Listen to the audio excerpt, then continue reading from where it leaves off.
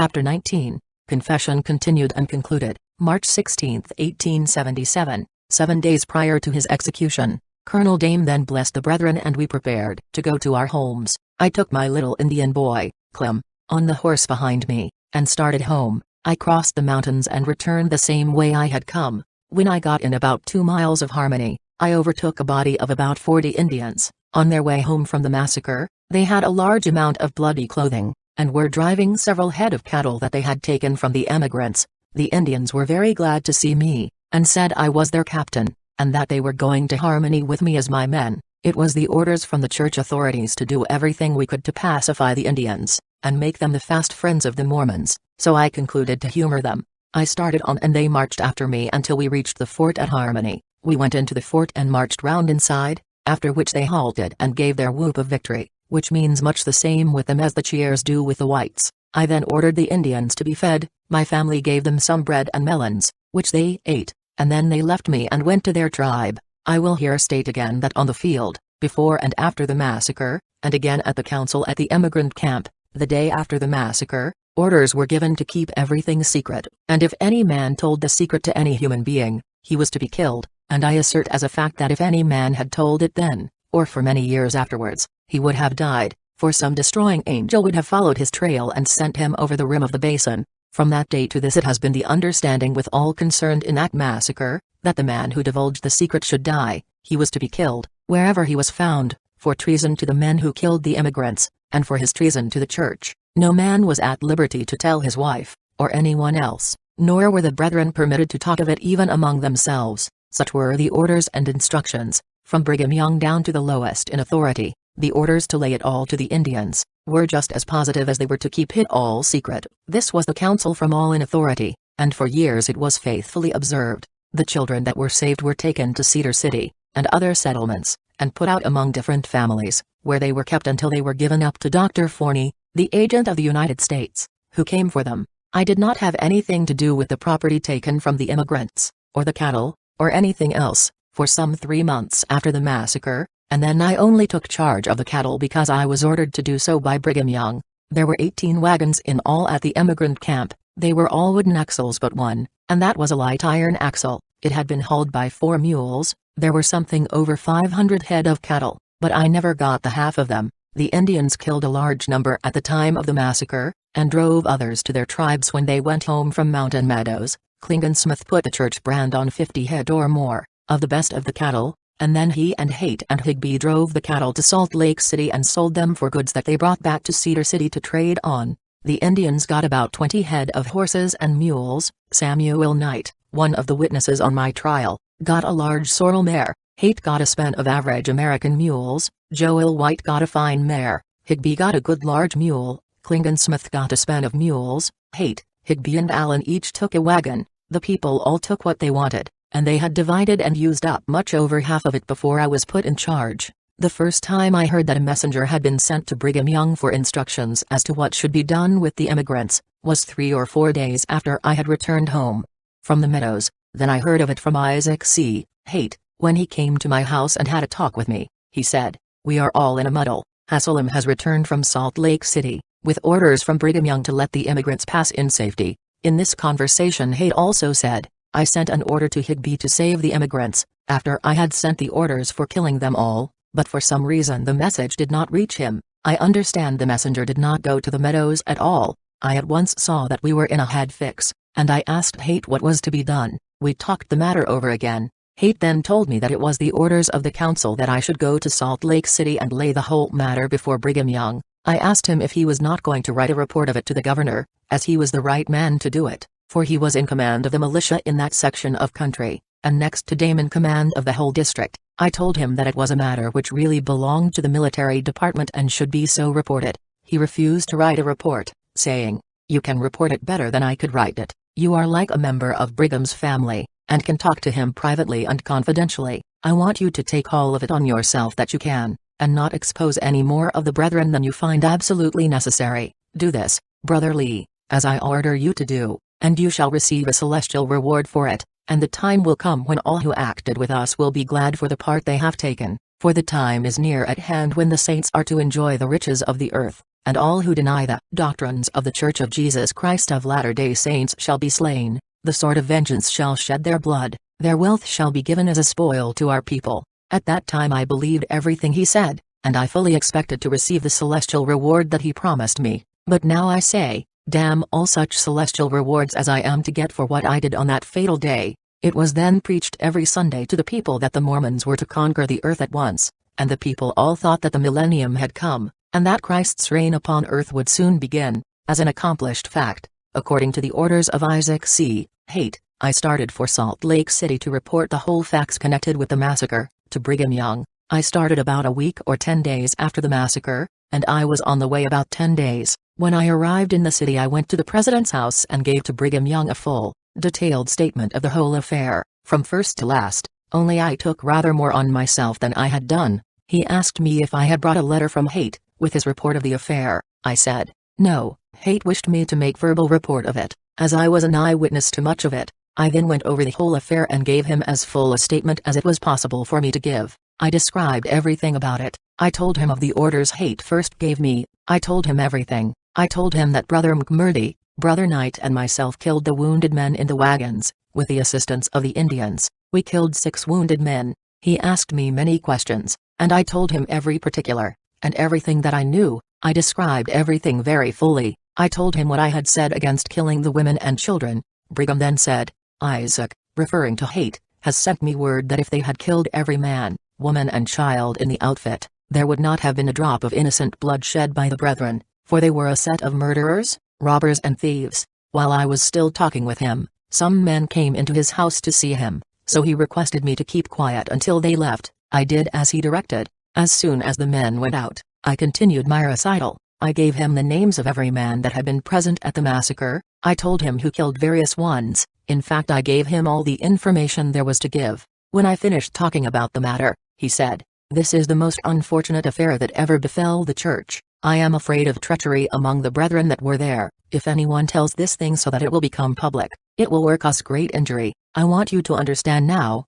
that you are never to tell this again, not even to Heber C. Kimball. It must be kept a secret among ourselves. When you get home, I want you to sit down and write a long letter, and give me an account of the affair, charging it to the Indians. You sign the letter as farmer to the Indians, and direct it to me as Indian agent. I can then make use of such a letter to keep off all damaging and troublesome inquiries." I told him that I would write the letter. I kept my word, but, as an evidence of his treachery, that same letter that he ordered me to write, he has given to Attorney Howard, and he has introduced it in evidence against me on my trial. Brigham Young knew when he got that letter just as well as I did, that it was not a true letter, and that it was only written according to his orders to throw the public off of the right trail. He knew that it was written simply to cast all the blame on the Indians, and to protect the brethren. In writing that letter I was still obeying my orders and earning that celestial reward that had been promised to me. He then said, if only men had been killed, I would not have cared so much, but the killing of the women and children is the sin of it. I suppose the men were a barred set, but it is hard to kill women and children for the sins of the men. This whole thing stands before me like a horrid vision. I must have time to reflect upon it. He then told me to withdraw and call next day, and he would give me an answer. I said to him, President Young, the people all felt, and I know that I believed I was obeying orders, and acting for the good of the church, and in strict conformity with the oaths that we have all taken to avenge the blood of the prophets. You must either sustain the people for what they have done, or you must release us from the oaths and obligations that we have taken. The only reply he made was, go now, and come in the morning, and I will give you an answer. I went to see him again in the morning. When I went in, he seemed quite cheerful. He said, I have made that matter a subject of prayer. It went right to God with it, and asked him to take the horrid vision from my sight. If it was a righteous thing that my people had done in killing those people at the mountain meadows, God answered me, and at once the vision was removed. I have evidence from God that he has overruled it all for good, and the action was a righteous one and well intended. The brethren acted from pure motives. The only trouble is they acted a little prematurely. They were a little ahead of time. I sustain you and all of the brethren for what they did. All that I fear is treachery on the part of someone who took a part with you, but we will look to that. I was again cautioned and commanded to keep the whole thing as a sacred secret, and again told to write the report as Indian farmer, laying the blame on the Indians. That ended our interview, and I left him, and soon started for my home at Harmony. Brigham Young was then satisfied with the purity of my motives in acting as I had done at the Mountain Meadows. Now he is doing all he can against me, but I know it is nothing but cowardice that has made him turn against me as he has at last. When I reported my interview with Young to Haight, and gave him Brigham's answer, he was well pleased. He said that done well, he again enjoined secrecy, and said it must never be told. I remember a circumstance that Haight then related to me about Dan McFarland. He said, "Dan will make a bully warrior." I said, "Why do you think so?" "Well," said he, "Dan came to me and said, 'You must get me another knife, because the one I have got has no good stuff in it,' for the edge turned when I cut a fellow's throat that day at the Meadows. I caught one of the devils that was trying to get away, and when I cut his throat it took all the edge off of my knife. I tell you that boy will make a bully warrior." Said Haight, "I don't believe you have any conscience." He laughed, and said, "Conscience be damned, I don't know what the word means." I thought over the matter, and made up my mind to write the letter to Brigham Young and lay it all to the Indians, so as to get the matter off of my mind. I then wrote a letter that has been used in the trial. It was as follows. Letter of John D. Lee to Brigham Young, Harmony, Washington County, Utah, November 20, 1857, to His Excellency, Governor, Brigham Young, ex officio and Superintendent of Indian Affairs. Dear Sir, my report under date May 11, 1857, relative to the Indians over whom I have charge as farmer, showed a friendly relation between them and the whites, which doubtless would have continued to increase had not the white man's been the first aggressor, as was the case with Captain Fancher's company of emigrants, passing through to California about the middle of September last, on Corn Creek, 15 miles south of Fillmore City, Millard County. The company there poisoned the meat of an ox, which they gave the Pavant Indians to eat, causing 4 of them to die immediately. Besides poisoning a number more, the company also poisoned the water where they encamped, killing the cattle of the settlers. This unguided policy, planned in wickedness by this company, raised the ire of the Indians, which soon spread through the southern tribes, firing them up with revenge till blood was in their paths, and as the breach, according to their tradition, was a national one, consequently any portion of the nation was liable to atone for that offense. About the 22nd of September, Captain Fancher and company fell victims to their wrath. Near Mountain Meadows, their cattle and horses were shot down in every direction, their wagons and property mostly committed to the flames. Had they been the only ones that suffered we would have less cause of complaint, but the following company of near the same size had many of their men shot down near Beaver City, and had it not been for the interposition of the citizens at that place, the whole company would have been massacred by the enraged Pavants. From this place they were protected by military force, by order of Colonel W. H. Dame, through the territory, besides providing the company with interpreters, to help them through to the Las Vegas. On the Muddy, some 300 to 500 Indians attacked the company, while traveling, and drove off several hundred head of cattle, telling the company that if they fired a single gun that they would kill every soul. The interpreters tried to regain the stock, or a portion of them, by presents, but in vain. The Indians told them to mind their own business, or their lives would not be safe. Since that occurrence no company has been able to pass without some of our interpreters to talk and explain matters to the Indians. Friendly feelings yet remain between the natives and settlers, and I have no hesitancy in saying that it will increase so long as we treat them kindly, and deal honestly toward them. I have been blessed in my labors the last year. Much grain has been raised for the Indians. I herewith furnish you the account of W. H. Dame, of Parowan, for cattle, wagons, etc., furnished for the benefit of the chief Owanup, for 2 yoke of oxen, $100 each, 1 wagon and chain $75, equals $275, 2 cows $30 each, for labor, $80, equals $140, total $415 PK, Smith, Cedar City, Iron County, for 2 yoke cattle $100 each and mow, 2 week span $200, 1 cow $35, do 1 wagon $80, equals $115, total $315 Jacob Hambelin's account for the benefit of Talscobbeth Bend, Santa Clara, Washington County, 2 yokes of cattle $100 each, do 1 wagon, 2 chains $100 equals $300, 2 cows $35 each equals $70, total $370, Henry Barney's account for the benefit of Tankwitch's Band, Harmony, for 2 yoke of cattle $100 equals $200, do 1 wagon $100, do 1 plow, $40, equals $140, do 4 cows at $35 each, equals $140, for labor in helping to secure crops, etc. $40. Total, $520. For my services the last 6 months, and for provisions, clothing, etc. $600. Sum total, $2,220. From the above report you will see that the wants of the natives have increased commensurate with their experience and practice in the art of agriculture, with sentiments of high consideration. I am your humble servant, John D. Lee, farmer to Paiutes Indians, Governor, Brigham Young, ex officio and Superintendent of Indian Affairs. I forwarded that letter, and thought I had managed the affair nicely. I put in the expense account of $2,220, just to show off, and to help Brigham Young to get something from the government. It was the way his Indian farmers all did. I never gave the Indians one of the articles named in the letter. No one of the men mentioned had ever furnished such articles to the Indians, but I did it this way for safety. Brigham Young never spent $1 on the Indians in Utah, while he was Indian agent. The only money he ever spent on the Indians was when we were at war with them. Then they cost us some money, but not much. Brigham Young, well knowing that I wrote that letter just for the protection of the brethren, used it to make up his report to the government about his acts as Indian agent. I obeyed his orders in this, as I did the orders of Haight at the Mountain Meadows, and I am now getting my pay for my falsehood. I acted conscientiously in the whole matter, and have nothing to blame myself for, except being so silly as to allow myself to be duped by the cowardly wretches who are now seeking safety by hunting me to the death. The following winter I was a delegate to the Constitutional Convention, that met in Salt Lake City to form a constitution, preparatory to the application of Utah for admission into the Union. I attended during the entire session, and was often in company with Brigham Young at his house and elsewhere, and he treated me all the time with great kindness and consideration. At the close of the session of the convention, I was directed by Brigham Young to take charge of all the cattle, and other property taken from the emigrants, and take care of it for the Indians. I did as I was ordered. When I got home I gathered up about 200 head of cattle, and put my brand on them,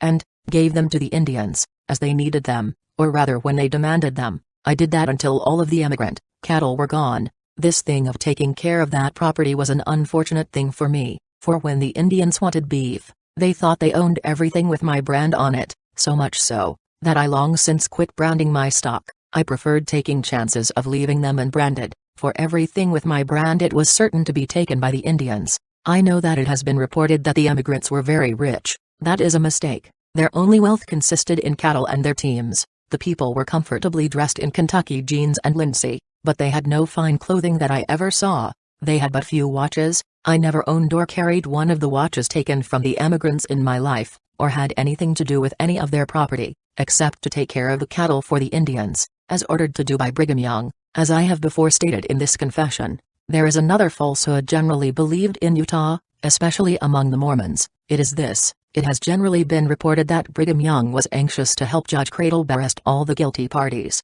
There is not one word of truth in the whole statement. Brigham Young knew the name of every man that was in any way implicated in the Mountain Meadows massacre. He knew just as much about it as I did, except that he did not see it, as I had seen it. If Brigham Young had wanted 1 man, or 50 men, or 500 men arrested, all he would have had to do would have been to say so, and they would have been arrested instantly. There was no escape for them if he ordered their arrest. Every man who knows anything of affairs in Utah, at that time knows this is so. It is true that Brigham made a great parade at the time, and talked a great deal about bringing the guilty parties to justice, but he did not mean a word of it, not a word. He did go south with Cradlebaugh, but he took good care that Cradlebaugh caught no person that had been in the massacre. I know that I had plenty of notice of their coming, and so did all the brethren. It was one of Brigham Young's cunning dodges to blind the government. That this is true I can prove by the statement of what he did at Cedar City while out on his trip with Judge Cradlebaugh to investigate the matter and arrest the guilty parties. Judge Cradlebaugh and his men were working like faithful men to find out all about it,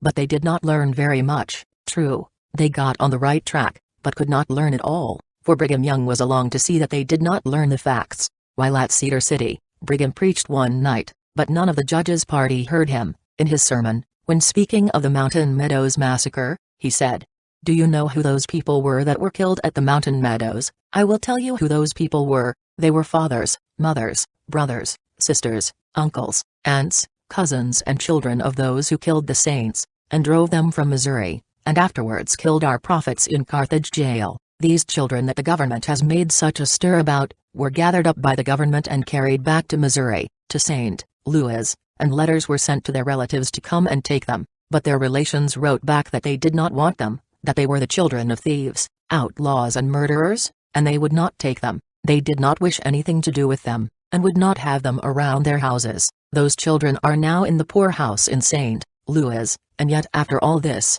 I am told that there are many of the brethren who are willing to inform upon and swear against the brethren who were engaged in that affair. I hope there is no truth in this report. I hope there is no such person here, under the sound of my voice, but if there is, I will tell you my opinion of you, and the fact so far as your fate is concerned, unless you repent at once of that unholy intention, and keep the secret of all that you know, you will die a dog's death, and be damned, and go to hell. I do not want to hear of any more treachery among my people. These words of Brigham Young gave great comfort to all of us who were out in the woods keeping out of the way of the officers. It ensured our safety and took away our fears. There has been all sorts of reports circulated about me, and the bigger the lie that was told the more readily it was believed. I have told in this statement just what I did at the Mountain Meadows massacre. The evidence of Jacob Hamblin is false in toto. Hamblin lied in every particular, so far as his evidence related to me. It is my fate to die for what I did, but go to my death with a certainty that it cannot be worse than my life has been for the last 19 years.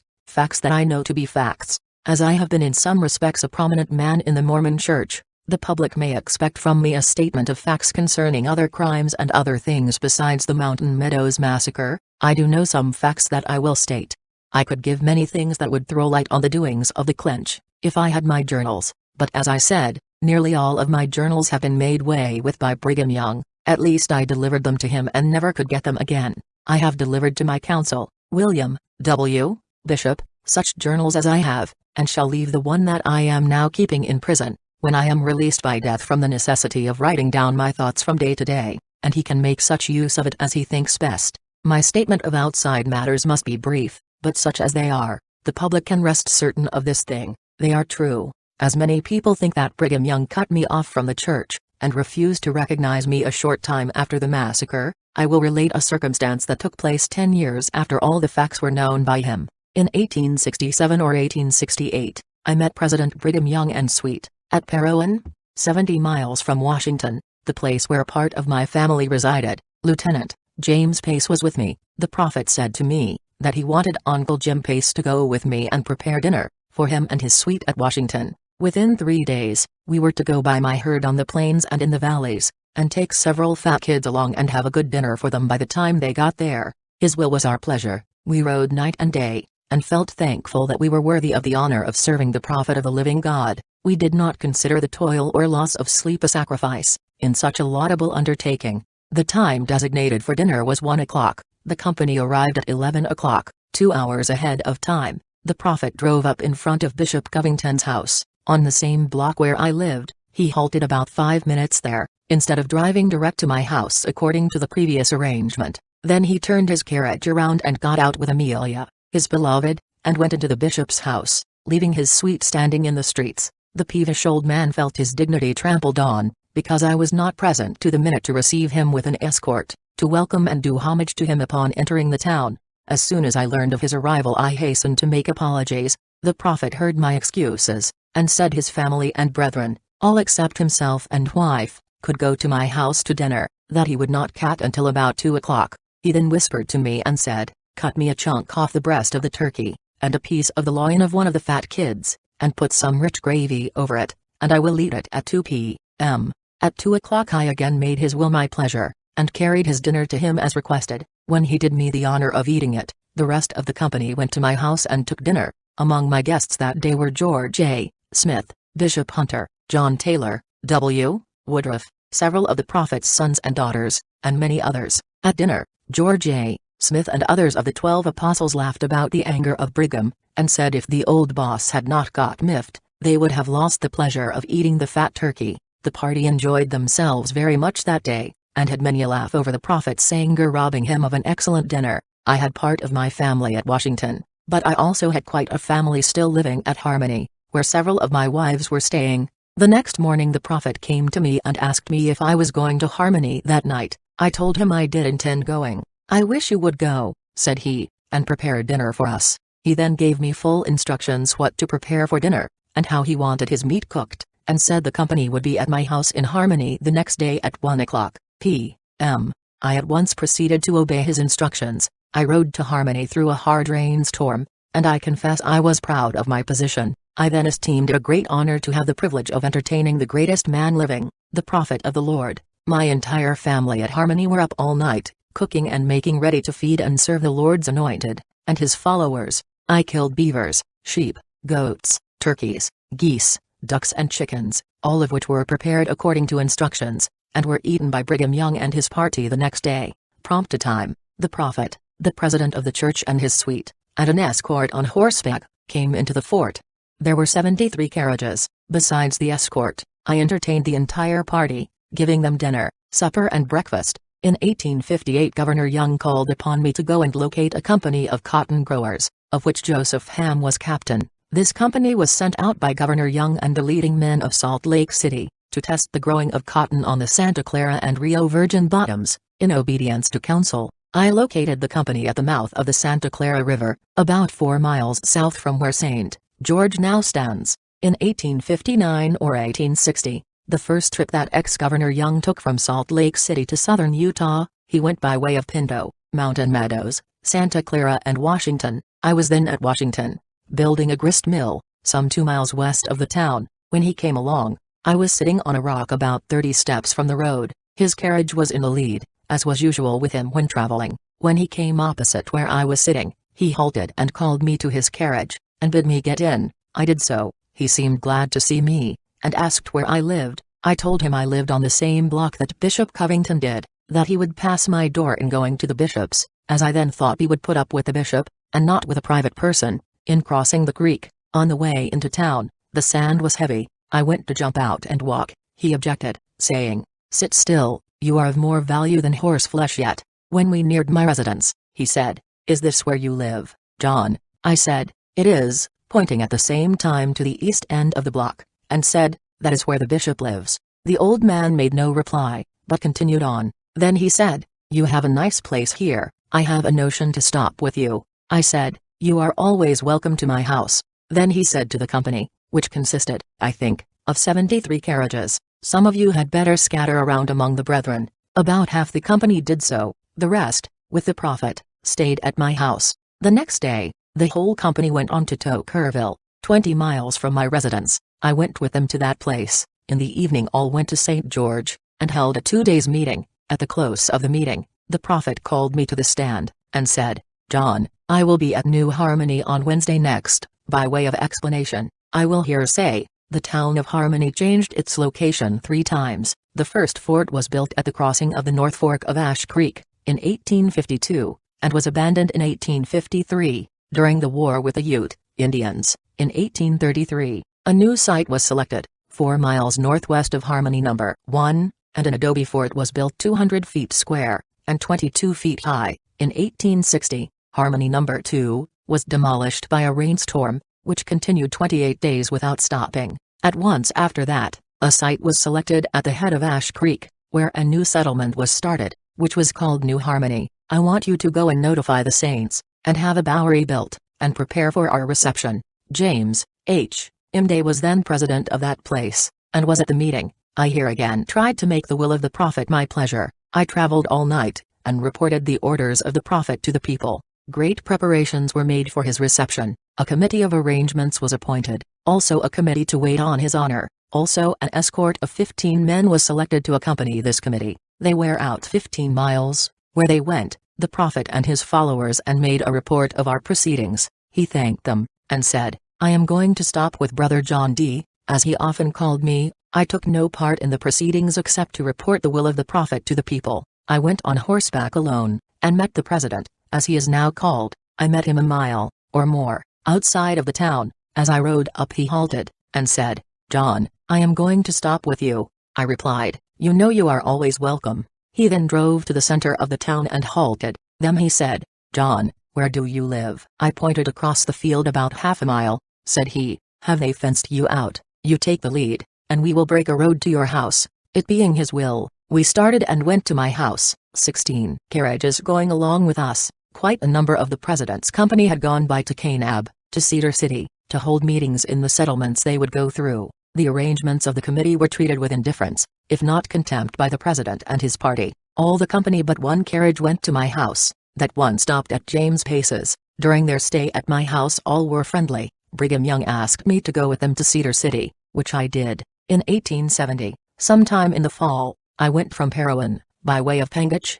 up the Sevier River with Brigham Young, on a trip to the Parish country. On this trip I was appointed a road commissioner, with 10 men to go ahead, view out and prepare the road for the President and his company to travel over. While at Upper Kanab, I had a private interview with the Prophet, concerning my future destination. Brigham said he thought I had met with opposition and hardships enough to entitle me to have rest the balance of my life, that I had best leave Harmony, and settle in some of those good places farther south, build up a home and gather strength around me, and after a while we would cross over into Arizona territory, near the San Francisco Mountains, and there establish the Order of Enoch, or United Order. We were to take a portable steam sawmill to cut lumber with which to build up the southern settlements, and I was to run the mill in connection with Bishop L. Stewart. This I then considered an additional honor shown me by the Prophet. From Upper Kanab, I was sent across the mountains to Lower Kanab, to Bishop Stewart's, to have him carry supplies to the Prophet and company. I had to travel 60 miles without a trail, but I was glad of a chance to perform any duty that would please the Prophet. I again met the company, and went with the party to Tokerville, where I closed arrangements with President Young about the sawmill. All was understood and agreed upon, and we parted in a very friendly manner. About 2 weeks after leaving President Young and party at Tokerville, I was notified that I had been suspended from the church. The following spring, I visited the Prophet at St. George, and asked him why they had dealt so rashly with me, without allowing me a chance to speak for myself. Why they had waited 17 years and then cut me off, why I was not cut off at once if what I had done was evil. He replied, "I never knew the facts until lately." I said, "President Young, you know that is not true. You know I told the whole story to you a short time after it happened, and gave you a full statement of everything connected with the massacre, and I then put more on myself than I was to blame for, and if your late informants have told you a story different from the one that I gave you soon after the massacre, when I reported the facts to you by order of Major Haight, they have lied like hell, and you know it. I did nothing designedly wrong on that occasion. I tried to save that company from destruction after they were attacked, but I was overruled and forced to do all that I did do. I have had my name cast out as evil, but I know I have a reward awaiting me in heaven. I have suffered in silence, and have done so to protect the brethren who committed the deed. I have borne the imputation of this crime long enough, and demand a rehearing. I demand that all the parties concerned be brought forward and forced by you to shoulder their own sins. I am willing to bear mine, but I will not submit to carry all the blame for those who committed the massacre." The reply he made was this: "Be a man, and not a baby. I am your friend, and not your enemy. You shall have a rehearing. Go up to the office and see Brother Erastus Snow, and arrange the time for the hearing." I did so. We arranged the time of meeting. It was agreed that if the telegraph wires were working, all parties interested were to be notified of the meeting, and required to be present at St. George, Utah, on the following Wednesday, at 2 p.m. All parties agreed to this, and after talking over the whole thing, I again parted with President Young, in a very friendly manner. I went to Washington and stayed at my house and with my family there. The next morning I started for Harmony, to visit my family there, and make arrangements for the rehearing that was to me of the greatest of importance. I then considered that if I was cut off from the church I had better be dead, that out of the church I could find no joys worth living for. Soon after I left Washington, Erastus Snow, one of the 12 apostles, arrived at my house and asked for me. My family told him that I had gone to Harmony to arrange for the new hearing and trial before the church authorities. He appeared to be much disappointed at not meeting me, and told my family that Brigham Young had reconsidered the matter, and there would be no rehearing or investigation, that the order cutting me off from the church would stand, that he would send a letter to me which would explain all the matter, and that the letter would reach Harmony about as soon as I did. On the next Tuesday night an anonymous letter was left at my house by one of the sons of Erastus Snow, with orders to hand it to me. The letter read as follows: John D. Lee, of Washington. Dear Sir, if you will consult your own interest, and that of those that would be your friends, you will not press an investigation at this time, as it will only serve to implicate those that would be your friends, and cause them to sutler with, or inform upon you. Our advice is to make yourself scarce, and keep out of the way. There was no signature to the letter, but I knew it came from Apostle Snow, and was written by orders of Brigham Young. When I read the letter I knew I had nothing to hope for from the church, and my grief was as great as I could bear. To add to my troubles, Brigham Young sent word to my wives that they were all divorced from me and could leave Rue. if they wished to do so. This was the greatest trouble that I ever had in my life, for I loved all my wives. As the result of Brigham's advice, 11 of my wives deserted me, and have never lived with me since that time. I gave them all a fair share of the property that I then owned. I afterwards lost my large ferry boat at my ferry on the Colorado River. Brigham Young was anxious to have the ferry kept in good condition for passing the river, for he did not know what hour he might need it, so he sent parties who put in another boat, which I afterwards paid him for. I visited Brigham Young at his house in St. George in 1874, and never was received in a more friendly manner. He could always appear the saint when he was meditating treachery to one of his people. He then promised to restore me to membership, in a short time. Soon afterwards I was arrested, on or about the 9th of November, 1874, and taken to Fort Cameron, in Beaver County, Utah Territory, and placed in prison there. A few days after my arrest I was visited in prison by General George A. Smith, Orson Hyde, Erastus Snow, A. F. McDonald, and many other leaders of the church. They each and all told me to stand to my integrity, and all would come out right in the end. At this time the prophet was stopping with Bishop Murdoch, in Beaver City. My wife Rachel went at night to see him and have a talk about my case. He received her with the utmost kindness, saying, "Sister Rachel, are you standing by Brother John?" "Yes, sir, I am," was her reply. "That is right," said he, "God bless you for it. Tell Brother John to stand to his integrity to the end, and not a hair of his head shall be harmed." This kindness was continued by the churchman until I was released on bail, in May, 1875, and I will here say, I did not believe, until I was released on bail, that any member of the church would desert me. I had every confidence that Brigham Young would save me at last. I knew then, as I know now, that he had the power, and I thought he had the will, to save me harmless. No man can be convicted in Utah if Brigham Young determines to save him, and I had his solemn word that I should not suffer. But now, when it is too late for me to help myself, I find I am selected by him as a victim to be offered up to keep the Gentiles from prosecuting any of his pets for murder or other crimes. When I gained my freedom after nearly 2 years of imprisonment, I found that some of the good saints had been tampering with my wife Emma, to get the ferry out of my hands. The one-eyed pirate, as the Tribune calls him, told her that I was not a brother in the church, and had tried to alienate her affections from me. Up to this time I had always tried to make the will of the priesthood my pleasure. But this last act of their kindness towards a brother who had been in prison for nearly 2 years, began to shake my faith in the anointed of the Lord. The loss of the ferry, for I virtually lost control of it by their treachery, was a great blow to me in my destitute condition. I then felt that the time was near approaching when they would sacrifice and sell me to screen their pets and cover up their own sins.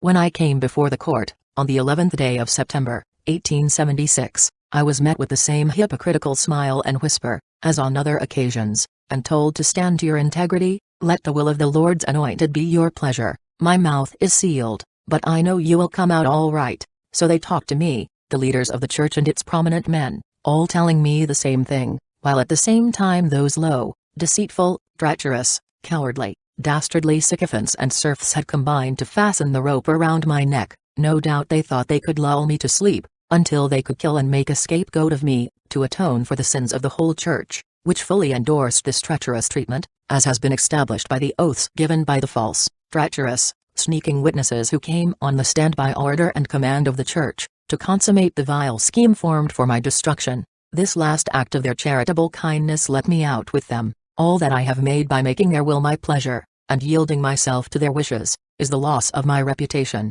my fortune, my near and dear supposed friends, my salvation, and my all. My life now hangs on a single thread. But is there no help for the widow's son? I can no longer expect help from the church, or those of the Mormon faith. If I escape execution, it will be through the clemency of the nation, many of whose noble sons will dislike to see me sacrificed in this way. I acknowledge that I have been slow to listen to the advice of friends, who have warned me of the danger and treachery that awaited me, yet I ask pardon for all the ingratitude with which I received their advice. When the people consider that I was ever taught to look upon treachery with horror, and that I have never permitted one nerve or fiber of this old frame to weaken or give way, notwithstanding the fact that I have been cut loose, and cast off and sacrificed by those who from their own standpoint, and according to their own theory, should have stood by me to the last, they may have some compassion for me. Perhaps all is for the best. As it now stands, I feel free from all the obligations that have hitherto sealed my mouth. So far as the deeds of which I stand accused are concerned,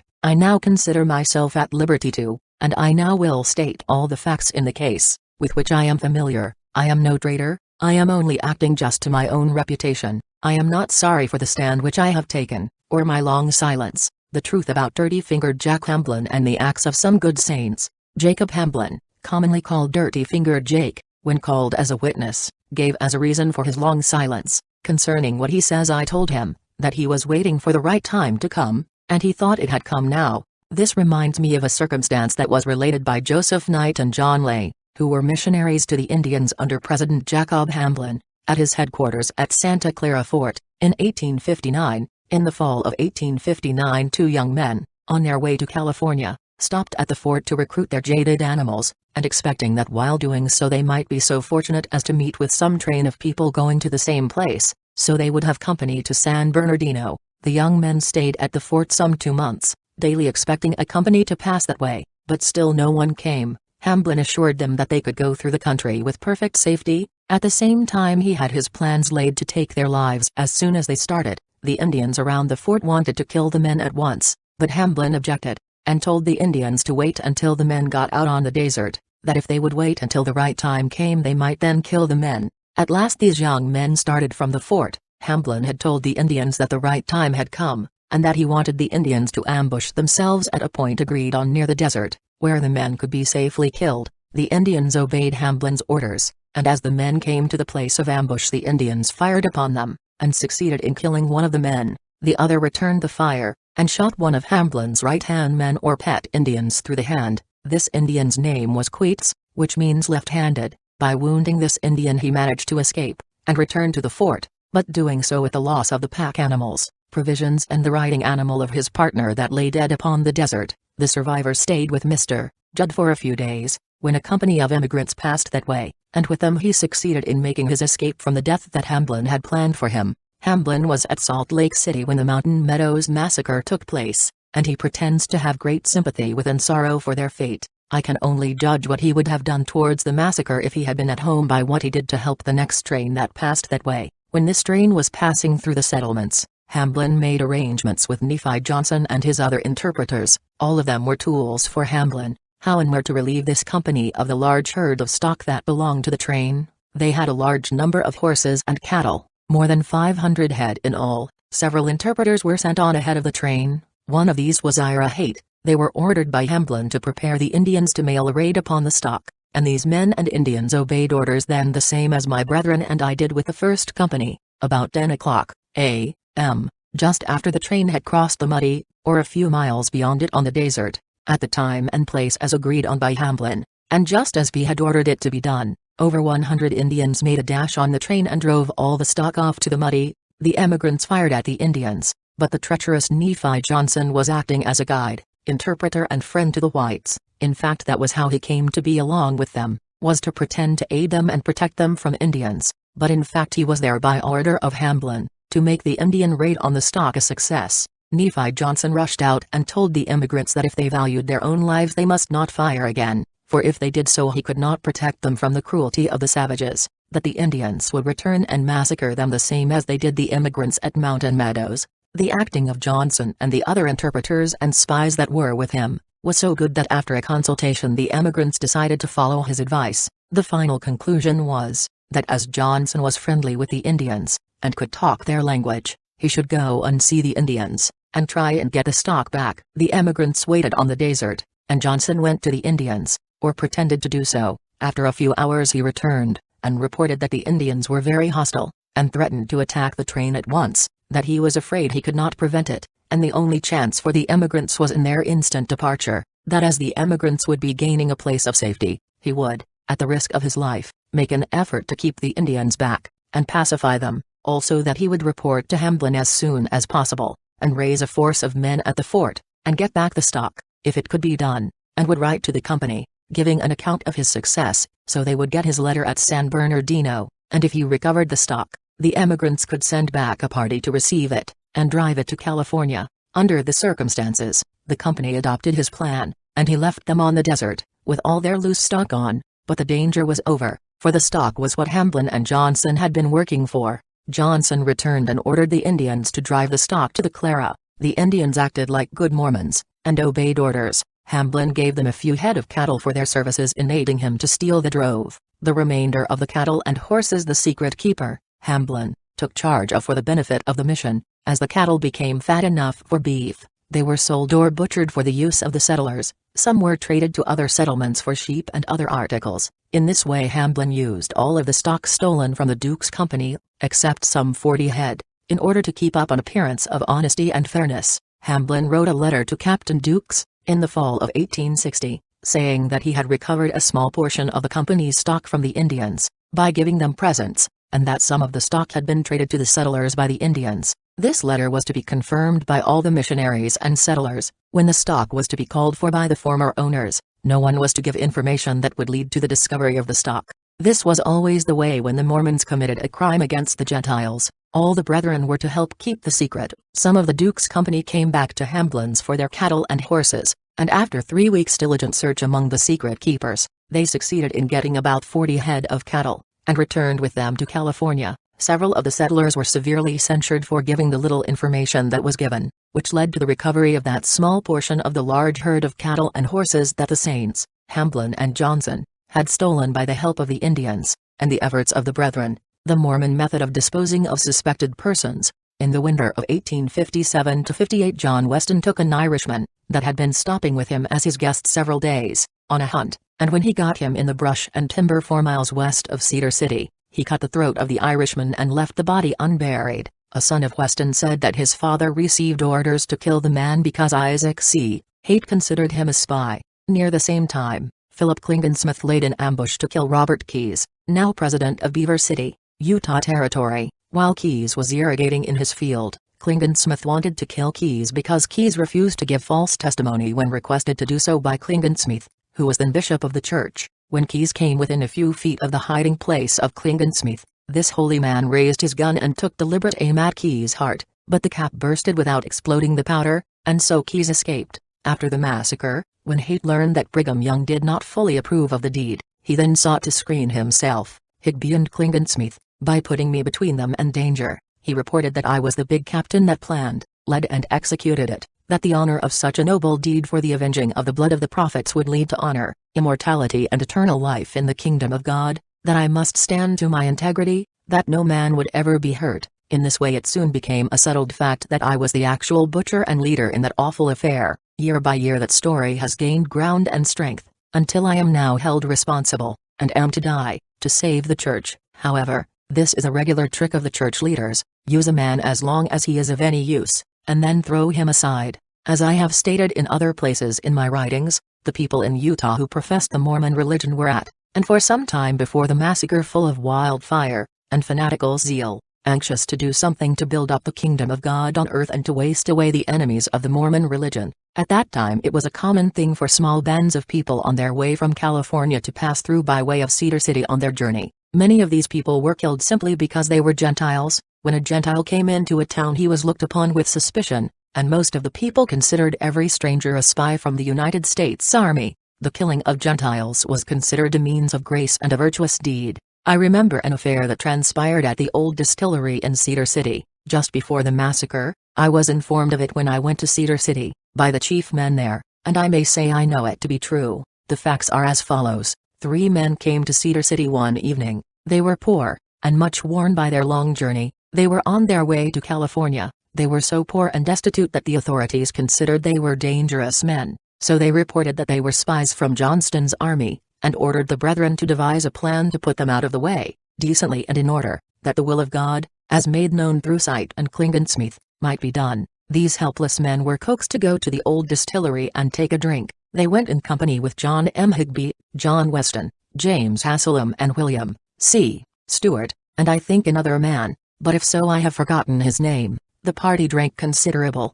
and when the emigrants got under the influence of the whiskey the brethren attacked them, and knocked the brains out of 2 of the men with the king bolt of a wagon. The 3rd man was very powerful and muscular. He fought valiantly for his life, but after a brief struggle he was overcome and killed. They were buried near Cedar City. This deed was sustained by all the people there. The parties who did the killing were pointed out as true, valiant men, zealous defenders of the faith, and as fine examples for the young men to pattern after. Attempt to assassinate Lieutenant Tobin. Sometime in the fall of 1857, Not long after the Mountain Meadows massacre, it was decided by the authorities at Salt Lake City that Lieutenant Tobin must be killed. Tobin had left a train at Salt Lake, joined the church there, and afterwards married a daughter of General Charles C. Rich, one of the 12 apostles. Tobin was quite a smart man, and soon after his marriage he was sent to England on a mission. While preaching in England, it was reported that he had committed adultery there, and he was ordered home. On his arrival in Salt Lake he was cut off from the church,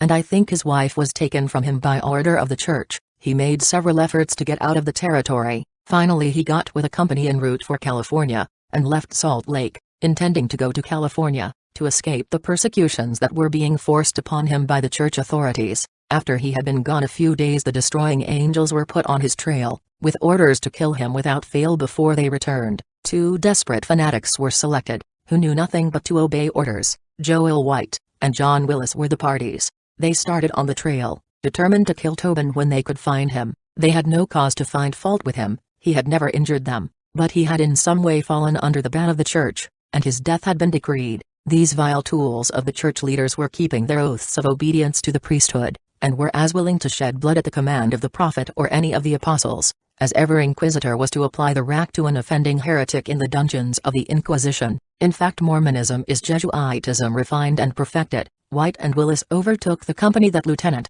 Tobin was traveling with, at a point at, or near the crossing of the Magotsi. They found where he was sleeping, and going right up to him as he lay on the ground, rolled up in his blanket, they shot him several times, and at last thinking him dead, they concluded to shoot him once more to make certain that he would not escape. So they put a pistol right up against his eye, and fired. The ball put out his eye, but did not kill him. The angels made their escape and returned to Salt Lake City, and reported that their orders were obeyed. Severely wounded as he was called, Lieutenant Tobin recovered, and was when I last heard from him in the Union Army. Power of the priesthood. At Parowan, in 1855 or 1856, there was a case that for a while shook my faith in the church, but I soon got over it and was like others, satisfied that all was done for the glory of God, but that I was so sinful that I could not understand it. There was a man living there by the name of Robert Gillespie. He was a member of the church, had one wife, and owned a fine property. Gillespie wanted to be sealed to his sister-in-law, but for some reason his request was denied. He had known of others obtaining wives by committing adultery first, and then being sealed to avoid scandal, so he tried it, and then went to the Apostle George A. Smith, and again asked to be sealed to the woman, but George A. had a religious fit on him, or something else, so he refused to seal him or let him be sealed, giving as his reason for refusing, that Gillespie had exercised the rights of sealing without first obtaining orders to do so. A warrant was issued and Gillespie arrested and placed under guard. He was also sued in the probate court, before James Lewis, probate judge, and a heavy judgment was rendered against him, and all his property was sold to pay the fine and costs. The money was put into the church fund and Gillespie was broken up entirely and forced to leave the territory in a destitute condition. Many such cases came under my observation. I have known the church to act in this way and break up and destroy many, very many men. The church was then, and in that low casualty, supreme. No one could safely defy or disobey it. The church authorities used the laws of the land, the laws of the church, and Danites and angels to enforce their orders, and rid the country of those who were distasteful to the leaders, and I say as a fact that there was no escape for anyone but the leaders of the church in southern Utah selected as a victim. Woodward's wife, the fate of old man Brett, of Parowan, was a peculiar one, and as it afterwards led me into trouble, I will give the story briefly, to show the power of the priesthood and the peculiarity of the people there. Old man Brett lived at Parowan, and in the fall of 1855 a man by the name of Woodward came to Brett's house, and stopped there to recruit his teams before crossing the deserts. Woodward had 2 wives. He had lived in Nauvoo, and while there had been architect for the Nauvoo house, while Woodward and his family were stopping with Brett, one of his wives concluded that she would be damned if she went to live in California, leaving the land of the saints, and she asked to be divorced from Woodward and sealed to Brett. At first Bradford refused to take her, but she was a likely and healthy woman. She made love to the old man in earnest, and finally induced him to commit adultery with her. The parties were discovered in the act by old Mrs. Brett, and she was not so firm in the faith as to permit her husband to enjoy himself without making a fuss about it. The authorities were informed of Brett's transgressions, and he was arrested and taken before the probate judge and tried for the sin of adultery. He made a bill of sale of some of his property to me, for which I paid him before his trial. After hearing the case, the probate judge fined him $1,000, and ordered him to be imprisoned until the fine and costs were paid. Ezra Curtis, the then marshal at Parowan, took all of Brett's property that could be found and sold it for the purpose of paying the fine, but the large amount of property which was taken was sold for a small sum, for the brethren would not bid much for property taken from one who had broken his covenants. Being unable to pay the fine, the old man was ordered to be taken to Salt Lake City, to be imprisoned in the prison there. I was ordered to take him to Salt Lake. I took the old man there, and after many days spent in working with Brigham Young and his apostles, I succeeded in securing a pardon from Brigham for the old man. Bradford was put to work at Salt Lake by Brigham Young. He dared not return home at that time. His property was all gone, and he was ruined. The part I took to befriend the old man made several of the brethren at Parowan mad at me, and they swore they would have revenge against me for interfering where I was not interested. I stayed in Salt Lake some time, and when I started home there were quite a number of people along. All the teams were heavily loaded, the roads were bad, and our teams weak. We all had to walk much of the time. After we had passed the Sevier River the road was very bad. My team was the best in the whole company, and I frequently let some of the women who were in the party ride in my wagon. One evening, just about dark, I was asked by a young woman, by the name of Alexander, to let her ride, as she was very tired walking. I had her get in the wagon with my wife Rachel, and she rode there until we camped for the night. I got into the wagon after dark and drove the team. We had ridden along this way an hour or so, when Rachel said she was going to ride a while in the next wagon, which was driven by my son-in-law, Mr. Dalton. Soon after Rachel got out of the wagon, a couple of my enemies rode by. I spoke to them, and they rode on. As soon as these men reached the camp they reported that I had been taking improper privileges with Miss Alexander. I was at once told to consider myself under arrest, and that as soon as we reached Parowan I would be tried by the council for violating my covenants. I was surprised and grieved at the charge, for I was innocent, and the young woman was a very fine and virtuous woman, and as God is soon to judge me, I declare I never knew of her committing any sin, but she had to suffer slander upon her good name simply because she was befriended by me. When we reached Parowan there was a meeting called by the priesthood to try me. This council was composed of the president of that stake of Zion and his 2 counselors, the high council, the city council and the leading men of Parowan. It was a general meeting of the authorities, church and civil, at Parowan. The meeting was held in a chamber that was used for a prayer circle. It was called a circle room, because the people met there to transact private business and to hold prayer in a circle,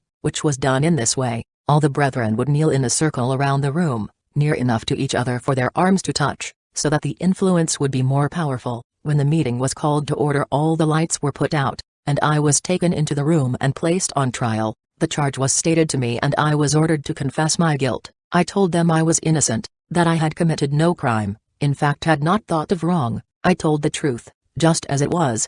I was then ordered to stand one side. The young woman was then brought into the room, and as she came in a pistol was placed to my head and I was told to keep silent. She was questioned and threatened at great length, but not all the threats that they could use would induce her to tell a falsehood. She insisted that I was entirely innocent. Next her father, an old man, was introduced and questioned. He told the council that he had diligently inquired into the matter, and believed I was innocent. Neither the young woman nor her father knew who was in the room. All they knew was that they were being examined before the secret tribunal of Utah, and that a false oath in that place would ensure their death. When the evidence had been received and the witnesses retired, the candles were again lighted. Then speeches were made by most of the men present, and every one but 2 spoke in favor of my conviction. Without taking a vote the meeting adjourned, or rather left that place and went somewhere else to consult. I was left in the dark, the house locked and guards placed around the building. I was told that my fate would soon be decided, and I would then be informed what it was to be. I knew so well the manner of dealing in such cases that I expected to be assassinated in the dark,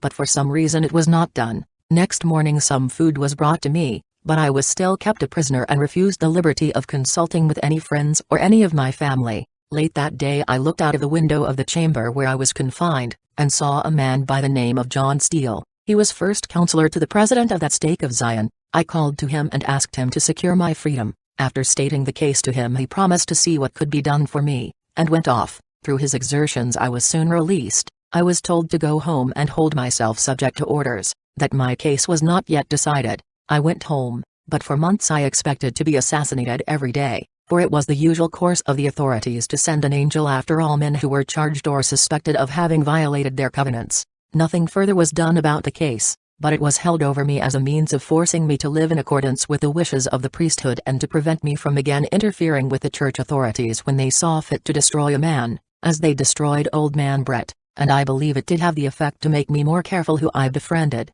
In 1854, I think that was the year, there was a young man, a Gentile, working in Paran. He was quiet and orderly, but was courting some of the girls. He was notified to quit, and let the girls alone, but he still kept going to see some of them. This was contrary to orders. No Gentile was at that time allowed to keep company with or visit any Mormon girl or woman. The authorities decided to have the young man killed, so they called two of Bishop Dame's destroying angels, Barney Carter and Old Man Gould, and told them to take that cursed young Gentile over the rim of the basin. That was a term used by the people when they killed a person. The destroying angels made some excuse to induce the young man to go with them on an excursion, and when they got close to Shirt's Mill, near Harmony, they killed him, and left his body in the brush. The Indians found the body, and reported the facts to me soon afterwards. I was not at home that night, but Carter and Gould went to my house and stayed there all night. Rachel asked them where they had been. They told her they had been on a mission to take a young man,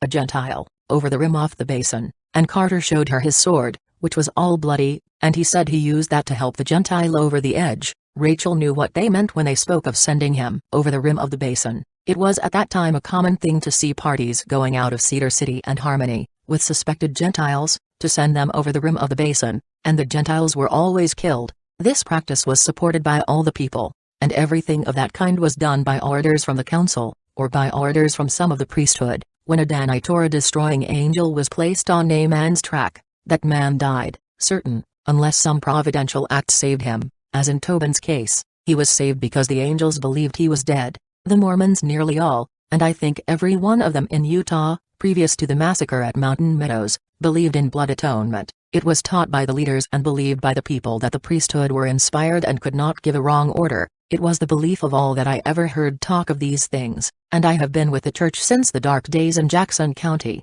that the authority that ordered the murder committed was the only responsible party, that the man who did the killing was only an instrument, working by command of a superior, and hence could have no ill will against the person killed, but was only acting by authority and committed no wrong. In other words, if Brigham Young or any of his apostles, or any of the priesthood, gave an order to a man, the act was the act of the one giving the order, and the man doing the act was only an instrument of the person commanding, just as much of an instrument as the knife that was used to cut the throat of the victim. This being the belief of all good Mormons, it is easily understood why the orders of the priesthood were so blindly obeyed by the people. Another circumstance came to my knowledge soon after it was done that will speak for itself. Not far from the time of the Mountain Meadows massacre, there was an immigrant who claimed to be a Mormon, but I never knew whether he was one or not, that worked a number of months for Captain Jacob Huffline, at Parowan. This man wanted his pay. It was not convenient to pay him. He insisted on being paid, but not getting his wages.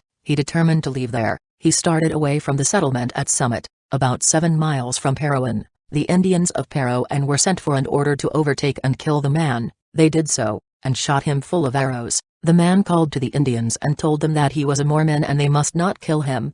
The Indians replied by saying, "We know you. You are no Mormon, you are a Marquette. The Mormons told us to kill you." They then beat his head with rocks, and cut his throat, then went back to Parowan and reported what they had done. I was told all about this by the Indians, but I never inquired into the facts, for I then believed, and still have reasons to think the man was killed by authority. He had offended in some way, and his death was like that of many others, the result of orders from the priesthood. The killing of Rasmus Anderson, etc. William Laney, of Harrisburg, Utah Territory, had formed the acquaintance of the family of Aden while on a mission to Tennessee, and he was saved from a mob who threatened his death because he was a Mormon preacher. When Fancher's train reached Parowan, Mr. Laney met young Aden and recognized him as the son of the man who had saved his life. Aden told him that he was hungry, that he and his comrades had been unable to purchase supplies from the Mormons ever since they left Salt Lake City, and that there appeared to be a conspiracy that had been formed against that train by which the Mormons had agreed to starve the immigrants.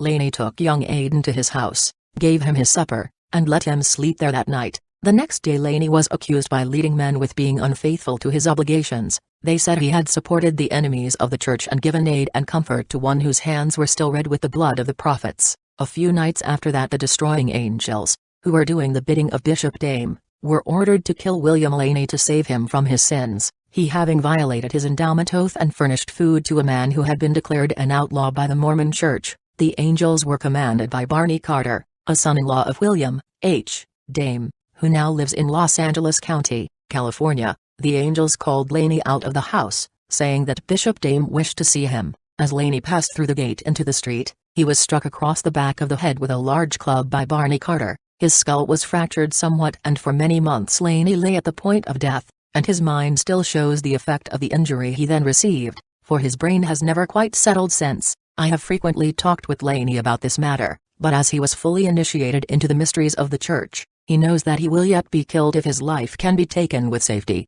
If he make public the facts connected with the conspiracy to take his life, he is still strong in the Mormon faith, and almost believes that Dame had the right to have him killed. At the time Carter attempted to take the life of Laney, the Mormon Church was under the blaze of the Reformation, and punishment by death was the penalty for refusing to obey the orders of the priesthood. One of the objects of the Reformation was to place the priesthood in possession of every secret act and crime that had been committed by a man of the church. These secrets were obtained in this way. A meeting would be called, some church leader would make a speech, defining the duties that the people owed to the priesthood, and instructing the people why it was necessary that the priesthood should control the entire acts of the people, and it was preached that to keep back any fact from the knowledge of the priesthood was an unpardonable sin. After one or more such discourses, the people were called upon by name, commanded to rise from their seats, and standing in the midst of the congregation, to publicly confess all their sins. If the confession was not full and complete, it was also made the duty of the members of the church, or any one of them who knew that the party confessing had committed a crime, which he had not divulged, it was then to be made public by the party knowing the same.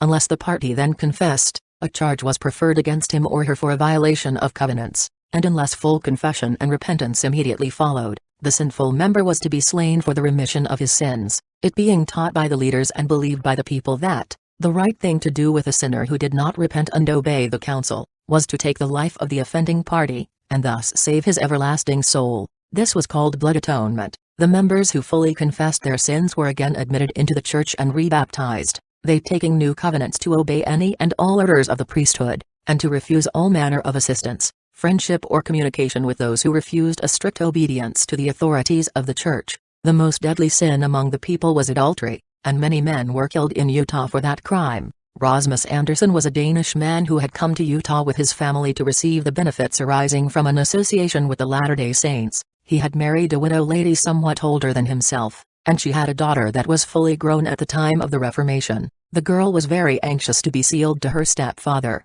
and Anderson was equally anxious to take her for a second wife, but as she was a fine-looking girl, Klingensmith desired her to marry him, and she refused. At one of the meetings during the Reformation, Anderson and his stepdaughter confessed that they had committed adultery, believing when they did so that Brigham Young would allow them to marry when he learned the facts. Their confession being full, they were rebaptized and received into full membership. They were then placed under covenant that if they again committed adultery, Anderson should suffer death. Soon after this a charge was laid against Anderson before the council, accusing him of adultery with his stepdaughter. This council was composed of Klingensmith and his two counselors. It was the bishop's council. Without giving Anderson any chance to defend himself or make a statement, the council voted that Anderson must die for violating his covenants. Klingensmith went to Anderson and notified him that the orders were that he must die by having his throat cut, so that the running of his blood would atone for his sins. Anderson, being a firm believer in the doctrines and teachings of the Mormon Church, made no objections, but asked for half a day to prepare for death.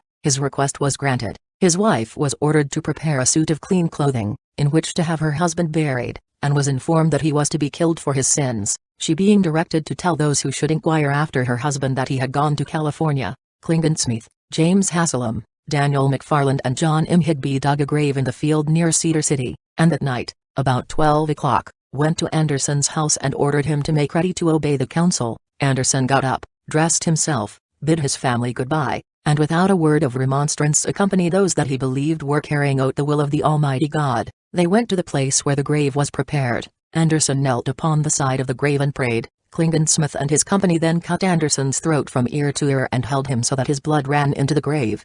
As soon as he was dead they dressed him in his clean clothes, threw him into the grave and buried him. They then carried his bloody clothing back to his family, and gave them to his wife to wash. When she was again instructed to say that her husband was in California, she obeyed their orders. No move of that kind was made at Cedar City. unless it was done by order of the council or of the High Council. I was at once informed of Anderson's death, because at that time I possessed the confidence of all the people, who would talk to me confidentially, and give me the particulars of all crimes committed by order of the church. Anderson was killed just before the Mountain Meadows massacre. The killing of Anderson was then considered a religious duty and a just act. It was justified by all the people, for they were bound by the same covenants, and the least word of objection to thus treating the man who had broken his covenant would have brought the same fate upon the person who was so foolish as to raise his voice against any act committed by order of the church authorities. Brigham Young knew very well that I was not a man who would willingly take life, and therefore I was not ordered to do his bloody work.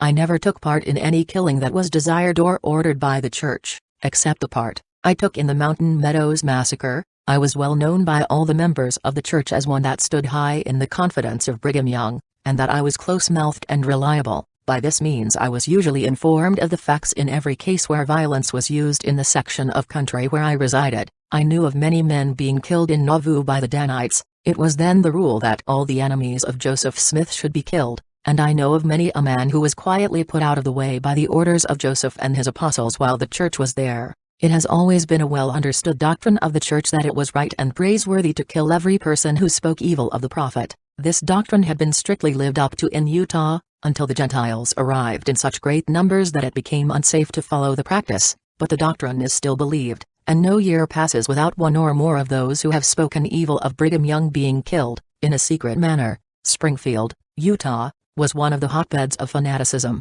and I expect that more men were killed there, in proportion to population, than in any other part of Utah. In that settlement it was certain death to say a word against the authorities, high or low. In Utah it has been the custom with the priesthood to make eunuchs of such men as were obnoxious to the leaders. This was done for a double purpose. First, it gave a perfect revenge, and next, it left the poor victim a living example to others of the dangers of disobeying counsel and not living as ordered by the priesthood. In Nauvoo it was the orders from Joseph Smith and his apostles to beat, wound and castrate all Gentiles that the police could take in the act of entering or leaving a Mormon household under circumstances that led to the belief that they had been there for immoral purposes. I knew of several such outrages while there. In Utah it was the favorite revenge of old, worn-out members of the priesthood, who wanted young women sealed to them, and found that the girl preferred some handsome young man. The old priests generally got the girls, and many a young man was unsexed for refusing to give up his sweetheart at the request of an old and failing, but still sensual apostle or member of the priesthood. As an illustration I will refer to an instance that many a good saint knows to be true. Warren Snow was bishop of the church at Manti, San Pete County, Utah. He had several wives, but there was a fair, buxom young woman in the town that Snow wanted for a wife. He made love to her with all his powers, went to parties where she was, visited her at her home, and proposed to make her his wife. She thanked him for the honor offered, but told him she was then engaged to a young man, a member of the church, and consequently could not marry the old priest. This was no sufficient reason to Snow. He told her it was the will of God that she should marry him, and she must do so, that the young man could be got rid of, sent on a mission or dealt with in some way so as to release her from her engagement. That, in fact, a promise made to the young man was not binding. When she was informed that it was contrary to the wishes of the authorities, the girl continued obstinate. The teachers of the town visited her and advised her to marry Bishop Snow. Her parents, under the orders of the counselors of the bishop, also insisted that their daughter must marry the old man. She still refused. Then the authorities called on the young man and directed him to give up the young woman. This he steadfastly refused to do. He was promised church preferment, celestial rewards, and everything that could be thought of, all to no purpose. He remained true to his intended, and said he would die before he would surrender his intended wife to the embraces of another. This unusual resistance of authority by the young people made Snow more anxious than ever to capture the girl. The young man was ordered to go on a mission to some distant locality, so that the authorities would have no trouble in effecting their purpose of forcing the girl to marry as they desired. But the mission was refused by the still contrary and unfaithful young man. It was then determined that the rebellious young man must be forced by harsh treatment to respect the advice and orders of the priesthood. His fate was left to Bishop Snow for his decision. He decided that the young man should be castrated, Snow saying, when that is done, he will not be liable to want the girl badly, and she will listen to reason when she knows that her lover is no longer a man. It was then decided to call a meeting of the people who lived true to counsel, which was to be held in the schoolhouse in Manti, at which place the young man should be present, and dealt with according to Snow's will. The meeting was called, The young man was there, and was again requested, ordered and threatened, so get him to surrender the young woman to Snow, but true to his plighted troth, he refused to consent to give up the girl. The lights were then put out, an attack was made on the young man, he was severely beaten, and then tied with his back down on a bench, when Bishop Snow took a bowie knife, and performed the operation in a most brutal manner, and then took the portion severed from his victim and hung it up in the schoolhouse on a nail, so that it could be seen by all who visited the house afterwards. The party then left the young man weltering in his blood, and in a lifeless condition. During the night he succeeded in releasing himself from his confinement, and dragged himself to some haystacks, where he lay until the next day, when he was discovered by his friends. The young man regained his health, but has been an idiot or quiet lunatic ever since, and is well known by hundreds of both Mormons and Gentiles in Utah. After this outrage-old Bishop Snow took occasion to get up a meeting at the schoolhouse, so as to get the people of Manti, and the young woman that he wanted to marry, to attend the meeting. When all had assembled, the old man talked to the people about their duty to the church, and their duty to obey counsel, and the dangers of refusal, and then publicly called attention to the mangled parts of the young man, that had been severed from his person, and stated that the deed had been done to teach the people that the counsel of the priesthood must be obeyed. To make a long story short, I will say, the young woman was soon after forced into being sealed to Bishop Snow. Brigham Young, when he heard of this treatment of the young man, was very mad, but did nothing against Snow. He left him in charge as bishop at Manti, and ordered the matter to be hushed up. This is only one instance of many that I might give to show the danger of refusing to obey counsel in Utah. It frequently happened that men would become dissatisfied with the church or something else in Utah, and try to leave the territory. The authorities would try to convince such persons that they ought to remain, but if they insisted on going, they were informed that they had permission to do so. When the person had started off, with his stock and property, it was nearly always the rule to send a lot of Danites to steal all the stock and run it off into the mountains, so that in the majority of cases the people would return wholly broken up and settle down again as obedient members of the church. It was a rare thing for a man to escape from the territory with all of his property. Until after the Pacific Railroad was built through Utah, it was the general custom to rob the persons who were leaving the country, but many of them were killed, because it was considered they would tell tales that should not be made public, in the event of their reaching Gentile settlements. Brigham Young discouraged mining at all times, and when any man found any metal he was ordered to keep it a secret. The people were taught to believe that the Latter-day Saints would soon own all the wealth of the earth, and that no people but Mormons would be alive in a few years, that when the earth was conquered and the truths of Mormonism were universally acknowledged, the people would then have all the wealth they desired. Gold would be as plenty as silver, silver as plenty as brass, brass as plenty as stone, and stone as plenty as wood, that this gold, silver and other metals and precious stones would then be used for beautifying places of worship, and to make holy vessels of, and each man was to have all the wealth he could use or enjoy, if he was only faithful in these last days. As a matter to satisfy the public, I will give the following facts connected with my personal history. When I moved to Nauvoo, I had one wife and one child. Soon after I got there, I was appointed as the 7th policeman. I had superiors in office, and was sworn to secrecy, and to obey the orders of my superiors, and not let my left hand know what my right hand did. It was my duty to do as I was ordered, and not to ask questions. I was instructed in the secrets of the priesthood to a great extent, and taught to believe, as I then did believe, that it was my duty, and the duty of all men to obey the leaders of the church, and that no man could commit sin so long as he acted in the way that he was directed by his church superiors. I was one of the lifeguard of the prophet Joseph Smith. How I first heard of the doctrine of polygamy. One day the chief of police came to me and said that I must take 2 more policemen that he named, and watch the house of a widow woman named Clausen. She was the mother of H.B. Clausen, of Salt Lake City. I was informed that a man went there nearly every night about 10 o'clock, and left about daylight. I was also ordered to station myself and my men near the house, and when the man came out we were to knock him down and castrate him, and not to be careful how hard we hit, for it would not be inquired into if we killed him. I did not believe that the chief of police knew just what he was doing. I felt a timidity about carrying out the orders. It was my duty to report all unusual orders that I received from my superiors on the police force, to the prophet Joseph Smith, or in his absence, to Hiram. Next in authority, I went to the house of the prophet to report, but he was not at home. I then called for Hiram, and he gave me an interview. I told him the orders that I had received from the chief, and asked him if I should obey or not. He said to me,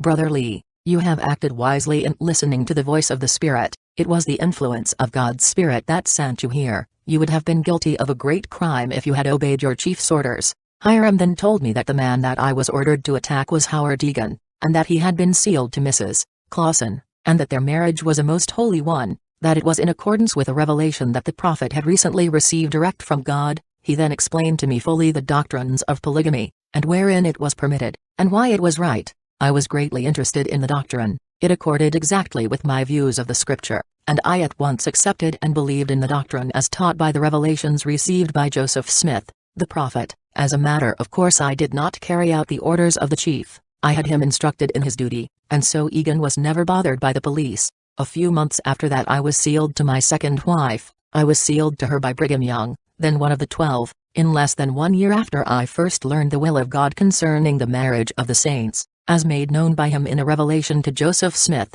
I was the husband of 9 wives. I took my wives in the following order: first, Agath, Ann Woolsey; second, Nancy Berry; third, Louisa Free, now one of the wives of Daniel H. Wells; fourth, Sarah C. Williams; fifth, old Mrs. Woolsey. She was the mother of Agatha Ann, and Rachel A. I married her for her soul's sake, for her salvation in the eternal state. Sixth, Rachel A. Woolsey. I was sealed to her at the same time that I was to her mother. Seventh, Andorra Woolsey, a sister to Rachel. Eighth, Polly Ann Workman. Ninth, Martha Berry. 10th, Delatia Morris. In 1847, while at Council Bluffs, Brigham Young sealed me to 3 women in one night. 11th, Nancy Armstrong. She was what we call the widow. She left her first husband in Tennessee, in order to be with the Mormon people. 12th, Polly V. Young. 13th, Louisa Young. These 2 were sisters. Next, I was sealed to my 14th wife, Emmeline Vaughn. In 1851, I was sealed to my 15th wife, Mary Lear Groves. In 1856, I was sealed to my 16th wife, Mary Ann Williams. In 1858, Brigham Young gave me my 17th wife, Emma Batchelder. I was sealed to her while a member of the territorial legislature. Brigham Young said that Isaac C. Haight, who was also in the legislature, and I, needed some young women to renew our vitality, so he gave us both a dashing young bride. In 1859 I was sealed to my 18th wife, Teresa Morse. I was sealed to her by order of Brigham Young. Amasa Lyman officiated at the ceremony. The last wife I got was Ann Gorge. Brigham Young gave her to me, and I was sealed to her in Salt Lake by Heber C. Kimball. This was my 19th, but, as I was married to old Mrs. Woolsey for her soul's sake, and she was near 60 years old when I married her, I never considered her really as a wife. True, I treated her well and gave her all the rights of marriage, still I never count her as one of my wives. That is the reason that I claim only 18 true wives. After 1861 I never asked Brigham Young for another wife. By my 18 real wives I have been the father of 64 children. 10 of my children are dead and 54 are still living. This is all I care to say about my own acts or the affairs of my family. I have but little more to say. To the jurymen who tried me, I say I have no unkind feelings. The evidence was strong against me, and with that, and the instructions of the court as they were given, the jury could do nothing but convict. To the officers who have had me in charge during my confinement I return my thanks for their personal kindness. I give them the thanks of an old man, who is about to leave this earth and go to another sphere of existence. The few guardsmen who misused me I forgive, for they were not conscious of their own wickedness. If I have sinned and violated the laws of my country, I have done so because I have blindly followed and obeyed the orders of the church leaders. I was guided in all that I did which is called criminal, by the orders of the leaders in the Church of Jesus Christ of Latter-day Saints. I have never knowingly disobeyed the orders of the church since I joined it at Far West, Missouri, until I was deserted by Brigham Young and his slaves. I have selected William W. Bishop as the person that I wish to publish my life and confessions, so that the world may know just what I did do, and why I acted as I have done. I have delivered Mr. Bishop all of the manuscripts and private writings that are in my possession, and wish him to have all that I may hereafter write. I have assigned him all my writings, and he is the only person on earth who has a right to publish my life or my confessions. To my attorneys, one and all, who have given me their valuable services, I return my kindest thanks, and regret that poverty prevents my paying them for what they have done for me. To my family I say, may God pour rich blessings upon you. One and all, I ask you to live here on earth so that you can justly claim a seat in the realms of bliss after life's troubles are ended. To my enemies I say, judge not, that ye be not judged. In life you were often unjust to me. After I am dead, remember to be charitable to one who never designedly did a wrong. Written in prison at Fort Cameron, near Beaver City, Utah Territory. Delivered to Honorable Sumner Howard, by John D. Lee, on the field of execution, just before the sentence of death was carried into effect.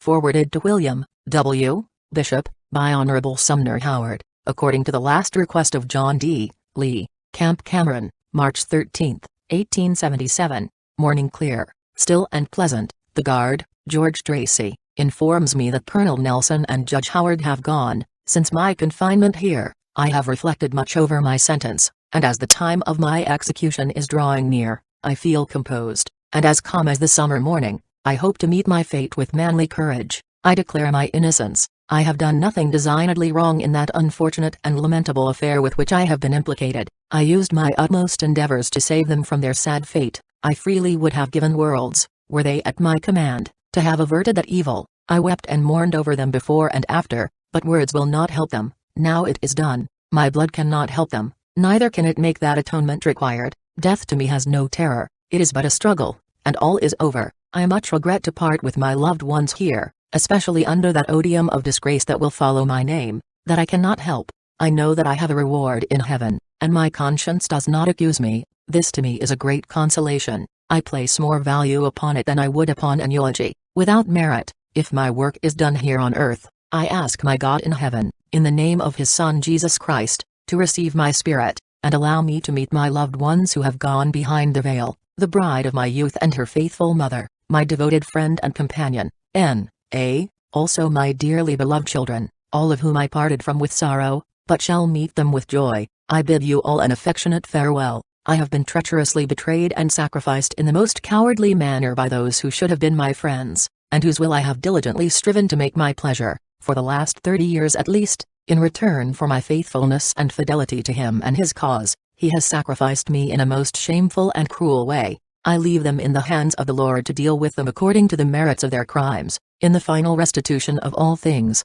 to the mothers of my children, I beg of you to teach them better things than to ever allow themselves to be let down so low as to be steeped in the vice, corruption and villainy that would allow them to sacrifice the meanest wretch on earth, much less a neighbor and a friend, as their father has been. Be kind and true to each other. Do not contend about my property. You know my mind concerning it. Live faithful and humble before God, that we may meet again in the mansions of bliss that God has prepared for his faithful servants. Remember the last words of your most true and devoted friend on earth, and let them sink deep into your tender aching hearts. Many of you I may never see in this world again, but I leave my blessing with you. Farewell. I wish my wife Rachel to take a copy of the above, and all my family to have a copy of the original. My worthy attorney, W.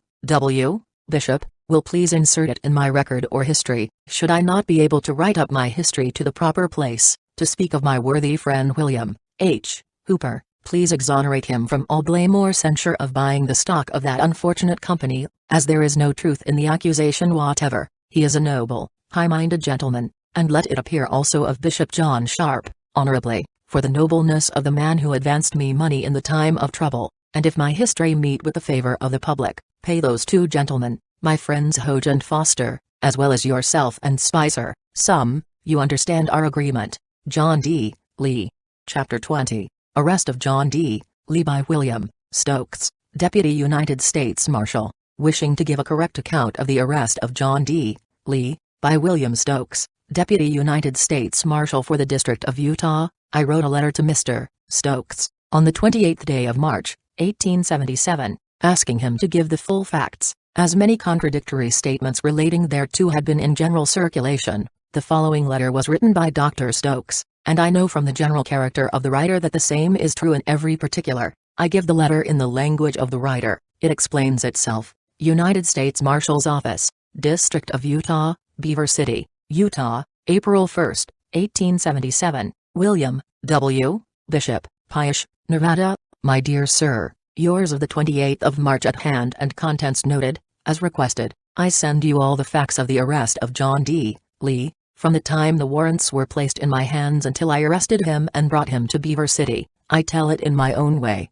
and you can use it as you see proper. About the 1st of October, 1874, warrants were placed in my hands for the arrest of Lee, Haight, Higby, Stewart, Wilden, Adair, Klingensmith and Jukes. The warrant for the arrest of Dame Notting placed in my hands at that time. I received instructions from General George R. Maxwell, United States Marshal for the District of Utah, that Lee was the most important one of all those indicted, and that he wanted him arrested first, if possible, but that it was a dangerous undertaking, for he was satisfied by what he could learn that he would never be taken alive. He wanted me to take him alive, if possible, but not at too great a risk, that he did not want to give me any plan of operations or particular instructions how to act, as he believed that I knew more about that kind of business than he did, and that he did not wish to give any officer under him any plans when he was sure, as he was in this case, that it would be laying a plan to have one of his own officers killed. I took the case in hand, thinking at that time that I would have to go to Lee's place on the Colorado River.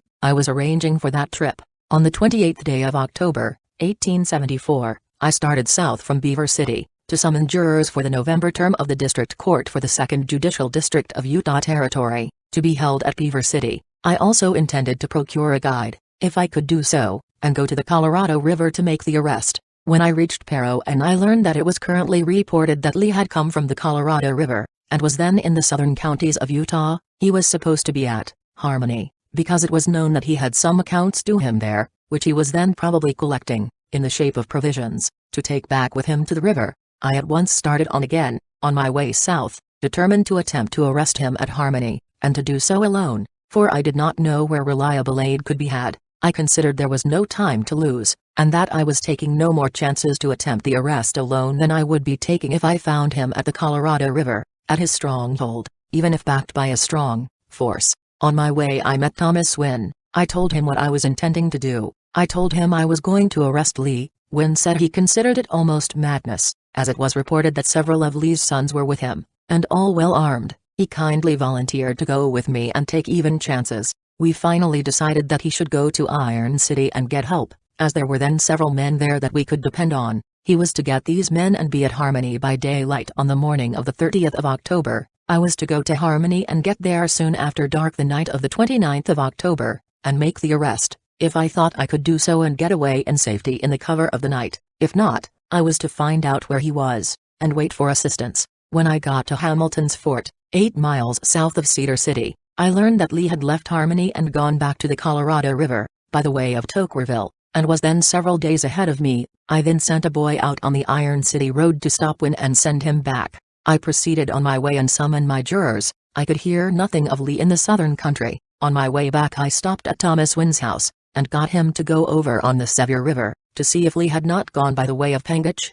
and stopped there to lay in more supplies. Wynn started on the 5th day of November, and took Franklin R. Fish with him. They pretended to be looking for stock. They were to report to me at Parowan. On the night of the 7th of November, I returned to Beaver City, and made my returns. On the morning of November 7th, I started for Parowan to meet my men, Wynn and Fish. That same day Brigham Young went from Beaver to Parowan. He passed me near the Buckhorn Springs. I have no doubt but that he thought I was there to assassinate him, for he had 4 of the best fighting men of Beaver City with him as a guard. They were armed with Henry rifles, and as they came up to me, the guard rode between me and their beloved prophet's carriage, but they had no reason for alarm. Brigham Young was not the man that I was after at that time. I met Wynn and Fish at Red Creek. As they were coming out of Little Creek Canyon, Wynn remarked, "Your man is there." I was very much surprised, as I had but little hope of finding Lee nearer than the Colorado River, but I found he was at the town of Pangitch, and was liable to leave at any time. As the men had found that Lee had made everything ready for a start,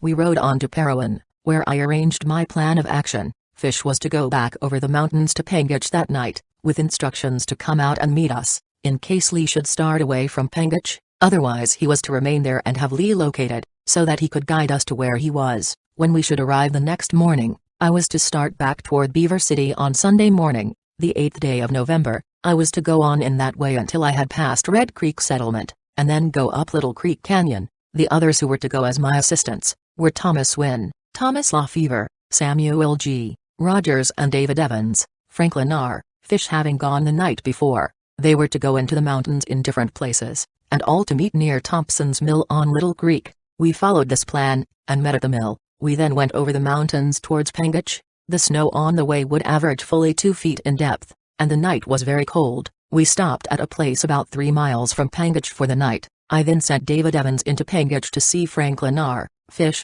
and find out if all was right, and then he was to report to us before daylight next morning. When we got near the town, long before daylight we saddled our horses and started on, for the night was bitter cold. We had no blankets with us, and dared not build much fire, for fear it would alarm Lee and notify him or his friends that we were there. We reached the place where David Evans was to meet us, some time before daylight. B was not there. We waited until after the sun was up, but still Evans did not come. Then, thinking that my plans had been found out in some way, and that my two men, Fish and Evans, were captured, and more than likely blood atoned, I concluded to act quickly and effectually. We mounted our horses and dashed into the town at full speed. We found Evans, and learned that Fish had not been able to locate Lee, but knew that he was in town. I then ordered my men to go to different parts of the town, and to keep a good lookout, and not to let any wagon go out of town until they had searched the wagon. I inquired of the citizens about Lee, but could learn nothing from them about him. Some said they never knew him,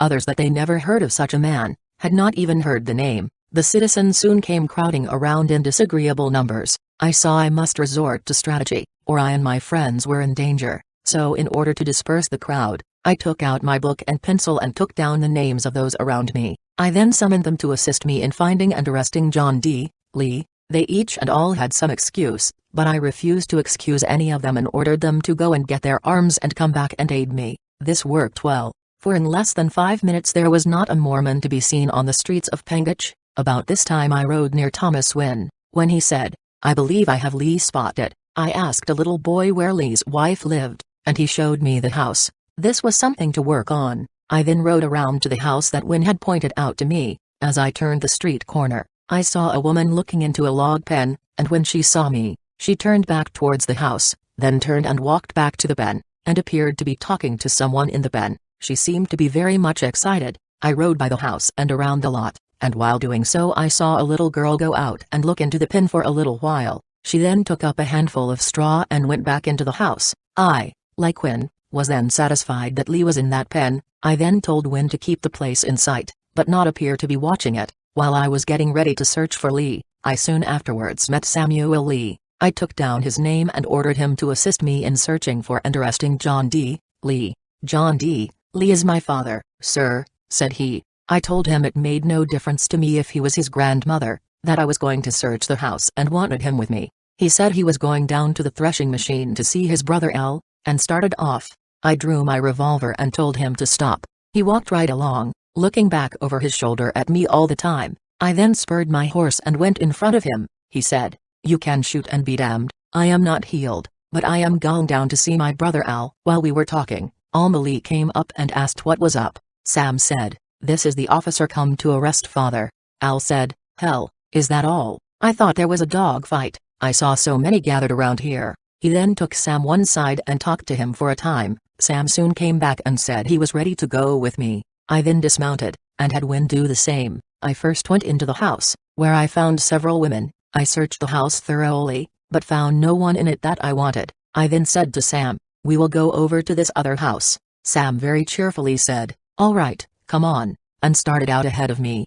When I got into the yard I stopped, saying, "Hold on, here is a corral out here, let us examine that." At this Sam came to a standstill, and was very much excited. I was then very certain that my man was there. I had to urge Sam considerably to get him to go up to the corral with me. Henry Darrow, one of Lee's sons-in-law, followed us. I took a circle around the corral, and then walked up to the log pen, which was used for a chicken house. This pen was about 7 feet wide, 9 feet long, and 4 feet high in the clear. There was a hole close to the ground, just about large enough for a man to crawl through. I first went to this hole and looked through into the pen, but I could see nothing but some loose straw in the back end of the pen. I then discovered a little hole between the top logs, near the back end, where the straw covering was off. I went to this hole and put my eye down to it, and I then saw one side of Lee's face. As he lay on his right side, his face was partly covered with loose straw. I waited a few seconds, until Wynne came near enough for him to hear me without my speaking over a whisper.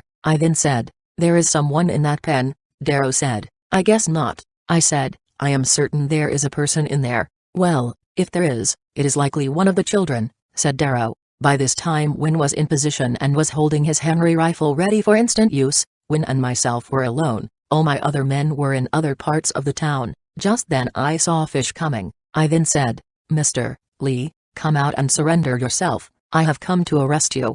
He did not move. I repeated this several times, but no move was made by Lee. I then looked around to see if any of my men were coming. I saw that Fish was sitting on his horse right in front of the door, and had his gun in his hand. I motioned my hand for him to come to me, but he remained still and kept watch of the house, as if he was going to shoot, or expected danger from that quarter. His action rather surprised me, for he was a brave man, and quick to obey orders. I then looked at the house to see what was attracting his attention, and I soon saw there was enough there to claim his full time. I saw 2 guns pointed through the logs of the side of the house and aimed directly at me, and Fish was watching the people who held those guns. That looked like business. I instantly drew 2 pistols from my overcoat pocket, taking one in each hand. Up to this time I had not drawn a pistol. I put one pistol through the crack in the roof of the pen, with the muzzle in 18 inches of Lee's head. I then said to Win, "You go in there and disarm Lee, and I promise you that if a single straw moves, I will blow his head off, for my pistol is not a foot from his head." Win said, "All right," and was going into the pen. Darrow then commenced to beg me not to shoot. Lee also spoke and said, "Hold on boys, don't shoot, I will come out." He then commenced to turn over to get out of the pen, at the same time putting his pistol, which he had all the time held in his hand and lying across his breast, into the scabbard. I said to Win, "Stand back and look out, for there is danger from the house." Darrow continued to beg us not to shoot, saying, "Lee is an old man," etc. I told Darrow that I would not hurt a hair of Lee's head if he surrendered peaceably, but that I was not going to die like a dog, nor would I permit Lee to get away alive. Lee came out of the pen, and after straightening up, he said, very coolly, "Well, boys, what do you want of me?" I said, "I have a warrant for your arrest, and must take you to Beaver with me." I then took out the warrant and read it to him. When I got to that portion of the warrant which read, "Charged with murder," he said, "Why didn't they put it in wholesale murder? They meant it." He then asked me to show him the pistol that I put through the pen and pointed at his head.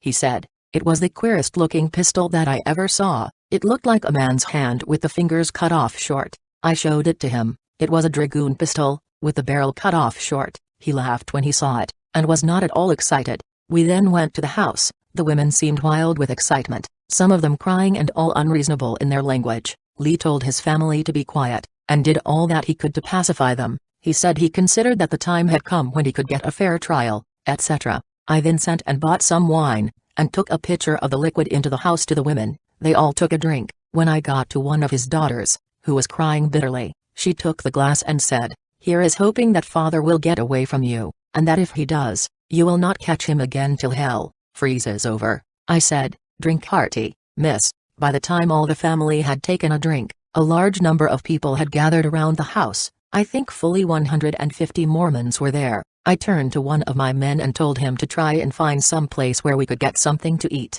Lee heard me, and at once apologized for not thinking to ask us to have something to eat before that time. "But," said he, "the women folks have been making so much fuss that I have thought of nothing." He then ordered breakfast for us all. His sons gathered around him and told him that if he did not want to go to Beaver, to say so, and they would see that he didn't go. Lee then took me one side and told me what his friends proposed, and wanted to know what answer he should give them. I thought he did this to see if there was any chance to frighten me. I told him to tell the boys to turn themselves loose, that I knew I had no friends in that place, except those who came with me, but we were well armed, and when trouble commenced we would shoot those nearest to us at the first, and make sure of them, and there continue to make it lively while we lasted. Lee said he did not want anything of that kind to happen, and would see that the boys behaved themselves, that he thought the time had come for him to have a fair and impartial trial, and he would go with me. I then hired a team from Lee, and hired his son-in-law to drive it. We started from Pangach soon after breakfast. We put 2 of our animals in the team, making a 4-horse team. Darrow drove, Lee and Rachel, one of his wives, and 2 of my men rode in the wagon. It was about 11 a.m., on Monday, the 7th day of November, 1874, when we left Pangach with John D. Lee as a prisoner. We reached Fremont Springs that night at about 11 o'clock, and camped there until daylight. The roads were so bad that we had been 12 hours in making 30 miles. The night was dark and cold, and having no blankets with us we could not sleep, and to add to the discomfort, we had nothing to eat. We left Fremont Springs at daylight, and reached Beaver about 10 o'clock a.m., November 10, 1874. We had been 24 hours without food. Lee and Rachel had fared better than we had, for they had a lunch with them. When we reached Beaver, the people were almost thunderstruck with astonishment to know that John D. Lee had been arrested. After the arrest, Lee was in my custody the greater portion of the time that he was in prison. He never gave any trouble to me or his guards, he never tried to escape, but at all times assisted the guards to carry out the instructions that they had received from the officers. This is a hasty sketch, but I trust will answer your purpose, hoping you will meet with that success which you so richly deserve. I remain your most obedient servant, William Stokes. Chapter 21, Trial of Lee, at Beaver City, Utah Territory, September, 1876. Jury was sworn to try the case on Thursday, September 14, 1876, after which the court adjourned until the 15th, Friday morning, September 15, 1876. The court met. Present, Honorable Jacob S. Barman, Judge, Sumner Howard, United States Attorney, Presley Denny, Deputy United States Attorney, James R. Wilkins, Clerk, John D. Lee, the defendant on trial, with his attorneys, Wells Spicer, J. C. Foster, and William W. Bishop, William Nelson, United States Marshal, and the deputies, William Stokes, Franklin Brown and Edward Keisel. The parties having announced themselves ready for trial, the following proceedings were had. James R. Wilkins, Clerk, read the indictment against Lee, impleaded with others, to the jury, and stated the plea of the defendant. Sumner Howard stated the case to the jury, on behalf of the people. William W. Bishop stated the case for the defendant. On motion of Sumner Howard, the court appointed A. S. Patterson Esquire, as official court reporter in the trial of this cause. When the following proceedings were had: deposition of Brigham Young. Mr. Howard, if the court please, I now propose to offer in evidence the deposition of Brigham Young, also the affidavit of Geo. A. Smith, also a letter written by John D. Lee to Brigham Young, also the report of Brigham Young to the Department of Indian Affairs, and also the proclamation of Brigham Young. These papers have been submitted to the attorneys for the defense, and they consent to their introduction. I now file them and place them in evidence to save time. Mr. Bishop, may it please your honor, while we deny that these documents are legal evidence of the fact in the indictment as charged, we still consent to the same being introduced, because we once came so near being placed in jail for offering the same papers, especially the deposition of Brigham Young and the affidavit of George A. Smith, as evidence at the former trial of this defendant. We wish to see what lengths the prosecution will go in this court, to convict the defendant on trial by law or without law. Our opinions as lawyers were against the admission of the evidence, but our client insists that the evidence be admitted. Contrary to our best judgment, we have consented. Let the evidence go in, and with it all besides that the authorities of the church at Salt Lake City have unearthed for the perusal of our brother Howard. We now know we are fighting the indictment, and also the secret forces and powers of the Mormon Church. Mr. Howard then introduced the following documentary evidence.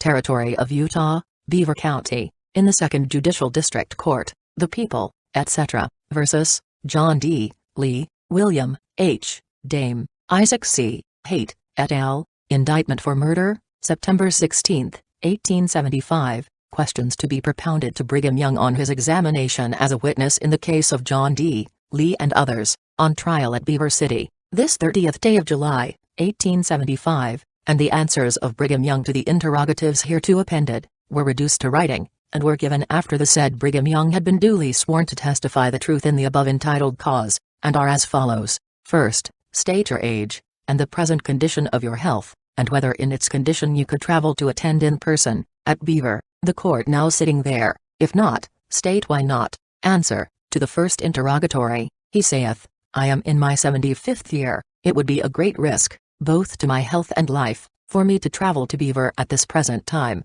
I am, and have been for some time, an invalid. Second, what offices, either ecclesiastical, civil, or military, did you hold in the year 1857? Answer, I was the governor of this territory, and ex officio superintendent of Indian Affairs, and the president of the Church of Jesus Christ of Latter-day Saints, during the year 1857. Third, state the condition of affairs between the territory of Utah and the federal government, in the summer and fall of 1857. Answer, in May or June, 1857, the United States mail for Utah were stopped by the government, and all communication by mail was cut off. An army of the United States was en route for Utah, with the ostensible design of destroying the Latter-day Saints, according to the reports that reached us from the East. Fourth, were there any United States judges here during the summer and fall of 1857? Answer: to the best of my recollection there was no United States judge here in the latter part of 1857. Fifth, state what you know about trains of immigrants passing through the territory to the west,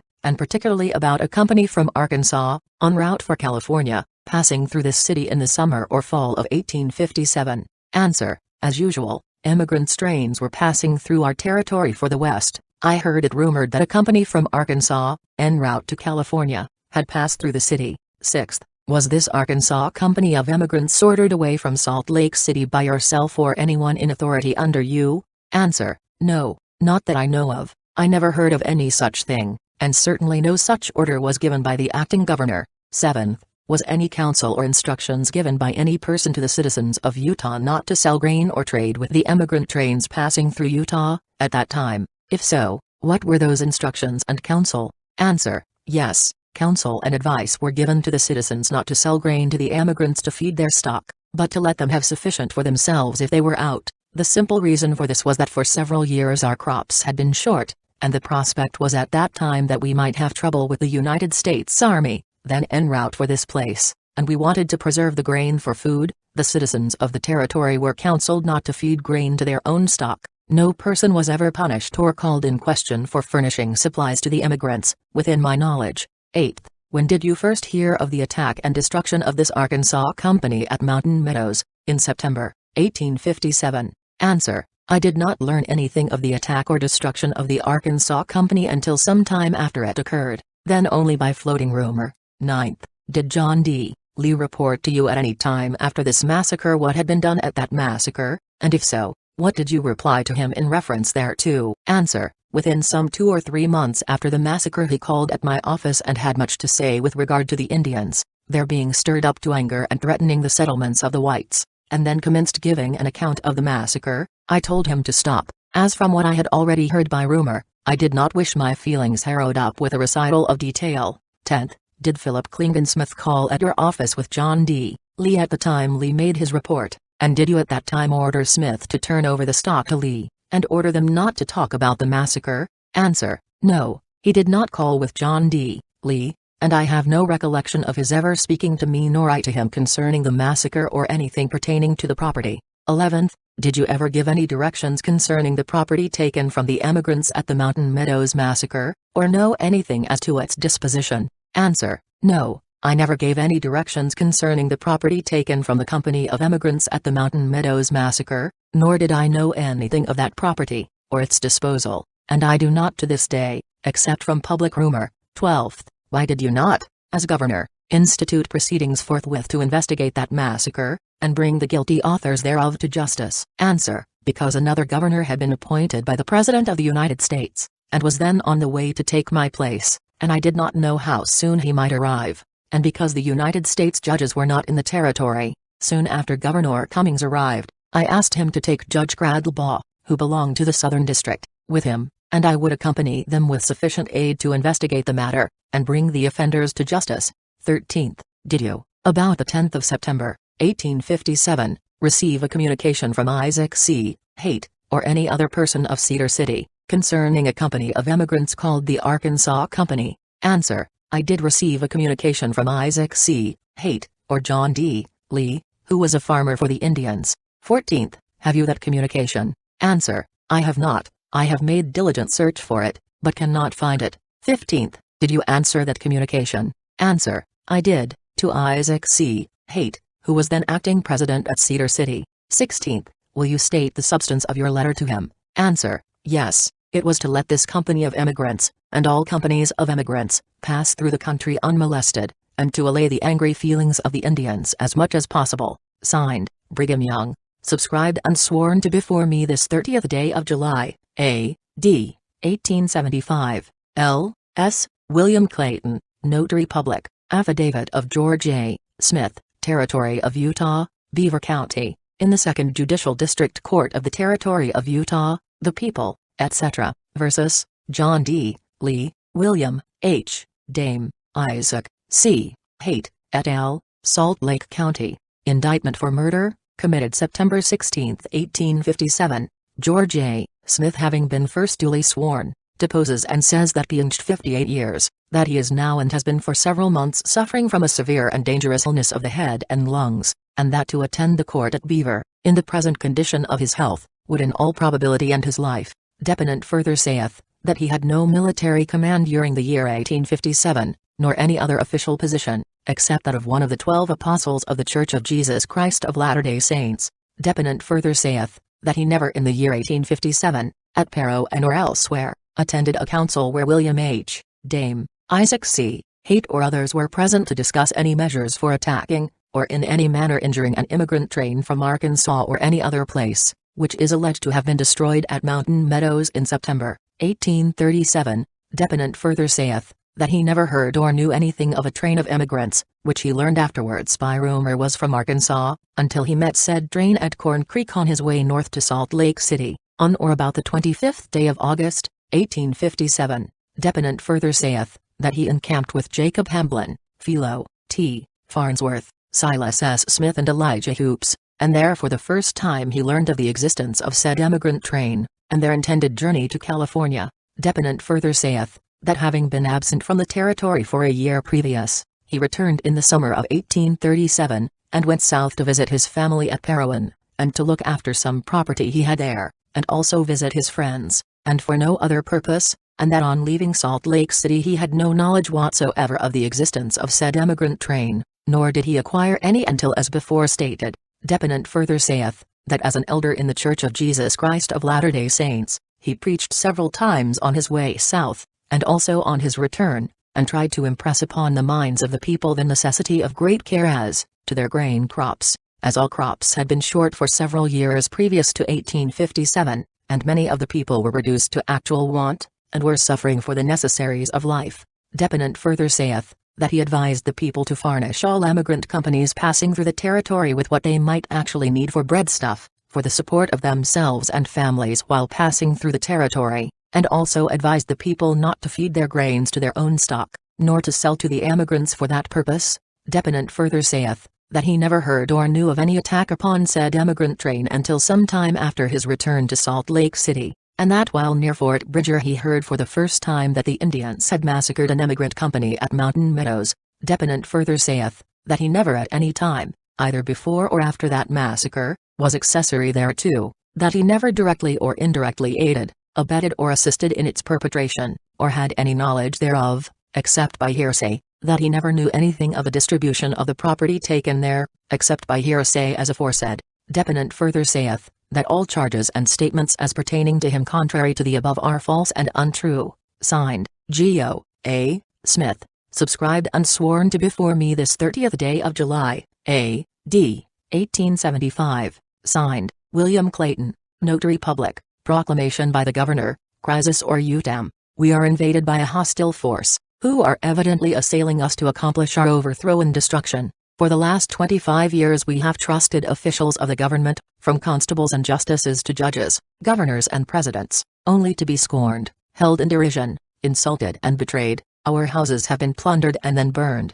our fields laid waste, our principal men butchered while under the pledged faith of the government for their safety, and our families driven from their homes to find that shelter in the barren wilderness, and that protection among hostile savages, which were denied them in the boasted abodes of Christianity and civilization. The Constitution of our common country guarantees unto us all that we do now or ever claimed, if the constitutional rights, which pertain unto us as American citizens, were extended to Utah, according to the spirit and meaning thereof, and fairly and impartially administered. It is all that we could ask. Our opponents have availed themselves of prejudices existing against us, because of our religious faith, to send out a formidable host to accomplish our destruction. We have had no privilege, no opportunity of defending ourselves from the false, foul and unjust aspersions against us before the nation. The government has not condescended to cause an investigating committee or other person to be sent to inquire into and ascertain the truth, as is customary in such cases. We know those aspersions to be false, but that avails us nothing.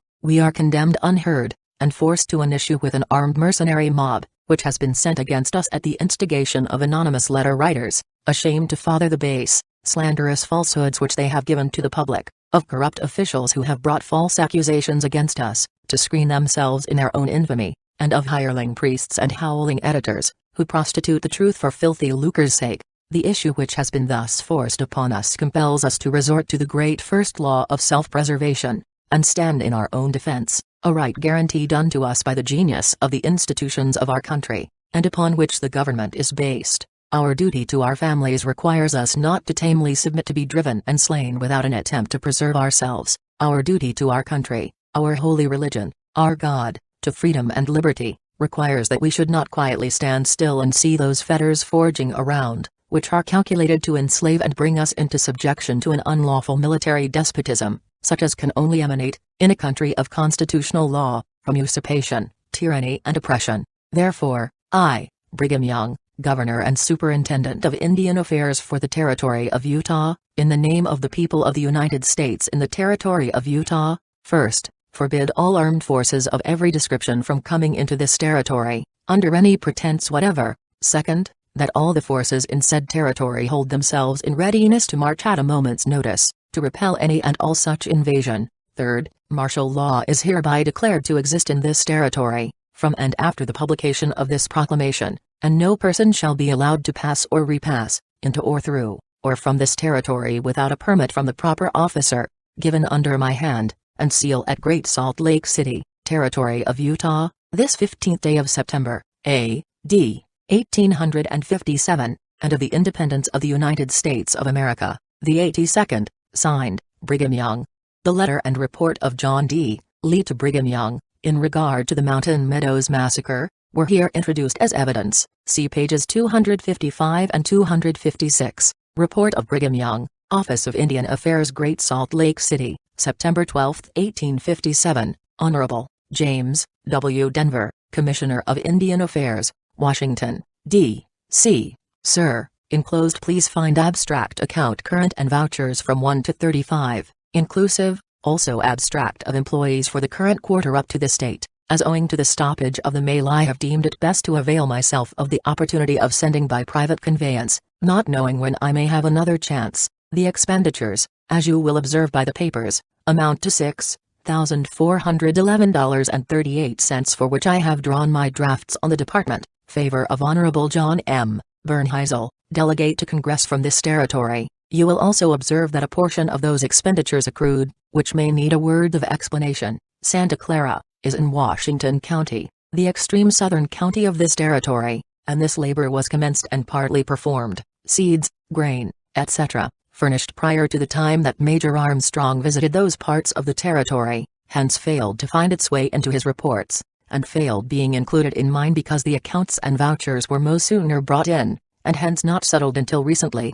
But little has been effected in that part of the territory at the expense of the government, although much has been done by the citizens in aiding the Indians with tools, teams and instructions in cultivating the earth. The bands mentioned are parts of the Paiute tribe of Indians, who are very numerous, but only inhabit this territory. These Indians are more easily induced to labor than any others in the territory, and many of them are now engaged in the common pursuits of civilized life. Their requirements are constant for wagons, plows, spades, hoes, teams and harness, etc., to enable them to work to advantage. In like manner the Indians in Cache Valley have received but little at the expense of the government, although a sore tax upon the people, west and along the line of the California and Oregon travel, they continue to make their contributions, and I am sorry to add, with considerable loss of life to the travelers. This is what I have always sought, by all means in my power, to avert, but I find it the most difficult of any portion to control. I have for many years succeeded better than this. I learn by report that many of the lives of the immigrants, and considerable quantities of property have been taken. This is principally owing to a company of some 300 or 400 returning Californians, who traveled those roads last spring to the eastern states, shooting at every Indian they could see, a practice utterly abhorrent to all good people, yet, I regret to say, one that has been indulged in to a great extent by travelers to and from the eastern states and California. Hence the Indians regard all white men alike as their enemies, and kill and plunder whenever they can do so with impunity, and often the innocent suffer for the deeds of the guilty. This has always been one of the greatest difficulties that I have had to contend with in the administration of Indian affairs in this territory. It is hard to make an Indian believe that the whites are their friends, and that the Great Father wishes to do them good, when perhaps the very next party which crosses their path shoots them down like wolves. This trouble with the Indians only exists along the line of travel west, and beyond the influence of our settlements. The Shah zones are not hostile to travelers as far as they inhabit this territory, except perhaps a few called snake diggers, who inhabit, as before stated, along the line of travel west of the settlements. There have, however, been more or less depredations the present season north, and more within the vicinity of the settlements, owing to the causes above mentioned, and I find it of the utmost difficulty to restrain them. The sound of war quickens the blood and nerves of an Indian. The reports that troops were wending their way to this territory has also had its influence upon them. In one or two instances this was the reason assigned why they made the attack which they did upon some herds of cattle. They seemed to think that as it to be war, they might as well commence, and begin to lay in a supply of food while they had a chance. If I am to have the direction of the Indian affairs of this territory, and expected to maintain friendly relations with the Indians, there are a few things that I would most respectfully request to be done. First, that travelers omit their infamous practice of shooting them down when they happen to see one. Whenever the citizens of this territory travel the road they are in the habit of giving the Indians food, tobacco and a few other presents, and the Indians expect some such trifling favors, and they are emboldened by this practice to come up to the road with a view of receiving such presents. When, therefore, travelers from the states make their appearance, they throw themselves in sight with the same view, and when they are shot at and some of their numbers killed, as has frequently been the case, we cannot but expect them to wreak their vengeance upon the next train. Secondly, that the government should make more liberal appropriations to be expended in presents. I have proven that it is far cheaper to feed and clothe the Indians than to fight them. I find, moreover, that after all, when the fighting is over, it is always followed by extensive presents, which, if properly distributed in the first instance, might have averted the fight. In this case, then, the expenses of presents are the same, and it is true in 9/10 of the cases that have happened. Third, the troops must be kept away, for it is a prevalent fact that, wherever there are the most of these, we may expect to find the greatest amount of hostile Indians and the least security to persons and property. If these items could be complied with, I have no hesitation in saying that, so far as Utah is concerned, travelers could go to and from, pass and repass, and no Indian would disturb or molest them or their property. In regard to my drafts, it appears that the department is indisposed to pay them, for what reason I am at a loss to conjecture. I am aware that Congress separated the office of Superintendent of Indian Affairs from that of Governor, that the salary of Governor remained the same for his gubernatorial duties, and that the Superintendent's was $1,500. I do think that, inasmuch as I perform the duties of both offices, that I am entitled to the pay appropriated for it, and trust that you will so consider it. I have drawn again for the expenditure of this present quarter as above set forth. Of course you will do as you please about paying, as you have with the drafts for the 2 last quarters. The department has often manifested its approval of the management of the Indian affairs in this superintendency, and ever its disapproval. Why, then, should I be subjected to such annoyance in regard to obtaining the funds for defraying its expenses? Why should I be denied my salary? Why should appropriations made for the benefit of the Indians of this territory be retained in the treasury, and individuals left unpaid? These are questions I leave for you to answer at your leisure, and meanwhile submit to such course in relation thereto as you shall see fit to direct. I have the honor to be, most respectfully, your obedient servant, signed, Brigham Young, Governor and ex officio Superintendent of Indian Affairs, Utah, certified to by James Jack, Notary Public of Utah Territory, at Salt Lake City, August 15, 1876. Abstract from Report of Brigham Young. The following is an abstract from a letter under heading and date as follows. Office of Superintendent of Indian Affairs, Great Salt Lake City, January 6, 1838. Honorable James W. Denver, Commissioner of Indian Affairs, Washington City, D.C. Sir, on or about the middle of last September a company of emigrants traveling the southern route to California, poisoned the meat of an ox that died, and gave it to the Indians to eat, causing the immediate death of 4 of their tribe, and poisoning several others. This company also poisoned the water where they were encamped. This occurred at Corn Creek, 15 miles south of Fillmore City. This conduct so enraged the Indians, that they immediately took measures for revenge. I quote from a letter written to me by John D. Lee, farmer to the Indians in Iron and Washington counties, about the 22nd of September. Captain Fancher and Company fell victims to the Indians' wrath near Mountain Meadows. Their cattle and horses were shot down in every direction, their wagons and property mostly committed to the flames. Lamentable as this case truly is, it is only the natural consequence of that fatal policy which treats the Indians like the wolves, or other ferocious beasts. I have vainly remonstrated for years with travelers against pursuing so suicidal a policy, and repeatedly advised the government of its fatal tendency. It is not always upon the heads of the individuals who commit such crimes that such condign punishment is visited, but more frequently the next company that follows in their fatal path become the unsuspecting victims, though peradventure perfectly innocent. Of this character was the massacre of Captain Gunnison and party in 1853. He was friendly and unsuspecting, but the immigrant company that immediately preceded him had committed a most flagrant act of injustice and murder upon the Indians, escaped unscathed, causing the savage feeling and vengeance which they had so wantonly provoked to be poured upon the head of the lamented Gunnison. Owing to these causes, the Indians upon the main traveled roads leading from this territory to California have become quite hostile, so that it has become quite impossible for a company of emigrants to pass in safety. The citizens of the territory have frequently compromised their own safety and other peaceful relations, by interfering in behalf of travelers, nor can they be expected to be otherwise than hostile, so long as the traveling community persist in the practice of indiscriminately shooting and poisoning them, as above set forth.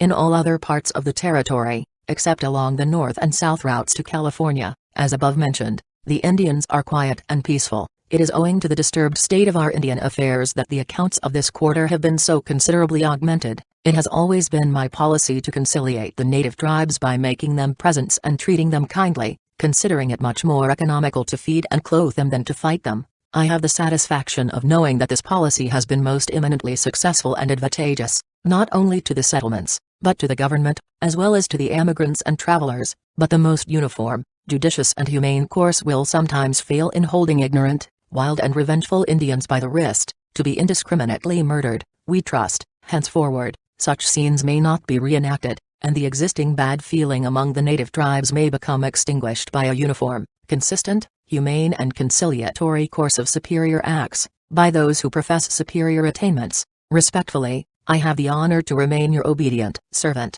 Brigham Young, Governor, and Superintendent, of Indian Affairs, Utah, certified as correct by James Jack, Notary Public of Utah Territory, at Salt Lake City, August 15, 1876. The following circular, issued by Brigham Young and Daniel H. Wells, was then read in evidence, Great Salt Lake City, September 14, 1857. Colonel William H. Dame, Parowan, Iron County. Herewith, you will receive the Governor's proclamation declaring martial law. You will probably not be called out this fall, but are requested to continue to make ready for a big fight another year. The plan of operations is supposed to be about this: in case the United States government should send out an overpowering force, we intend to desolate the territory, and conceal our families, stock and all of our effects in the fastnesses of the mountains where they will be safe, while the men waylay their enemies, attack them from ambush, stampede their animals, take the supply trains, cut of detachments and partles sent to the canyons for wood,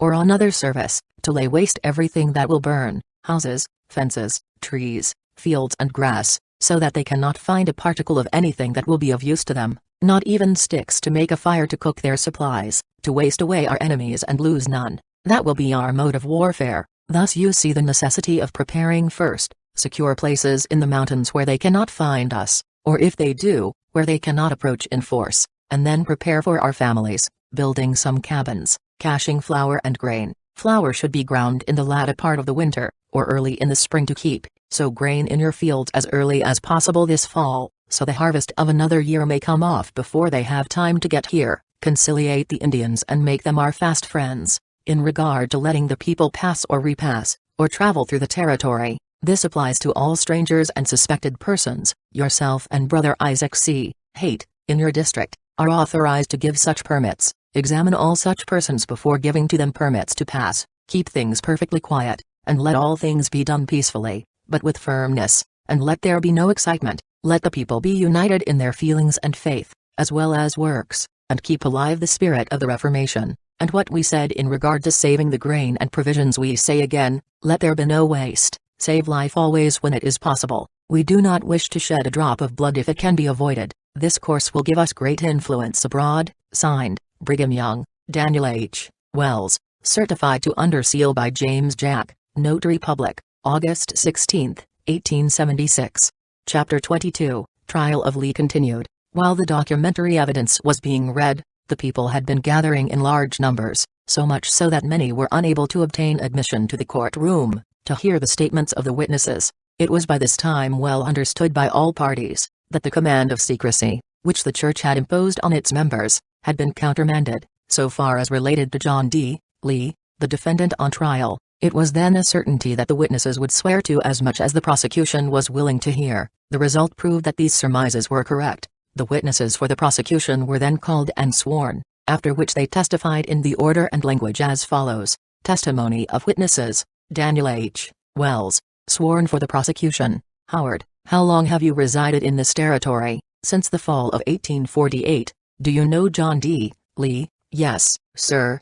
Did you know him in 1857? Yes, sir. What position did he occupy at that time? Official position. I don't know of any position except it was farmer to the Indians in the southern part of the territory. He had been a major in the military. I don't remember whether he was at that time or not. At that particular time, I think not. I think he had been suspended. I wish to ask you the question, what, from your personal knowledge, was the influence of John D. Lee over the Indians to whom he had been appointed farmer? Was he interpreter also? Well, I think he understood the language imperfectly, could probably converse with the Indians. State if he was a man of influence with the Indians, a man popular with them. He was so considered. Cross-examination waived. Laban Morrill, sworn for the prosecution. Where do you reside? Iron County, at what is called Fort Johnson. How long have you lived in the territory? Since 1852. Do you know the location of Mountain Meadows? No, sir, I never was there. Where did you live in 1857?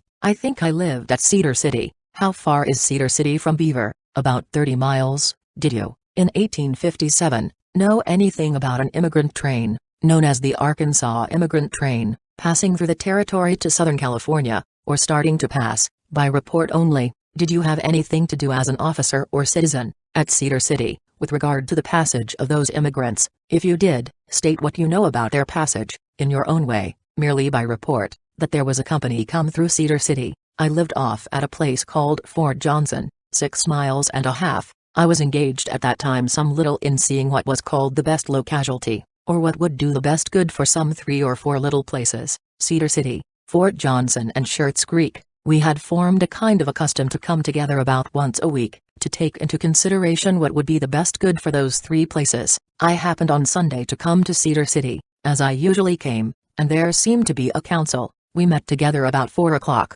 as a general thing. On Sunday evening after service, I went into the council, and saw there was a little excitement in regard to something I did not understand. I went in at a rather late hour. I inquired of the rest what was the matter. They said a company had passed along toward Mountain Meadows. There were many threats given concerning this company. Spicer, for defendant, we object to these conversations, in which the witness has not shown that the defendant was present. Howard, for the people, we expect to connect Mr. Lee with it in this way. We propose to show that at that council a report was made that the Indians had stopped this train of immigrants, or were about to stop them, and we propose to show further that at that time, in consequence of the condition of the country, it was claimed by some people that they should be held until a message could be sent to Salt Lake and their passage secured, that Mr. Morrill appeared there, others being in favor of stopping the emigrants, and perhaps doing more than that. Mr. Morrill appeared there and insisted that no interference should be had with them until orders came from Brigham Young, from Bend quarters, and at first insisting that they should be allowed to pass unmolested,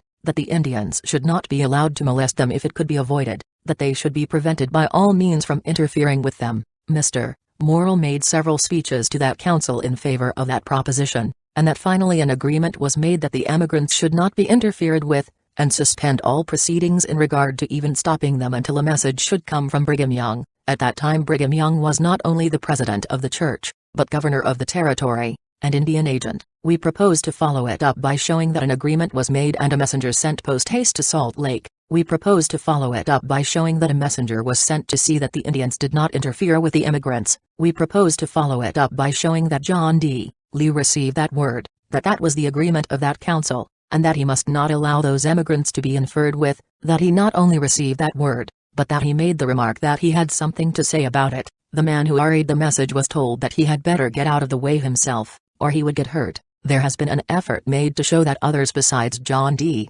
Lee commenced this attack. We propose to show to this jury that the attack was made in defiance of the authorities, that they not only held the lives of those emigrants secure, were not only anxious that they should be allowed to pass, but that they should be protected from the Indians, in order to show their sincerity and do what was right in view of the circumstances, made an solemn agreement there among themselves that the emigrants should not be interfered with until a dispatch could be sent to Governor Young and returned. We proposed to show that that dispatch was sent to Governor Young by that messenger, with instructions not to spare horse flesh, but to ride there day and night, that before this messenger returned, John D. Lee, in defiance of that counsel, massacred the emigrants. Spicer, if the gentleman proposed to prove that Lee did anything contrary to the orders of the Church Council, we will withdraw our objections, but we know the prosecution will fail in the effort. Lee did nothing that was contrary to counsel, and the fact is, he obeyed orders. Howard, Mr. Morrill, the court directs that you state what was done at that council. Answer, as I said, there appeared to be some confusion in that council. I inquired in a friendly way what was up. I was told that there was an immigrant train that passed along down to near Mountain Meadows, and that they had made threats in regard to us as a people, said they would destroy every damn Mormon. There was an army coming on the south and north, and it created some little excitement. I made 2 or 3 replies in a kind of debate of measures that were taken into consideration, discussing the object, what method we thought best to take in regard to protecting the lives of the citizens. My objections were not coincided with. At last we touched upon the topic like this: we should still keep quiet, and a dispatch should be sent to Governor Young to know what would be the best course. The vote was unanimous. I considered it so. It seemed to be the understanding that on the coming morning, or next day, there should be a messenger dispatched. I took some pains to inquire on know if it would be sent in the morning. The papers were said to be made out, and Governor Young should be informed, and no hostile course pursued till his return. I returned back to Fort Johnson, feeling that all was well. About 8:40 hours before the messenger returned, business called me to Cedar City,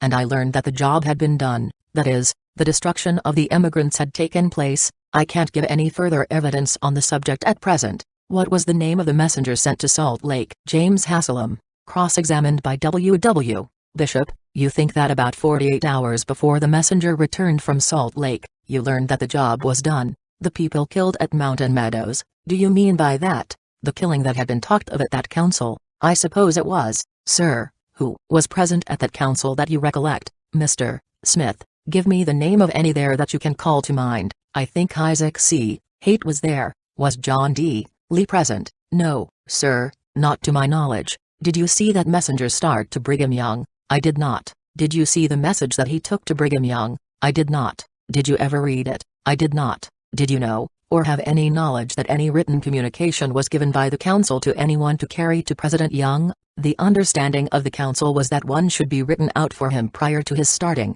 Do you know of your own knowledge that one was written out? I didn't see Mr. Haight, but he should have made it out in time. I didn't see the paper. Then the understanding of the council, as I take it, was this: that different parties presented different plans for having the people follow the migrants, that after all this argument it was agreed by the parties there that a messenger should go to Brigham Young for instructions as to how the people should treat the emigrants in that train, and nothing should be done with those emigrants until that messenger returned. That was the agreement. I understood it so. Who else did they agree to send a messenger to? I heard of no other but Governor Young. That was my proposition. Then you never heard of a messenger being sent to any other place, or to any other party, from that council? No, I did not pay any attention to any other point, or what was considered, only the one point that a messenger should go to President Young. Redirect by Howard. Did you understand that a messenger was to be sent down to John D. Lee? I did, but I did not see him start. I understood that at the same time a messenger was to be sent. What did you understand?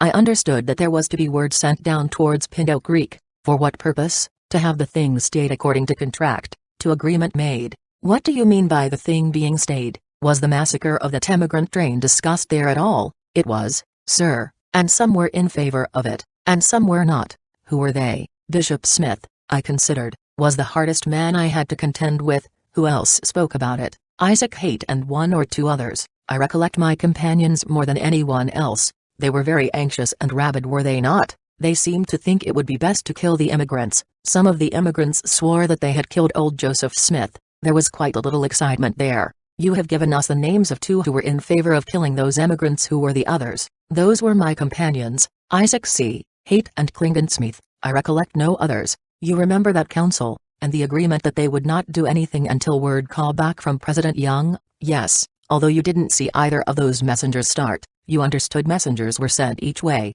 Yes, sir, to stay the opposition until that messenger returned. Recross-examination: you say you understood a messenger was to be sent to Pinto Creek. Did John D. Lee live at Pinto Creek? He lived at Harmony. Was it mentioned in that council that a messenger was to be sent to Pinto Creek to stay the thing until the other messenger got back? Understand me, there was nothing said in that council in regard to Pinto, only that the thing should be stayed. They took such measures to stay it as they thought proper. After the messenger, Mr. Haslam, returned, I asked Mr. Haight about it, and he said he had sent word to let them pass. Of course, that was the end of my experience in regard to it. Howard, where did John D. Lee live at that time? He lived at Harmony. How far is Harmony from Pinto Creek? I don't know. What was his position at that time? He was a man of some influence among the Indians, and also held a position in the military. Was he not Indian farmer? I think he had done something towards it. One thing I passed over at that council, I inquired by what authority they were doing it,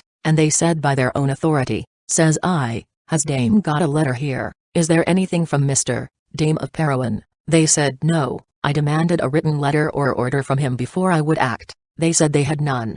James Haslam testified that he went as a messenger from Haight to Brigham Young, and that Brigham Young sent back word that those men must be protected and allowed to go in peace. He got back with the message Sunday after the massacre, and reported to Haight, who said, "It is too late." Joel White, sworn for the prosecution. Where did you live in 1857? I lived in Cedar City, Iron County. Do you remember the Mountain Meadows band of immigrants? Yes, sir. Did you at that time know John D. Lee? Yes, sir. And Klingensmith? Yes, sir. Were you ever entrusted by anybody with a message to John D. Lee, or to any other person? No, sir, not to John D. Lee. During the delivery of which you met John D. Lee? Yes, sir. I was away from home at the time the emigrants passed through Cedar City. I came home just before night. I can't recollect the day or date, nor anything of that kind, but Mr. Haight called me as I was passing, and said he wanted a message taken to Pinto Creek, and wanted to know if I would go.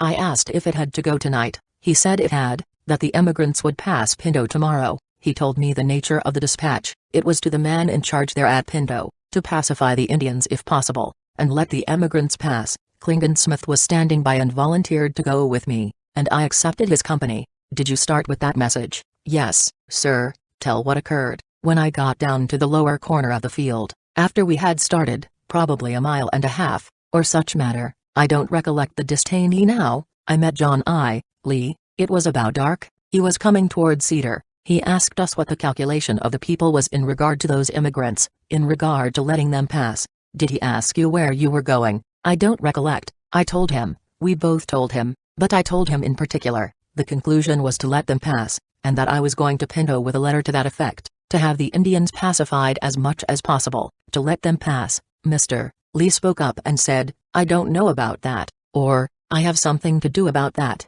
I don't exactly recollect the words, and drove on. Where were the emigrants at that time? They were camped on a little stream in the mountains, between Cedar City and Pinto, just off the road. We saw them indistinctly as we passed them in the night, but as we came back next day we met them on the travel. What place was that? Iron Springs, a very little spring. I hardly remember the locality. The emigrants hadn't yet reached Pinto. No, sir, because we met them. The first time I had ever seen them I saw them coming up along there. Cross-examined. In which direction was Lee coming? He was coming up the road towards Cedar City. What day was it? I don't recollect neither the day of the week nor the month. You say it was about dark? It was about dusk then. How long was it before the massacre? I could not say about that for certain. About how many days? Probably 4 or 5, maybe 6, maybe not so long. I could not say. You passed the immigrants then on your way that night? We passed, but didn't see them.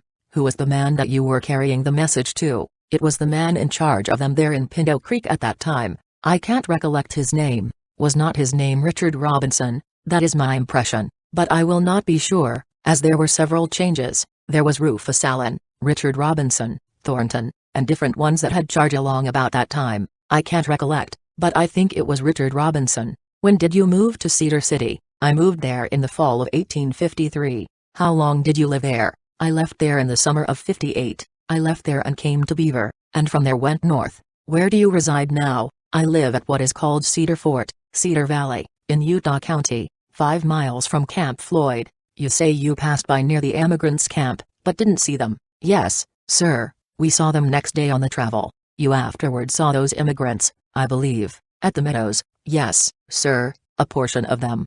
You were present at the Meadows at the time of the massacre? Yes, sir. Redirect. You don't remember the day nor the date, but on your way back, after delivering the message, you met these same immigrants, and you know they were the Mountain Meadows immigrants. Yes, sir. Recross-examined. You know they were the same ones from passing them and afterwards seeing them at the Meadows after they were killed. Clingan Smith was with me, and he had seen the immigrants when they had passed through Cedar City, and there were some of the principal ones that he pointed out to me as we passed by them. Why did he point them out to you? One man that had made these threats that he had helped kill Joe Smith, and so forth. Did you see that same party at the Meadows afterwards? I don't recollect the same party. I saw the same band of immigrants. I suppose at any rate no others had passed. Samuel Knight, sworn for the prosecution. Where do you live? I live at Santa Clara. How long have you lived there? In the neighborhood of 22 years. Where did you live in 57? I lived at Santa Clara. That was my house. I lived on the Mountain Meadows.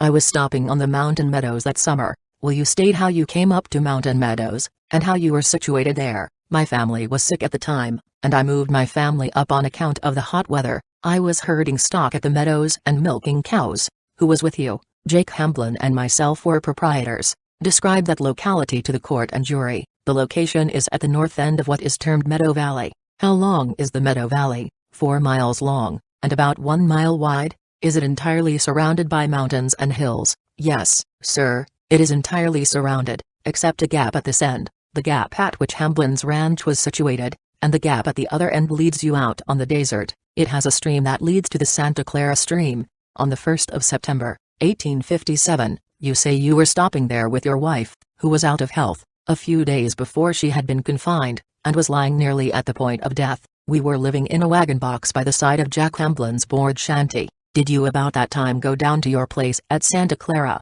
Yes, sir, from Mountain Meadows. I went down a few days previous to this occurrence, this massacre, to see to some business down there, about watering the crop there. What time did you return? It is not in my memory. The day of the week. With reference to the general massacre, it was the evening after it had been done in the morning, that is, the first attack. I mean with reference to the general massacre of the women and children, that was nearly a week, I think. You are sure about that, are you? I don't exactly remember, but it was several days. What do you mean by the first attack, and from whom did you get your information? What information I got was from John D. Lee. State the particulars. As I said before, I was on my way to where I was staying at the time from my home at Santa Clara. From the ranch to Santa Clara settlement was 35 miles. How far below the lower mountain of the Mountain Meadows? About 10 miles to where I met John D. Lee. I think he had on a hickory shirt, a straw hat, and homespun pants. Did you have any conversation? Yes,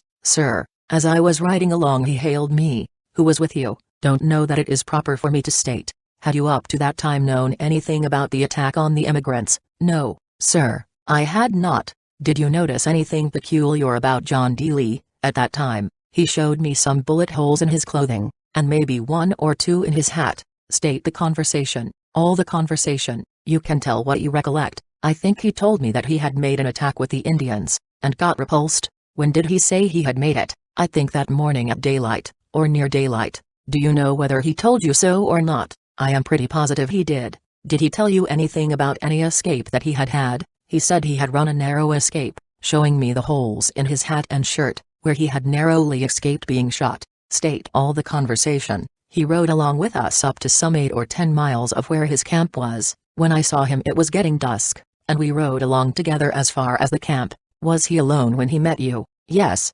sir. As far as I know. Did he tell you whether any other white man had been with him in the attack? I am not certain. I got the impression from what he told me that there was not. Did he tell you from whom he got the bullets through his clothes, or not? I took it, of course. Did he say he got it on that assault on the immigrants? I can't give the exact language. What was the substance of what he told you about it? I collected from what he said that he had attacked the camp of these immigrants with the Indians, and that in making the attack he received the shots from the camp, that the bullets had come near to him, one through his shirt and another through his hat. Did he say anything about having a narrow escape? I think he did. What camp did he refer to? The camp of the Mountain Meadows immigrants. You say he came back part of the way to the Mountain Meadows. I don't know but what he went clear across the meadows. I am not positive. I know he rode back with me. He rode back where the camp was, at least. but whether he stopped there or not I will not be positive. Did you see him go towards the Indian camp afterwards? I didn't know where the Indian camp was. It was in the night.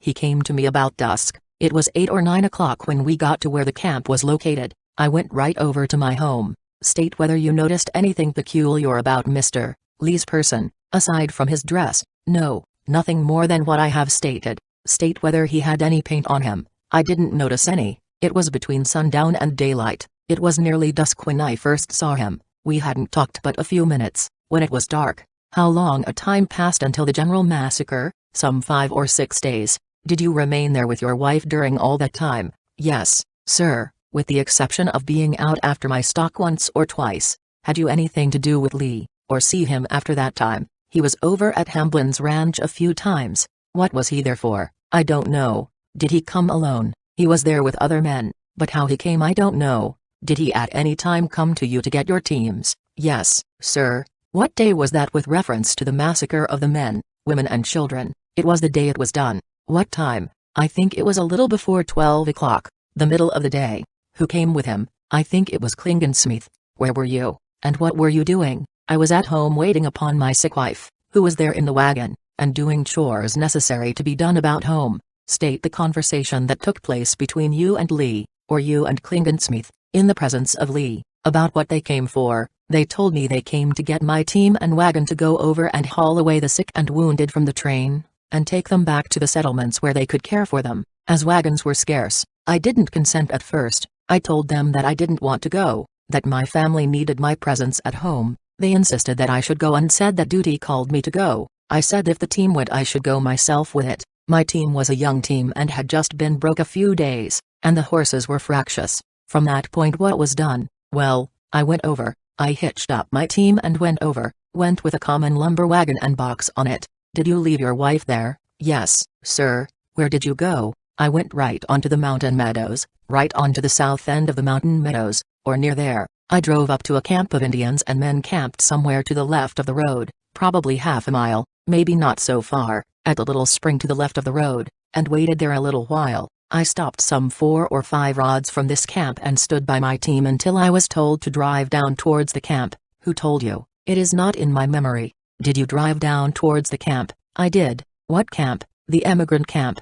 Did any other conveyance go down at the same time? Yes, sir. Another wagon. I went behind it. Did you see Lee there? Yes. Tell what he did from the first time you saw him that morning on that particular piece of ground. I don't know what he did all the time. While I was waiting at the camp I don't know that I saw him while I was there. How far was that from the emigrants? I think nearly half a mile.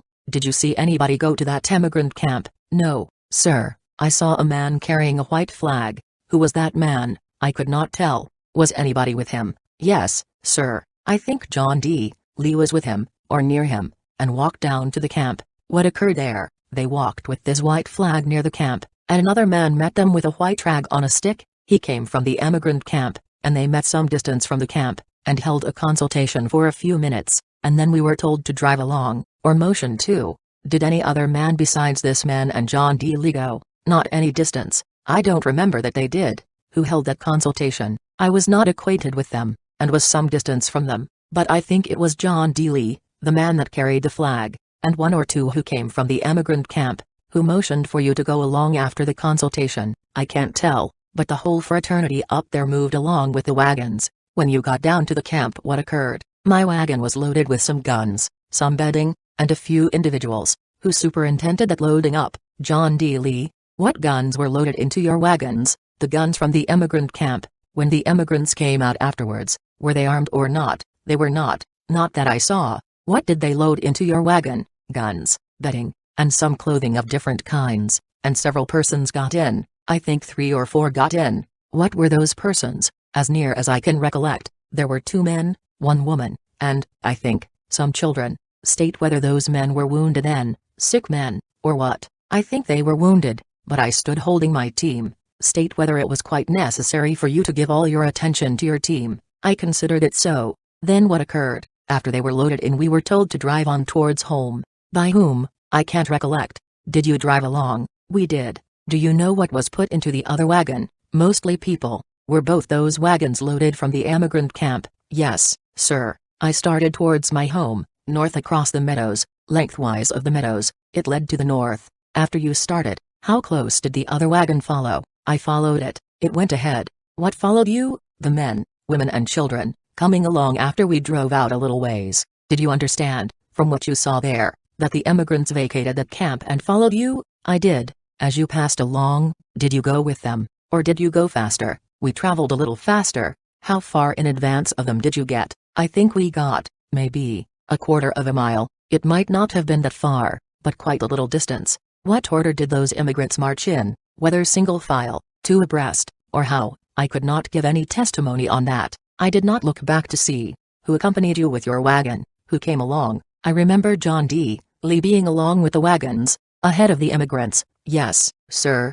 Did anything occur after you had got up to the point designated as, perhaps, a quarter of a mile ahead of those immigrants? The first thing that I heard had occurred. I heard a gun fired. Where was that gun? I don't know the locality exactly. It was behind me. Was it near you, or down where the immigrants were? It was below. How far behind you? I should judge nearly a quarter of a mile. The first gun I heard. What occurred then? I looked around and saw the Indians rising up from behind the brush, and went to butchering these immigrants. Did you see anything of them? I didn't see anything of the immigrants. Did you see any of those immigrants in your wagon interfered with? No, sir, not after I heard the first sound of the gun. I leaped from my wagon to see to my team. Did you see John D. Lee do anything to any of those immigrants? I saw John D. Lee raise something in the act of striking a person. I think it was a woman. I saw that person fall, but my attention was attracted at the same time to my team jumping and lunging. What became of that woman? I could not say. Will you state to the jury the manner of that striking? Well, as near as I can recollect it, it was done as though he had a club or gun in his hands, but which of the two I cannot tell. She was falling when I first saw her. When I turned my eyes away she was falling. You know he struck that woman? Yes, sir.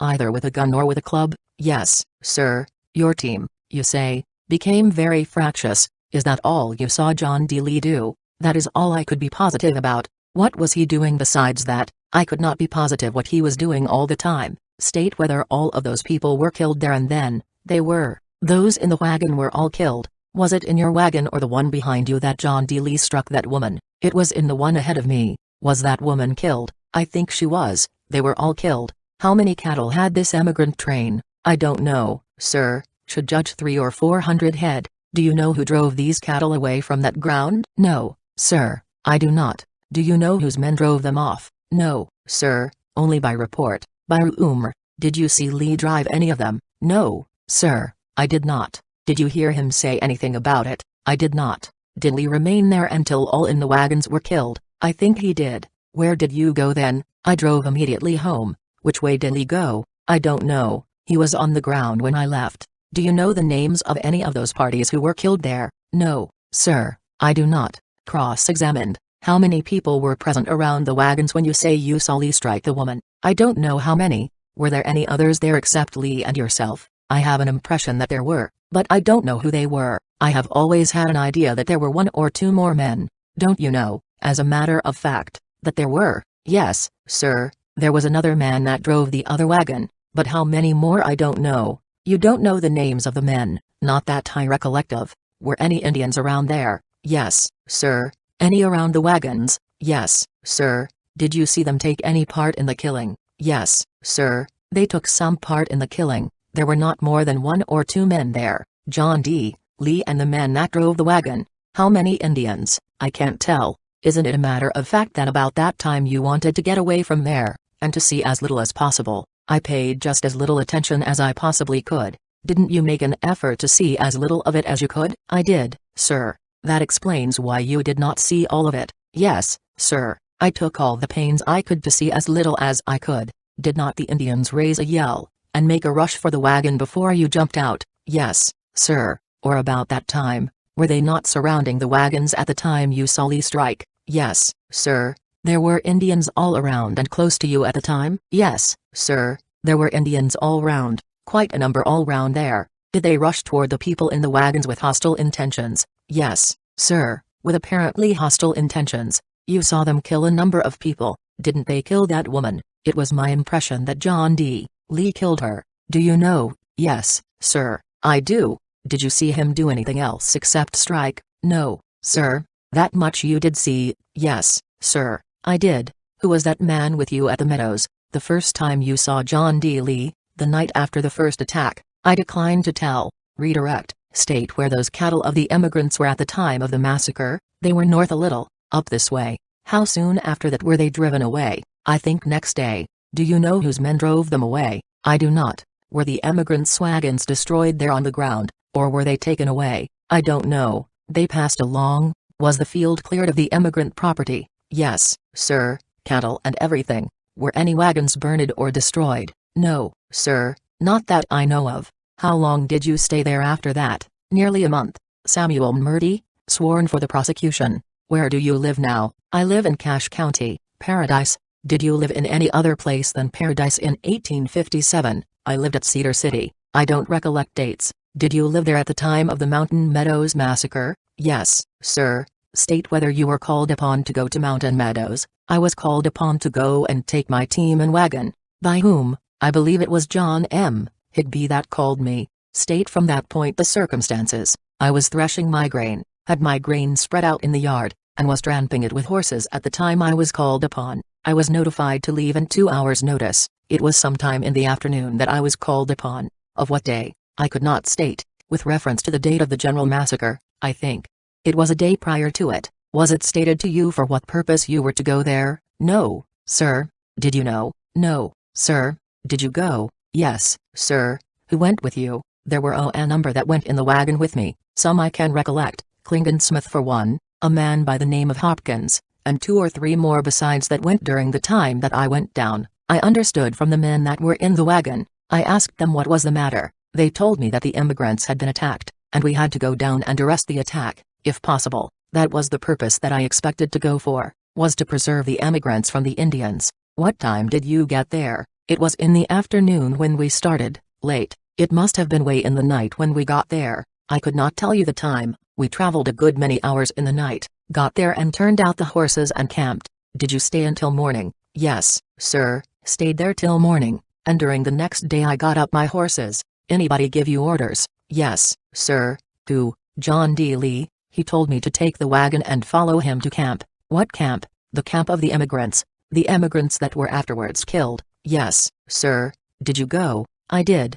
State what you saw. I went with him to camp, and there was another wagon. If I recollect right, the man that drove the wagon was a stranger to me. I never saw him before. When we got within a short distance of the camp there was a man with a flag of truce sent out. Who was that man? His name was Mr. Batterman. Where is he? Dead. Where was Lee sent from? Sent from where we stood with the wagons. Who went with him? John D. Lee followed immediately afterwards. What occurred? A man came out from the camp and had an interview with John D. Lee. What was the substance of that conversation? I was too far off to tell. Saw Lee and this man talking. Did you hear any of the talking? Not any that I could distinguish. After they talked, what was done? After they talked they seemed to come to an understanding. 10, 15 or 20 minutes. Then Lee ordered us to drive up the wagons. We drove up the wagons. The immigrants, assisted by Lee, loaded the wagons. My wagon was loaded with some bedding, some truck of different kinds, belonging to the people that got in. Some would have their things with them,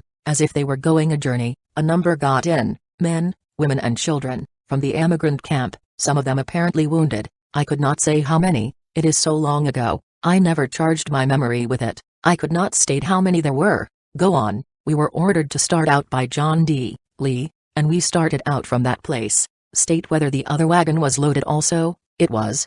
Were there any guns put into either wagon? There were not in mine. Did you at any time leave your team? No, sir. When John D. Lee directed you to drive, what took place? We proceeded some distance on the meadows. Mine was the lead team. Who accompanied you? John D. Lee was walking behind the wagon, between the 2 wagons, by the court. Were there any persons in those 2 wagons? Yes, sir. They were loaded up with persons and things. Were both of those wagons loaded with men, women and children from that camp of immigrants? Yes, sir. And other things besides. How many got into your wagon? I could not say. It is impossible for one to tell. I should think half a dozen. What were they? Men and women? Any children in yours? I think there were some small children. And as you started on you saw Lee take a position between the 2 wagons and walk on behind you? Yes, sir. How far behind you? I could not tell you. I had as much as I could do to attend to my team. We must have been quite a little distance ahead of the other team. My team was a very fast-walking team. Lee checked me up several times. I had to hold on to the lines. Did Lee give you any reasons for it? No, sir. I outwalked him. We walked very fast. How many times did he tell you not to walk so fast? Several times. By Howard. What occurred from that point? He called to me to halt after we got out of sight of the camp. Who did? John D. Lee. When we got out of sight, over the hill, there is where we passed out of sight of everything. There is a rising ground there. We were this side of it, and everything back towards the emigrants was out of sight. When we got to this place, Lee ordered me to halt. At that instant I heard the sound of a gun. I turned and looked over my shoulder, and Lee had his gun to his shoulder, and when the gun had exploded I saw, I think it was a woman, fall backwards. I had to tend to my team at the time. Who discharged that gun? John D. Lee must have discharged it. Did he hold it in his hand? Yes, sir. He must have hit her in the back of the head. She fell immediately. Go on. I turned round. It seemed to me like I heard sounds of striking with a heavy instrument, like a gun would make, but I never saw any striking done. But I turned round to the other side a few minutes afterwards, and saw Lee draw his pistol and shoot from 2 to 3 in the head of those who were in the wagon.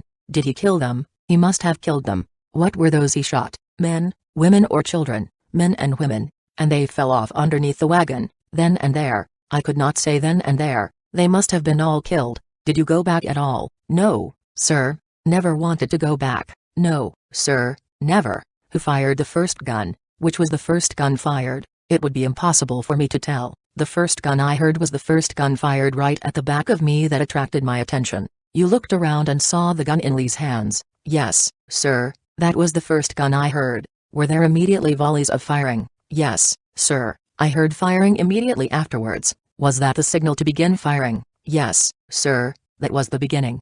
How long after Lee told you to halt was that firing? It was instantly done. And you looked around and saw the gun? Yes, sir. Cross-examined. You say that you got your orders from Higby to go down there. I believe it was from Higby, but I am not sure. I am almost positive it was from him. Did Higby go with you? I don't recollect. Where did you camp that night? On the meadows. How many men were there? I could not say. About how many men were there? I could not give it, because I went in the dark, and had my team to hunt the next morning. I turned them out, and it took up all my attention. Next morning, how many men did you see there? I don't recollect anything about it. You did not see anybody there except yourself, and John D. Lee, and the man that carried the flag, did you? I saw a good many there, but they were strangers to me. You can't tell about how many were there. I might if I had counted them, and impressed my memory with it. Do you think there is anything you saw, during the time you were absent from home, but what is burned into your memory, so that it is impossible for you to forget it? Yes, sir, a number of things. One of the principal things that you cannot recollect is the names of your friends who were there. I don't know that I had any friends there, any more than I have here. Can you give me the names of any of the men that you saw there that day? Well, sir, I could not really recollect. I suppose not. I might if I was to sit down and think for a while. A little thing like that you would not recollect. Will you please tell me the names of the parties that were present on the ground, at the time you started to drive down to the emigrant camp? It is impossible for me to do it. How many men were in sight at the time you started to drive down, of your friends, parties from Cedar City or elsewhere? Well, sir, I could not say. I don't recollect seeing any of them. I was too much absorbed in my team and in my own surroundings. What caused you to be so much absorbed? Any man that has a team to attend to under circumstances of firing of guns. Were any guns firing then? Not then. You did not get roused up until after they had loaded your wagon. Had anything happened to excite you previous to the loading up of your wagon at the emigrant camp? I am not aware of anything particularly. You didn't know at that time that anyone was to be killed? No, sir. You had not even heard that anyone was to be killed? No, sir. You thought you were on an errand of mercy? Yes, sir. You thought you had gone there in good faith to help those emigrants back to Cedar City? Yes, sir. That was my understanding. You had driven down across the valley to the immigrant camp, and the only men you saw during that entire time were John D. Lee and this man that carried the flag. I saw a lot of emigrants around there. I am speaking now of the people who lived in that vicinity, outside of the men that lived at Cedar City. They were strangers to me, and I could not tell who they were. You saw them the night before? No, sir, I did not. Didn't you see them on the ground before you started to drive down to the emigrant camp? I could not say that I did. I don't recollect of seeing any quantity of men where I was, at all. You didn't see any Indians that morning? No, sir, no Indians at the time of the killing. I could not say about that. I believe there were Indians around. Well, do you know, I don't recollect. You do not recollect to have seen any Indians? Yes, sir, I saw Indians around there, but at the precise moment of time I could not say. Did you see more than 1 or 2 Indians? I saw a great many Indians there after the firing commenced. Where did those Indians come from? I don't know. What were they doing? I could not tell. Did you see them commit any acts of hostility? I don't recollect. I don't doubt but they did, but I can't recollect of their doing anything of the kind. You pretend to say now that at the time the gun was fired, and from that time on, your excitement and fear were so great that you can't recollect all that did happen. Yes, sir, that's about true. How far did you haul those people after they were killed? Left them right there. Who took them out? John D. Lee. Don't you think he killed a dozen? I could not tell. Give us your best impression. My impression is that there might be half a dozen. You did not help kill anyone. Did you kill anyone there? I had nothing to do with it at all. Then you did not raise your hand against anyone at that time, or do any of the killing of the immigrants. I believe I am not upon trial, sir. I ask if you refuse to answer the question. No answer. Did you upon that occasion, on the day when the Mountain Meadows massacre took place, kill any person upon that ground or assist in the killing of any person? I don't wish to answer. You say every person that was in the wagons was killed, to my best recollection and knowledge. Don't you know, as a matter of fact, that there were some 17 children in those wagons that were not killed? I don't recollect the number. Don't you know there were a number of children that were not killed? Yes, sir. Explain what you mean. I mean all of the grown persons were killed, the children were saved, sir.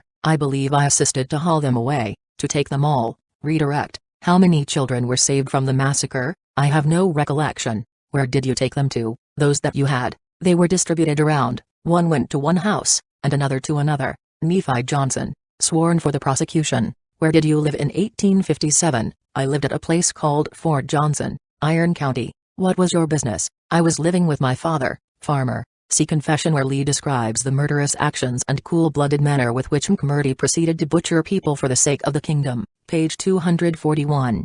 Were you an Indian interpreter? Yes, sir. I could talk some with the Indians at that time. Were you at the Mountain Meadows massacre? Yes, sir.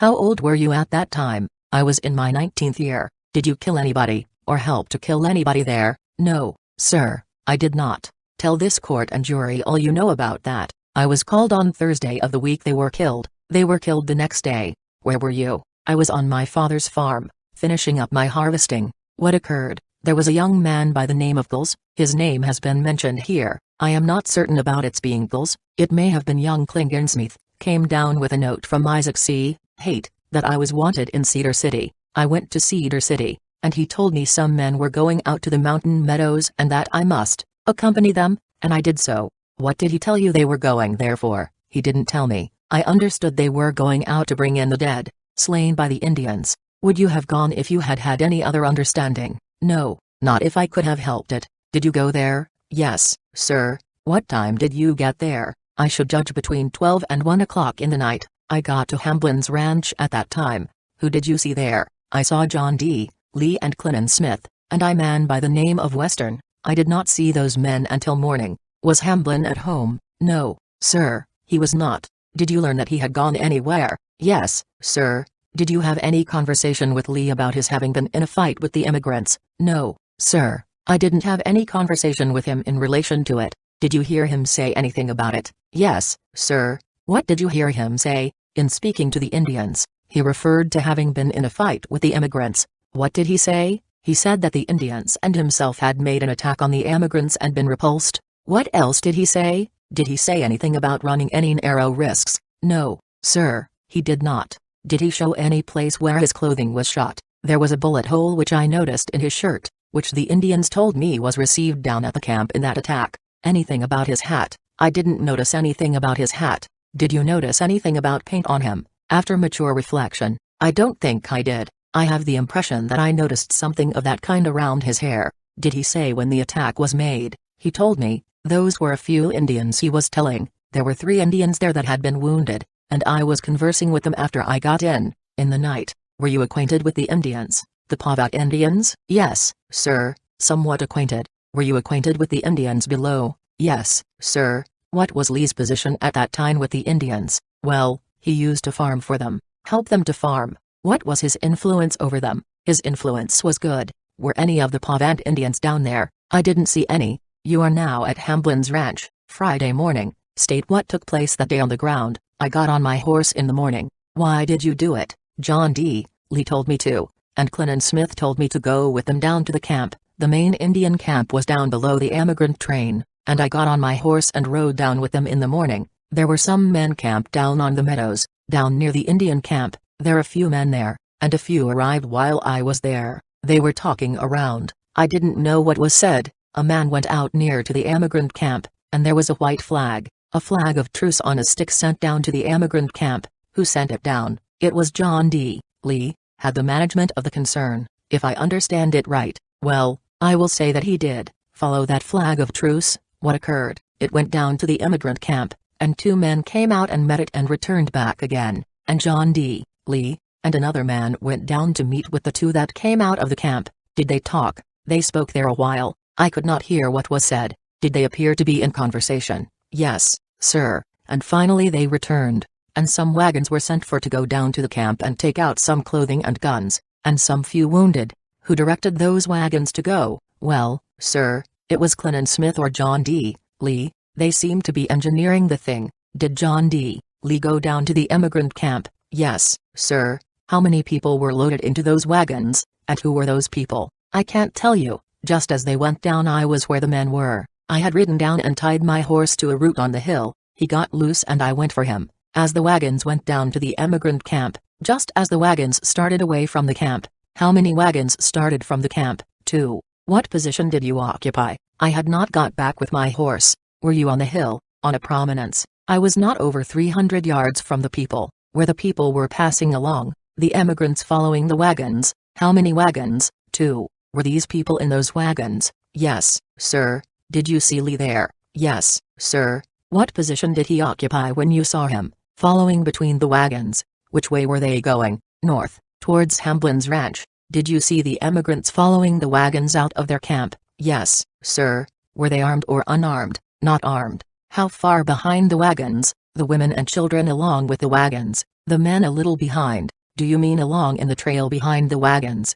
Yes, sir. And the men behind all? Yes, sir. How many of them? I should judge about 25 or 30 men. How many women? Probably there were not so many women as men. You don't pretend to give the number. No, sir. How far from the wagons at the head of the column were the people that were walking? The wagons got a good deal ahead. Were the people marching in double or single file? I could not tell you. The women and children were following along promiscuously, and some of the men. Were you where you could see the wagons plain and see Lee? Yes, sir. Were you armed? I had a pistol. Did you shoot it off at all? No, sir. Did you have anything to do, in any way, shape or manner with that massacre? No, sir. Will you tell the jury what you saw done at those wagons, and the order in which you saw it? When the wagons got up a piece ahead of the men I heard a gun fired. Where was it? I think it was behind. I am not sure it was behind the wagons. I turned round to look, and at that the Indians and whites made a rush, and there was a general firing. Where was that gun fired off? I think the gun fired was some distance behind the wagons. What took place then? The people were killed. Did you see any of them killed? Yes, sir. Did you see John D. Lee kill any of them? I saw him fire off, and saw a woman fall as I looked down to the wagons. What wagon was it? I am not certain. I think it was the Lee wagon. Tell what occurred. I saw his gun fired, heard the report of the gun and saw it fired, and saw a person fall, and the gun was held in his hand. Did it kill her? I didn't go to see. The Indians rushed. What did you see him do next? I looked down below to the men that were below, and then when I looked back again, was the massacre going on then down lower? Yes, sir. Indians and all along the line. I saw John D. Lee and some Indians pulling some persons out of the wagons. What did you see him do to anybody else? I can't swear, but from the motions I should say he cut a man's throat. Tell how he did it. I can't tell you, only I saw his arms moving around pulling men out of the wagons. They went to the left of him. I was not near enough to see, but he seemed to hold on to him. Who pulled him out of the wagon? John D. Lee and an Indian. Did you see John D. Lee make any motions? I did. What were they? I thought at the time that he was cutting a man's throat, but then I was so far off. You were in plain sight. Yes, sir. Have you any doubt that is what he did there? No, sir. What else did you see him do? I didn't see him do anything else at the time. At any other time? No, sir. Did you see him do anything else towards killing those people? No, sir.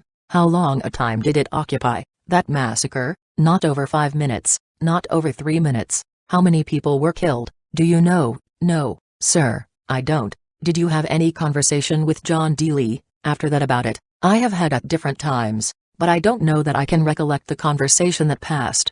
Did you ever have a conversation with him in which he told you the particulars of the first attack? He told me once something in relation to it, but it is so long ago. It was only that he attacked them, that the attack was made just as daylight was appearing in the morning. He said he went with the Indians to make the attack. Did he give you any reasons for making the attack? No, sir. How many cattle were there belonging to that train? That I cannot tell. There was quite a number, quite a lot of stock. How many wagons did those emigrants have? 13 I counted. Do you know what was done with the cattle? Taken to Iron Springs. Who took them around there? I don't know who took them there. Some men took them there. Do you know of Lee having and using any of the wagons afterwards? I saw some of the wagons at Harmony several weeks afterwards. What did you say became of the cattle? Taken to Iron Springs. By whom? I understood by John D. Lee's orders. Do you know what was done with the cattle? I saw some of the cattle afterwards on the Harmony Range close to Lee's residence. They're under his charge. I suppose so. I am not definite about that.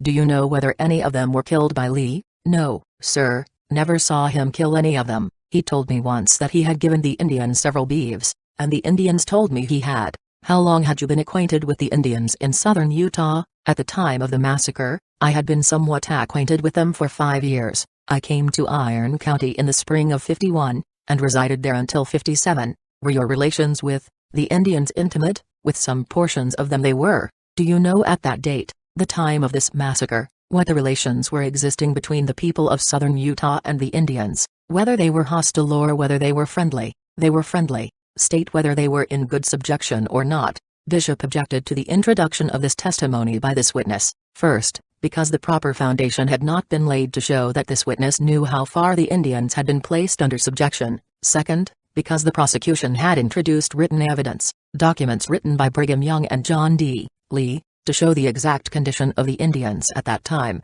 and before that. Third, they seek to prove that the Indians were friendly to the people of Utah. That is irrelevant and immaterial here, from this fact, that there is no question now before the court or jury as to whether the Indians of Utah were friendly with the citizens of Utah or not. It is not claimed by either the prosecution or the defense, that the Indians had made any attack at that time, or that they afterwards made any attack on the citizens of Utah. The only question on trial is as to the fate of certain people, non-residents of Utah, and the fact as to whether this defendant was connected with their taking off or not. After argument the question was withdrawn. What was the influence of John D. Lee over the Indians of southern Utah, those that were there present at the massacre? Objected to until it is shown that this party knows what that influence was. Question withdrawn. Do you know the relations existing between John D. Lee and those Indians? The relations between John D. Lee and those Indians, a small portion of Indians that roved around in there, were good, but the Indians further south, I don't know. The Indians of Santa Clara, and farther on, I did not know. Had you any information, before you went there, from John D. Lee's Indians, that he had control of, that he had promised to go there? I had information from Indians that went there. How long was that before you went? It was on Monday evening, before the massacre on Friday. What was that information? Objected to. Question withdrawn. Cross-examined. How old were you at the time of the massacre? I was in my 20th year. Where were you at the time, Mr. Haight ordered you to go to the Mountain Meadows. I was at Cedar City. What time in the day was that? It was sometime in the afternoon of Thursday. The day before the massacre? Yes, sir. How many men went with you to Cedar City? 2 went with me to Cedar City. Who were they? Clingan Smith's son, and I can't recollect who the other was. Came down to tell me I was wanted there. A man by the name of Charles Hopkins, and Charles Western, went with me to the Meadows. I went on horseback, and John Western went with the wagons. There were no others went at that time. There were others before, I understood. How many did you find there when you got there? Citizens of Cedar City and the surrounding country. I can't tell you the number. How many? 10, 15 or 20. I should judge 10 or 15. Is it not a fact that there were more than 25 or 30 men, white men, there, that you saw on the ground? There might have been. Wasn't there that number? I could not tell you. Why can't you tell me? Because I didn't count them. I was not there long enough to ascertain the number of men that were there. Where did you go that night when you went on the ground? I went to Hamblin's ranch, got there about 12 or 1 o'clock, not far from midnight, and lay down there till morning. What time did you get to the meadows next morning? It was some time in the forepart of the day.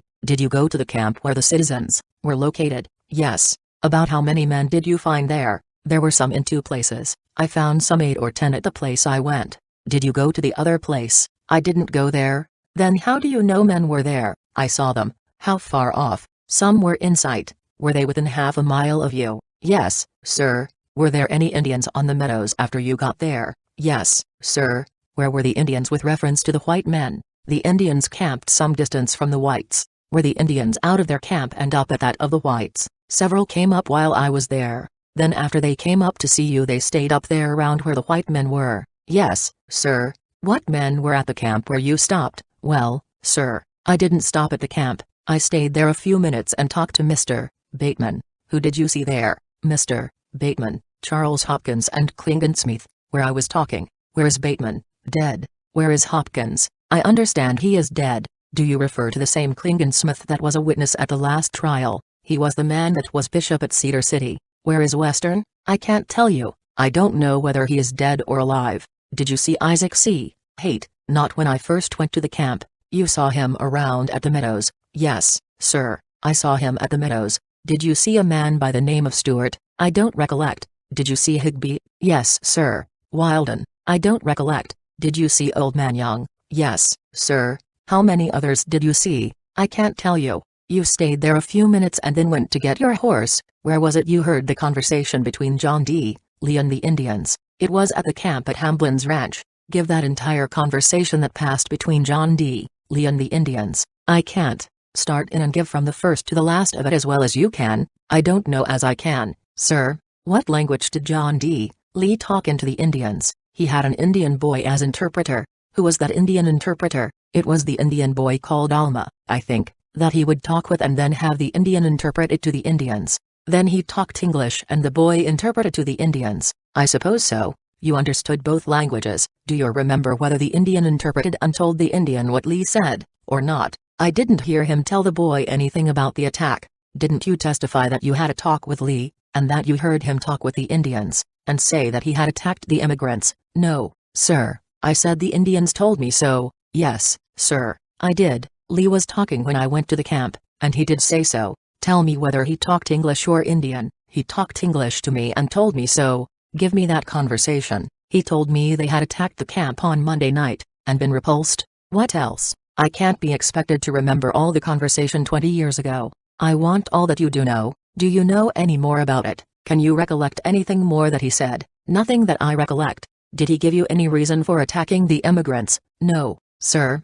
Did you find any fault with him for attacking them? Was anything said about whether it was right or wrong? No, sir. I was a boy. I didn't consider it my business to talk to my superior officers in regard to such things. How was that about Lee being your superior officer? I say I was a boy and didn't consider I had a right to talk to a man in his position in such matters. Did he have any control over you? No. What right had he to control your actions? No answer. What position did he hold that gave him the right to direct your movements? I was sent there. You have spoken of his being your superior officer. Tell me what position John D. Lee held that enabled him to control your actions. They called him Major Lee, and I was sent by Major Haight to go to the mountain meadows, to Major Lee. That is the reason you considered that you had nothing to do with it? Yes, sir. Did Haight tell you what you were to do there? No, sir. He simply told you to go to the mountain meadows. Yes, sir. What do you mean by your evidence? When you were asked by Mr. Howard a question, and you answered that you would not have gone to the meadows if you had known what was to be done,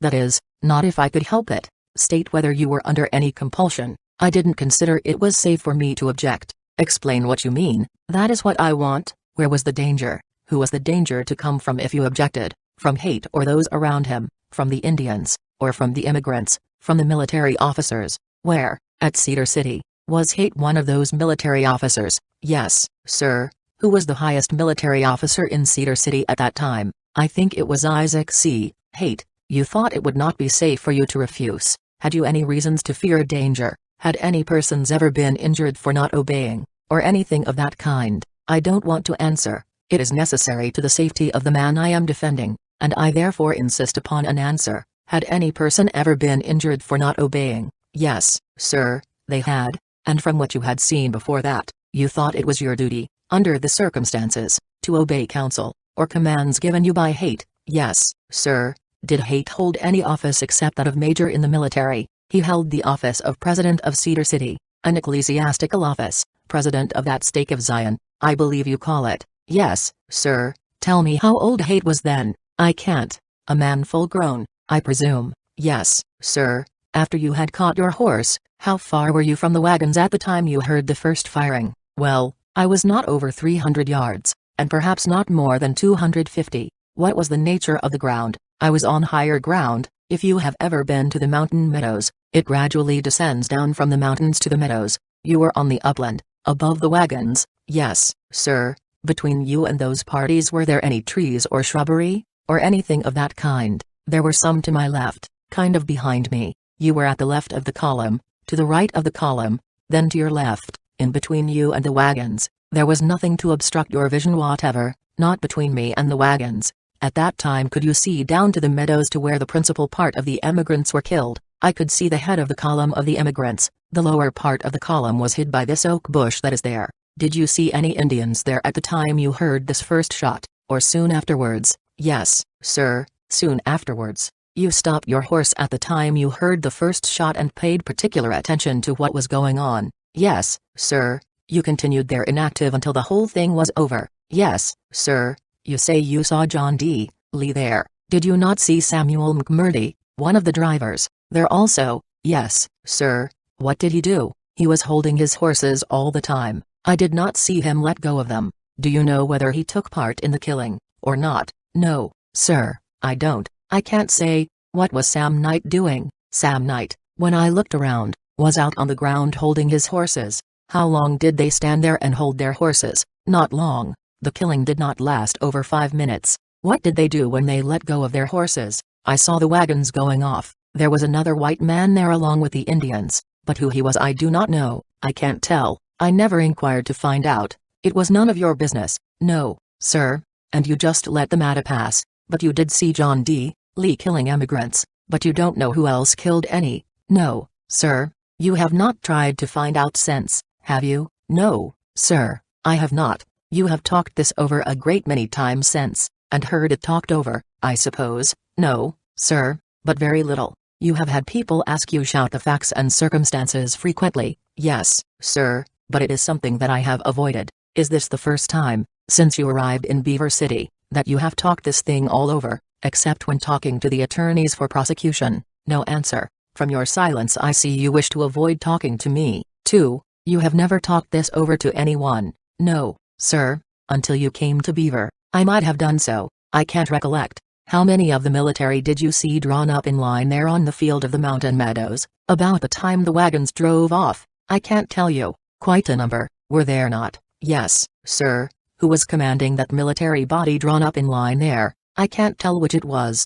Clingman Smith or John M. Higby. They were both there. Yes, sir, I think so. Is it not the fact that these men were drawn up in military line, standing there with arms in their hands, within 200 yards of the emigrant camp? I can't tell you. Did you see them march in? I saw them marching, as I told you. When I got my horse and turned back I saw them marching. I understood you to say that it was the emigrants that you saw marching after the wagons. Did you see the militia from Cedar City marching too? At the same time, there were men coming all along all together. I can't tell you whether they were militia or emigrants. All were marching along together. About what time did the emigrants come out of the camp? It was some time in the afternoon, I think. How long had you been there at the mountain meadows, before the massacre took place? Well, I went from Hamblin's ranch in the morning. I hadn't been there a great while. Johnson, where were you born? I was born in the state of Ohio. How old were you when you arrived in Utah? I was some 12 years of age. Came I suppose with your parents,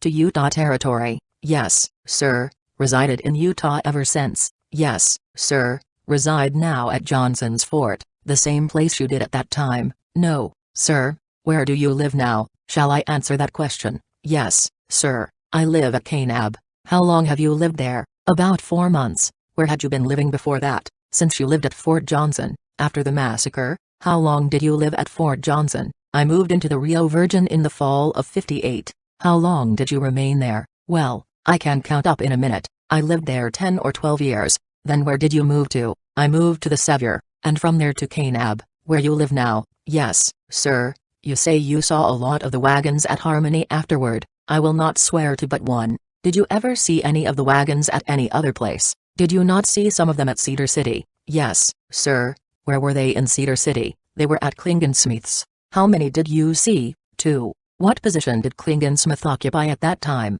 He was Bishop of Cedar City Ward. You spoke of seeing some cattle on the Harmony Range. Did you ever see any of those cattle on any other range? They were running about Harmony and Kanab.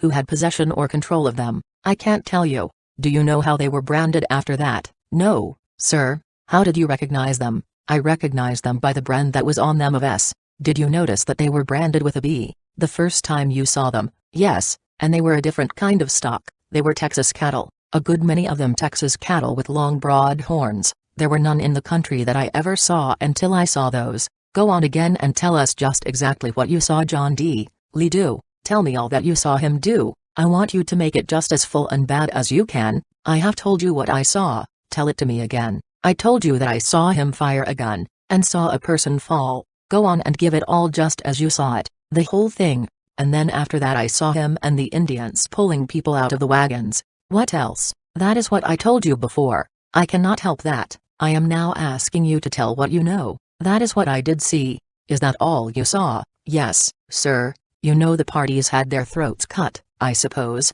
No, sir. You went down and looked at the bodies afterwards. No, sir, I did not. I did not want to. Then it is only a supposition, that the parties' throats were cut, that is all? Did you ever go back to see if those persons were dead or not? No, sir, I did not. I saw them lying there after the wagons had driven away.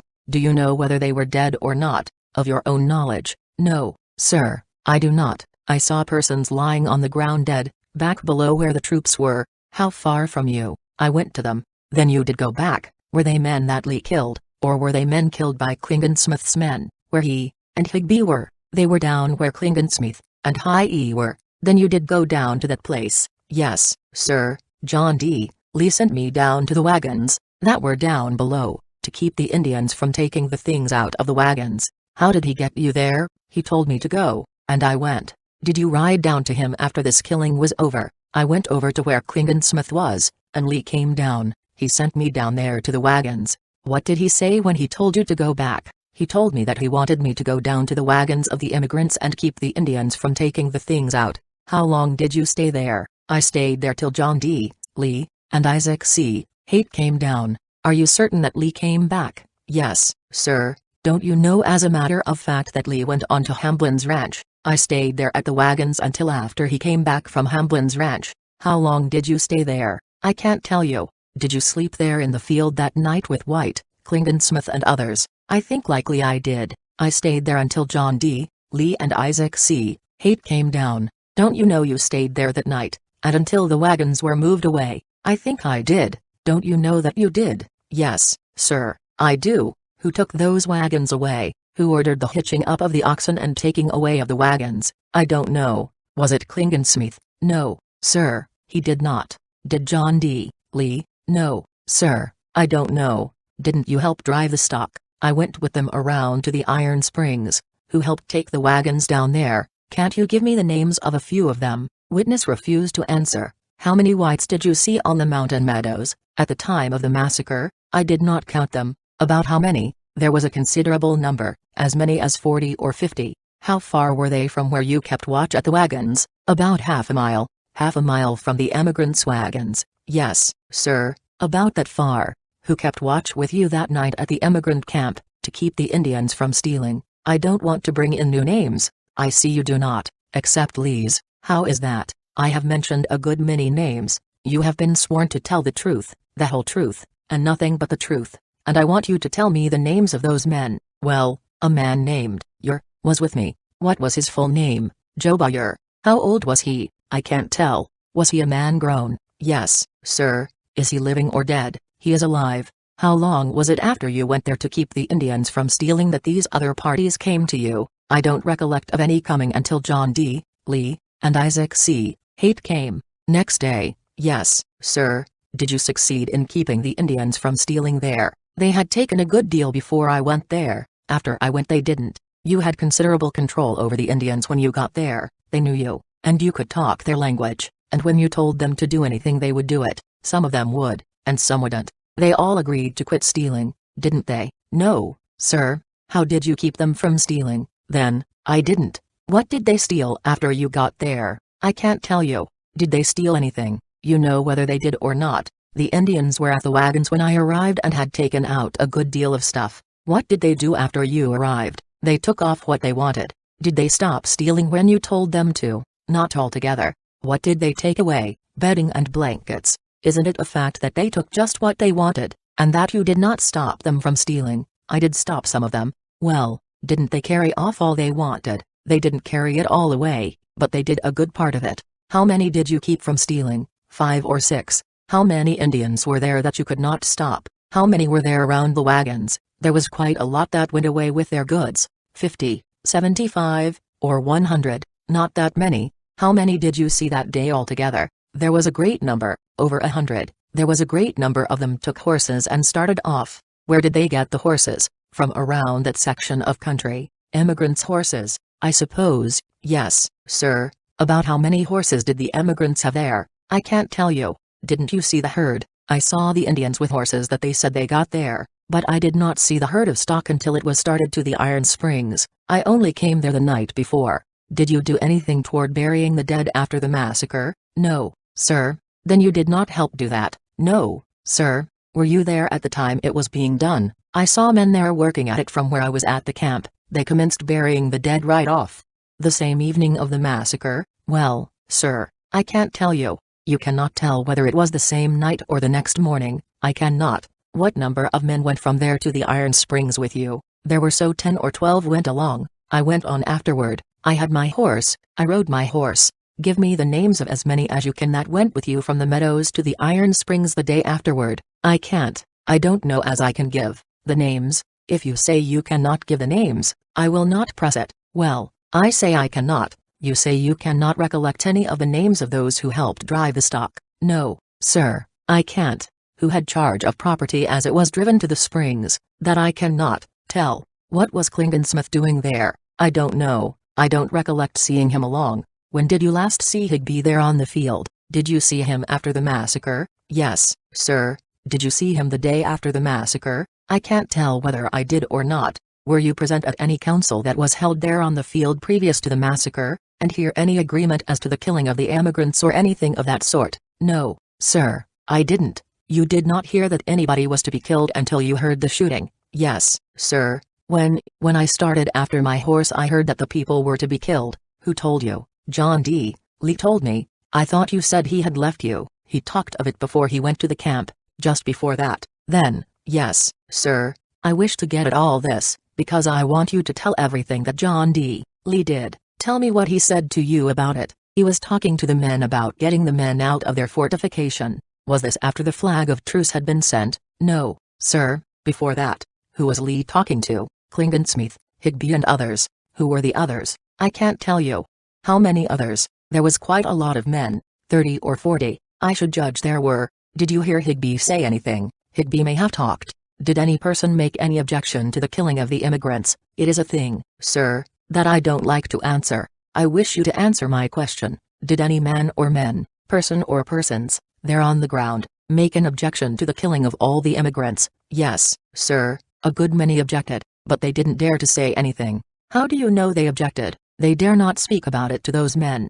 Did they speak up at the council and make objections? I was not at the council. Did any one of that 30 or 40 men raise a voice against the killing of the immigrants, at the council, on the field, or in the presence of Lee, Higby or Klingensmith, or anyone else? No, sir, they did not. What did John D. Lee say about it in the presence of Haight and Higby? He said we must get them out of there. Who was he talking to then? Higby and the others. Were they talking the matter over? Yes, sir. Tell me what was said. I can't recollect. Do you recollect what Haight said? Haight was not there. Then how was it that Lee was talking to Haight and Higby if Haight was not there? It was Higby and Klingensmith he was talking to. What was it that Klingensmith said about killing the emigrants? I can't tell. Then you cannot recollect what anyone said or did except John D. Lee? No, because John D. Lee was the most conspicuous man in the whole thing. Klingensmith, the bishop of the church at Cedar City, Haight and Higby, as majors in the militia, all stood back and gave John D. Lee full control, did they? He had control of everything on the field. He acted like a man that had control. Did he not have control? I can't say. Did you not think at the time that John D. Lee had full control of everything and of every person there? He acted like it. What do you believe about it? No answer. Haight ordered you to go there? Yes, and when I got there I went to Lee. That was the instruction. And you stayed by him and obeyed all of his orders? No, sir. He wanted me to talk to the Indians in a way I didn't want to. Tell me how he wanted you to talk to the Indians. He wanted me to tell them that they would get the immigrants out some way, so they could get their guns and horses. You refused to tell the Indians that, did you? Well, I talked to them some. Did you tell them that or not? I don't wish to answer that. Court, you need not tell anything to criminate yourself. Bishop, can you tell me anything besides that you heard John D. Lee say? No, sir, I cannot. That is all I recollect. What time of day was that, when Lee said, we must get them out some way? It was in the forepart of the day. Who was in hearing distance when Lee said that? I declined to answer. Howard, you don't decline because it would criminate you, do you? No, sir. Then you cannot decline. Bishop, tell me who was present, and heard that statement of Lee's. I can't tell. There was a lot of them there. After you arrived at Iron Springs, did you and those with you talk the matter over and agree to keep it a secret? The matter was talked over at the camp, and again at the Springs, about keeping it a secret, but I can't tell what the agreement was that was come to. Was the subject talked over as to whether it should be talked over afterwards or not? I don't recollect. After that, did you talk it over with those who were engaged in the affair with you? In which conversation you learned it was best to keep silent concerning the whole thing. It was talked of that way, that it was best to keep still. What reasons were given, why it was best to keep still? I can't tell you. Do you know what the reasons were, or do you decline to answer? Is it because you forget, or why can't you tell me? It was because they didn't want it to be known. Those men who were in it, the leaders in it, didn't want it to get out. I asked you whether you ever had any conversation with anyone in regard to it. I can't tell you whether I had or not. Of course, such a thing as that men would talk about. That's what the matter now. It has been talked about and can't lie still. Did you ever have a conversation with Haight about this massacre since it occurred? Not that I know of. Did you ever have a conversation with Stewart? No, sir. Did you ever have one with Higby about keeping it still? Not that I know of. Did you ever talk with Allen, Klingensmith, or any other party that was there, about keeping it still? I tell you, I don't recollect having a conversation about keeping it still. Such a thing was talked about, but I don't now recollect talking about it. Did you hear either of those men talk about it, about keeping it secret? No answer. Is it not a fact that after the property was all gathered up at the Meadows, and you were ready to start for Iron Springs, that speeches were made to the men present, by those in authority, in which speeches you were ordered to keep it a secret forever? There were a great many speeches made, at the Meadows, before you left there. Was it not told you in a speech then made to you, that it must be kept secret, that it would be best to keep silent? Were you not so advised by your leaders? Yes, sir. Who gave that advice? Who ordered you to keep silent? Klingensmith and Haight gave the advice. The cross-examination was continued at great length, but the witness could not, or would not recollect anything except what he had been advised by his priestly rulers to swear to.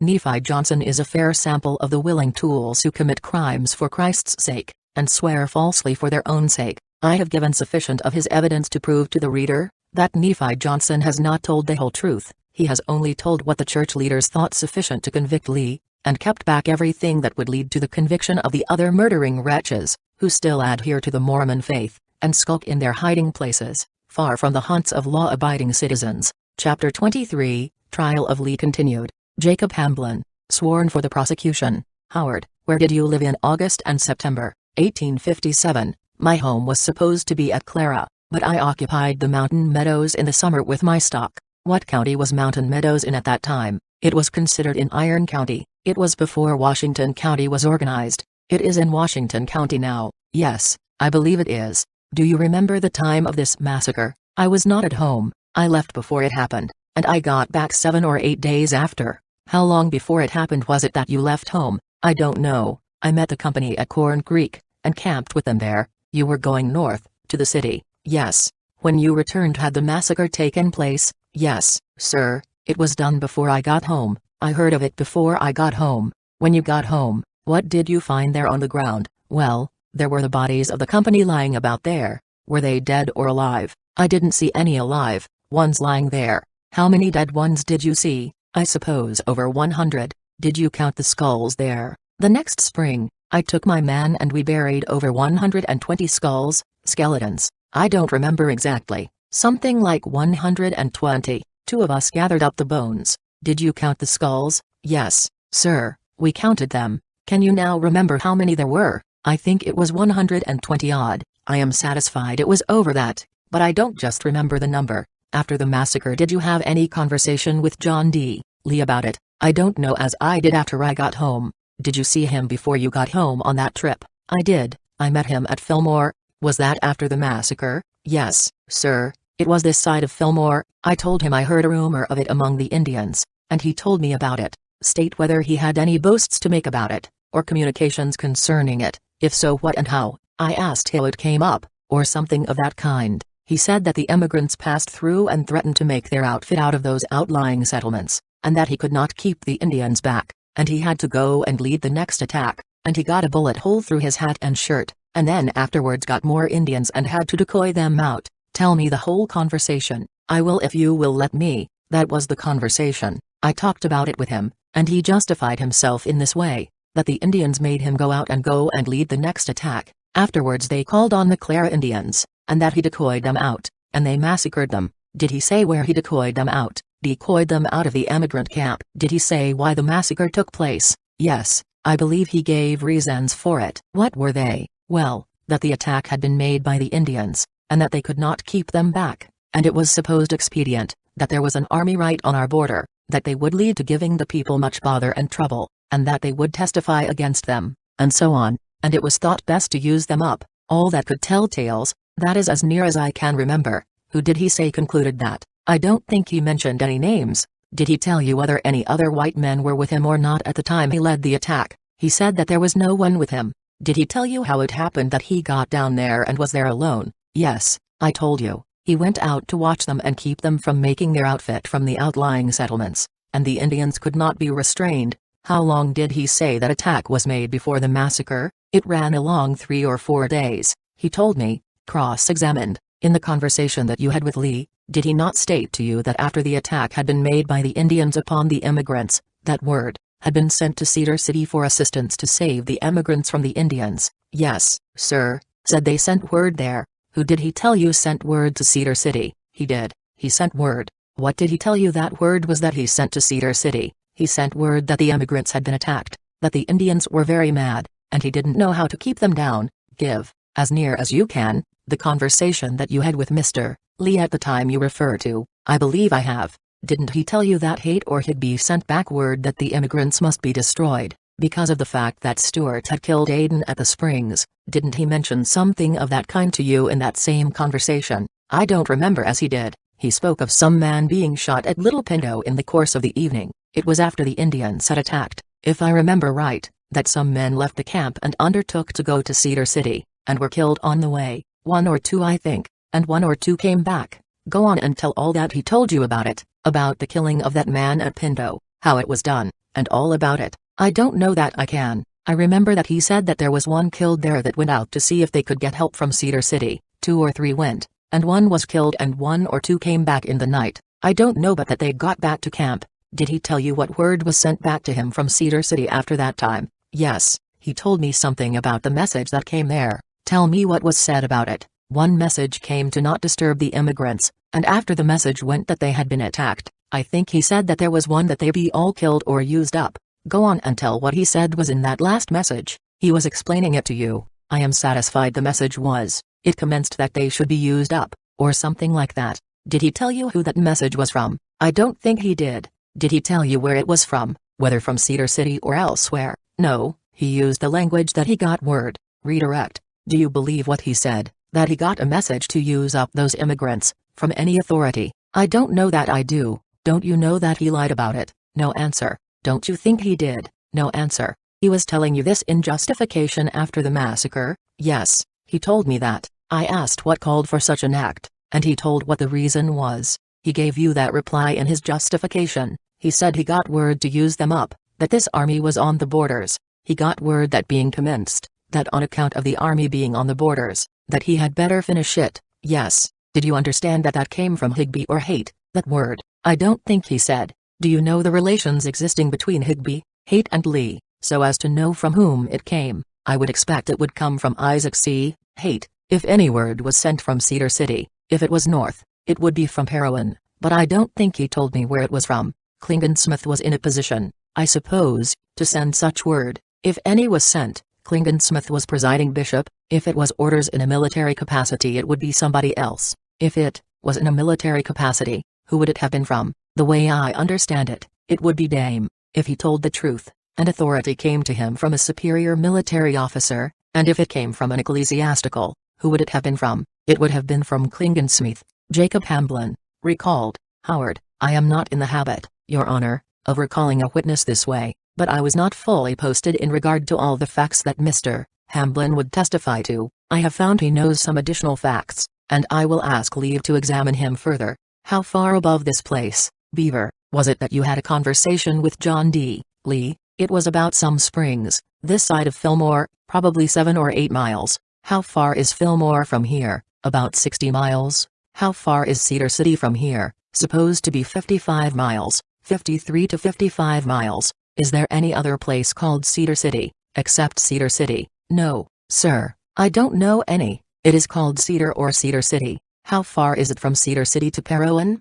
18 miles. I used to suppose it was. I have heard it called that. How far is it from Parowan to Harmony? About 35 miles. It is supposed to be. Is Harmony on the road, or is it off of the road from Cedar City to the Meadows? It is 12 miles south of the road. Where do you leave the road going from Parowan to the Meadows, to go to Harmony? We leave it 2.5 miles below Cedar City. Then it is off to the left as you are going. Yes, sir. Where is Pinto? It would be within 7 miles of the north end of the Meadows, where my ranch was. What was the condition of the Meadows at that time, with regard to being a good stopping place for travelers? At that time it had a very luxuriant growth of grass all over the valley, and springs at each end. It was considered a good stopping place for companies, and was occupied by myself and 2 or 3 others at the north end. We had then formed a settlement called the Clara. In this conversation that you had with Mr. Lee, did he say anything to you about the manner in which, or by whom, the men had been drawn into that massacre? If he did, will you state all he said, in your own way? It was a long while ago, but I recollect him telling me that there were white men there, and that they didn't know what they were going for until they got there, and some would not act and some would. What do you know about the disposition of the property of those immigrants? There was none on the Meadows when I got there, that I saw. I saw 2 or 3 young men driving 200 or 300 lead of cattle, going to the Iron Springs. Afterwards I saw them on the Harmony Range, that drove of Texas cattle, whose range was the Harmony Range. It belonged to the Harmony settlement, the citizens of Harmony. Do you know of Mr. Lee using any of those cattle, butchering or using any of them? He had charge of them, Bishop, to save time and trouble. We will admit the corpus delicti. Of course it is understood that counsel cannot admit anything against his client in a criminal case, but there will be no question raised about it. It is an undisputed fact that something like 120 people were killed about that time and at that place, and that the number of people charged in the indictment were killed. There will be no question that they were killed at that place. There will be no question. We will never argue before any court that there has not been a killing as charged in the indictment, except that we will always argue that the defendant did not do it. Calling your attention back to that conversation, I will ask you to tell the court and jury, in your own way, what Mr. Lee told you in regard to his personal participation in that killing. If he told you anything, well, I believe I told it here yesterday, that he spoke of white men being engaged in it, and that he made an attack at daylight, that he could not keep the Indians back. They were so mad because one of their men got killed, and another wounded, that he led the attack and got a bullet through his hat and another through his shirt. The talk was something like this. They went out there to watch the emigrants and see that they should not get their outfit from the outlying settlements, that the Indians made the attack at daylight, and one of them got killed and another wounded, and that raised their temper to such a pitch that they went for him and compelled him to lead the attack, which he did once or twice, once anyway, and got the bullet through his hat and one through his shirt. The emigrants were so strongly entrenched they could do nothing with them, and afterwards they were under the necessity of decoying them out with a flag of truce, and they came along in the meadows to where the Indians were lying in ambush, and they rose up and massacred them. The emigrants were unarmed. Tell what else he told you? Well, he spoke of many little incidents. Mention any of those incidents. There were 2 young ladies brought out, whom by an Indian chief at Cedar City, and he asked him what he should do with them, and the Indian killed one and he killed the other. Tell the story as he told you, that is about it. Where were those young girls brought from? Did he say, from a thicket of oak brush, where they were concealed? It was an Indian chief from Cedar City. Tell just what he said about that. The Indian killed one and he cut the other one's throat, is what he said. Who cut the other's throat? Mr. Lee. Tell me what Mr. Lee said. State the circumstances of that killing. What conversation passed between that Indian chief and Lee, and the conversation between the woman and himself? I don't know that I could. Tell all you can remember about it.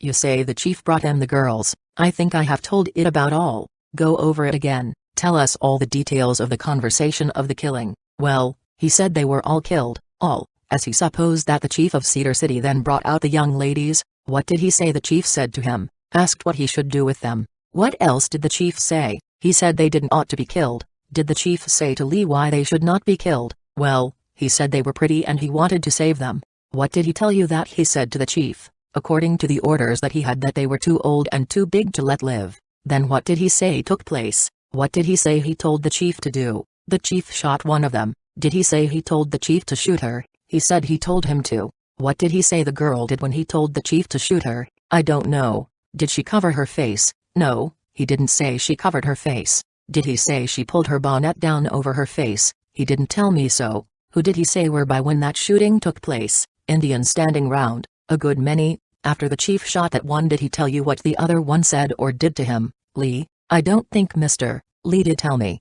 Did he tell you himself who killed the other one? I told you that he said it was a Cedar City chief that killed one. Who killed the other? He did it, he said. How? He threw her down and cut her throat. Did he tell you what she said to him? No. Who did tell you that? The Indians told me a good many things. Didn't Mr. Lee tell you that she told him to spare her life, and she would love him as long as she lived? Lee didn't tell me that. Did you ascertain in that conversation, or subsequently, where it was that they were killed? When I got home I asked my Indian boy, and he went out to where this took place, and he saw 2 young ladies lying there with their throats cut. How old was he? 16 or 17? What was the condition of those bodies? They were rather in a putrid state. Their throats were cut. I didn't look farther than that. What were their ages? Looked about 14 or 15. At what point were their bodies from the others? Southeast direction, towards some thickets of oak. How far off? About 50 yards. Were those bodies up a little ravine? A little way, yes, on a rise of ground.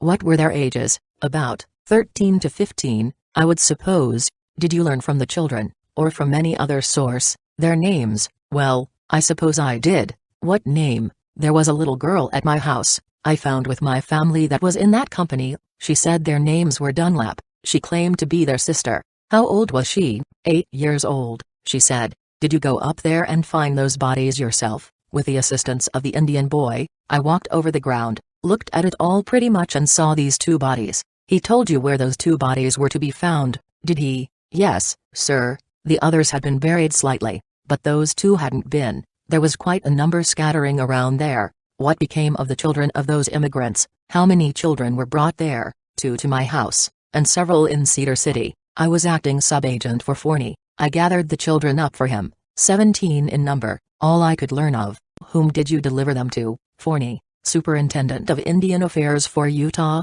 Were there any of the wagons or other property burned there on the ground? I never saw any sign of burning, and never heard of any being burned. Cross-examined. Bishop, what day in September was it that you had this conversation with John D. Lee? About 7 or 8 miles this side of Fillmore. I don't recollect the date. I left the city about the 14th, and came directly there. Who was present at that conversation? A man by the name of Bishop? That was not me. No, that man had 2 good eyes, and you have but one. What bishop was that? Was he a Mormon bishop? No, he was not a Mormon bishop. He was a merchant. He had been hauling goods from California, and dealing here some in these settlements. Can you give me his other name? No, sir, I never heard it. Was it Jesse Bishop? I don't know his other name. Lee told you and this man Bishop all about it? Got you 2 together and told you? I don't think Bishop heard the conversation, or much of it. Did Bishop hear any of it? I don't know that he did, or that he didn't. Then why did you say that he told you and this man Bishop? I said he was there.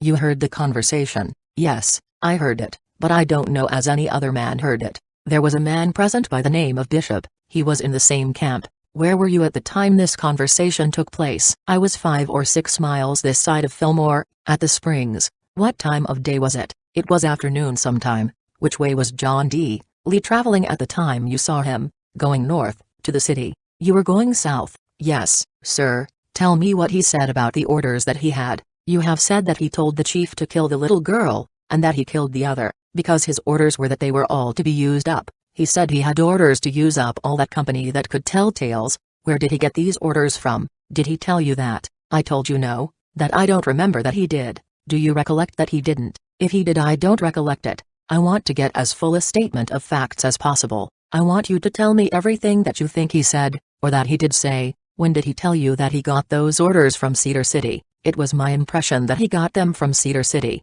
but I could not say what the man said about it, but I had that idea. Who else did he tell you was on the ground aiding in this killing? The names I don't know as he mentioned. I think he mentioned Bishop Klingensmith being there. Who else? He mentioned Higby being there. Who else did he mention? He mentioned my brother being there, bringing some Indians there. He sent him word to bring the Indians up there, sent him word of this affair taking place, and for him to go and get the Indians, and bring up the Clara Indians. Your brother, then, brought the Indians to the meadows, and then left there. Yes, he told me so. Now, how was it about the Indians making an attack about daylight? Were they repulsed? Yes. One killed and another wounded. Yes, sir. That enraged the Indians, and so Lee led the next attack? Yes, sir. Who do you mean were so enraged? The Indians. Yes, the Indians. He claimed the idea that he had to do it to save his own life. They were very mad, and wanted him to help use up that company. Did he not tell you in that same conversation that he tried to appease the Indians and keep them from attacking the train?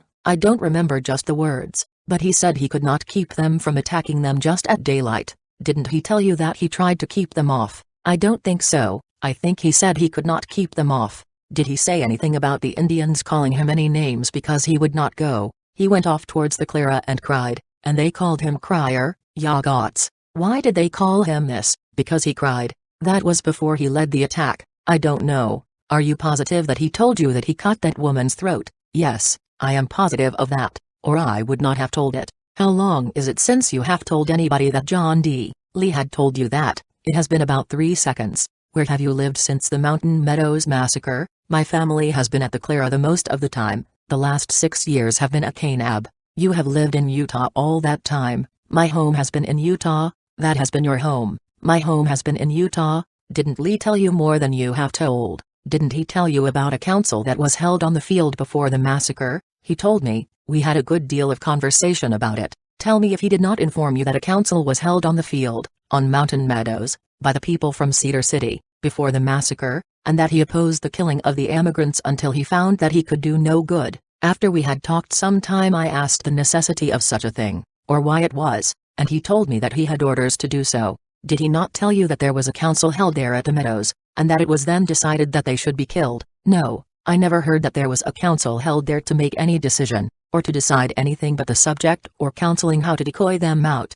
Who counseled with them? There was Klingensmith, the Bishop of Cedar City. Who else counseled with him? I think he said John M. Higby. I am satisfied it was. Did he tell you how long before the massacre it was that they talked this over? I don't think that he did. You were a sub-agent and Indian interpreter at that time, were you not? Right away after that Forney appointed me as sub-agent. At that time I was no agent, nor in any particular office, unless a missionary in the South Country to establish some settlements on the Clara. What reason did Lee give you in that conversation for the killing of the immigrants? He must have given you some reason why it was necessary to commit such a deed. I asked what called for it, why they did it. He said that attack at daylight would have thrown censure upon this people. On what people? The people that were living here. Do you mean the whites that were living here at the time? Yes, sir.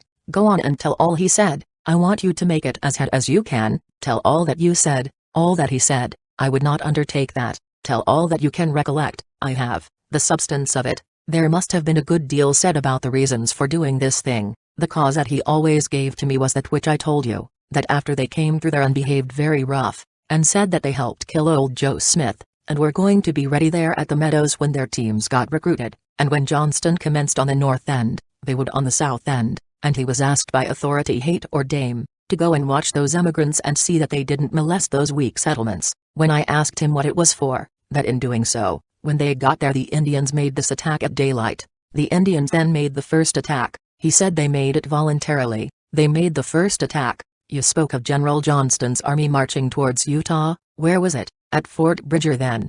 Who was it understood that Johnston was understood to be marching against them? The understanding and feeling was that he was marching against the Mormons as a people, church or nation, and was going to try to burst up the whole concern. That was what we expected. You expected, then, that Johnston with the Army of the United States, was leading that army against this people. Yes, sir, with the intention of exterminating them or compelling them to abandon their religion. Yes, sir, that was my belief, to do away with the Mormon religion. How long before that had it been that this same feeling of fear or anxiety had been felt by this people, occasioned by Johnston's approach? I think it had been 2 or 3 months. It had come south at the time. I think it was the 24th of July when a celebration was held in one of the canyons, that word came that Johnston was on his way. After that 24th of July, did that report have any effect on this people to cause them to organize as a military people? No, that was organized before that, as far as I knew and was acquainted with the council. From that time on up to the time of the Mountain Meadows massacre, tell me if the people were organized as a militia, and enrolled as such. The instructions we had from George A. Smith, who was sent as representing President Young's mind, was to save everything like breadstuff, and use it when we wanted it. Did the people ever meet and drill, have exercises and musters, so as to make them understand the use of arms, and make them familiar with military tactics? Yes, sir, there used to be drills, sometimes, those days. Was it not a general occurrence for them to meet and drill? Yes, they drilled at Fillmore and Cedar. I don't know about Harmony using as much effort as possible to perfect themselves in military tactics. They were always doing that. They did that in Illinois. Did you not understand that all the men between 18 and 60 years of age were enrolled in the militia? Yes, I understood it so. Who was the highest military officer in this division? William H. Dame was first in command in the southern country. He was colonel of the Iron Militia. As I understood it, I was out a good deal. Who was the highest military officer at Cedar City?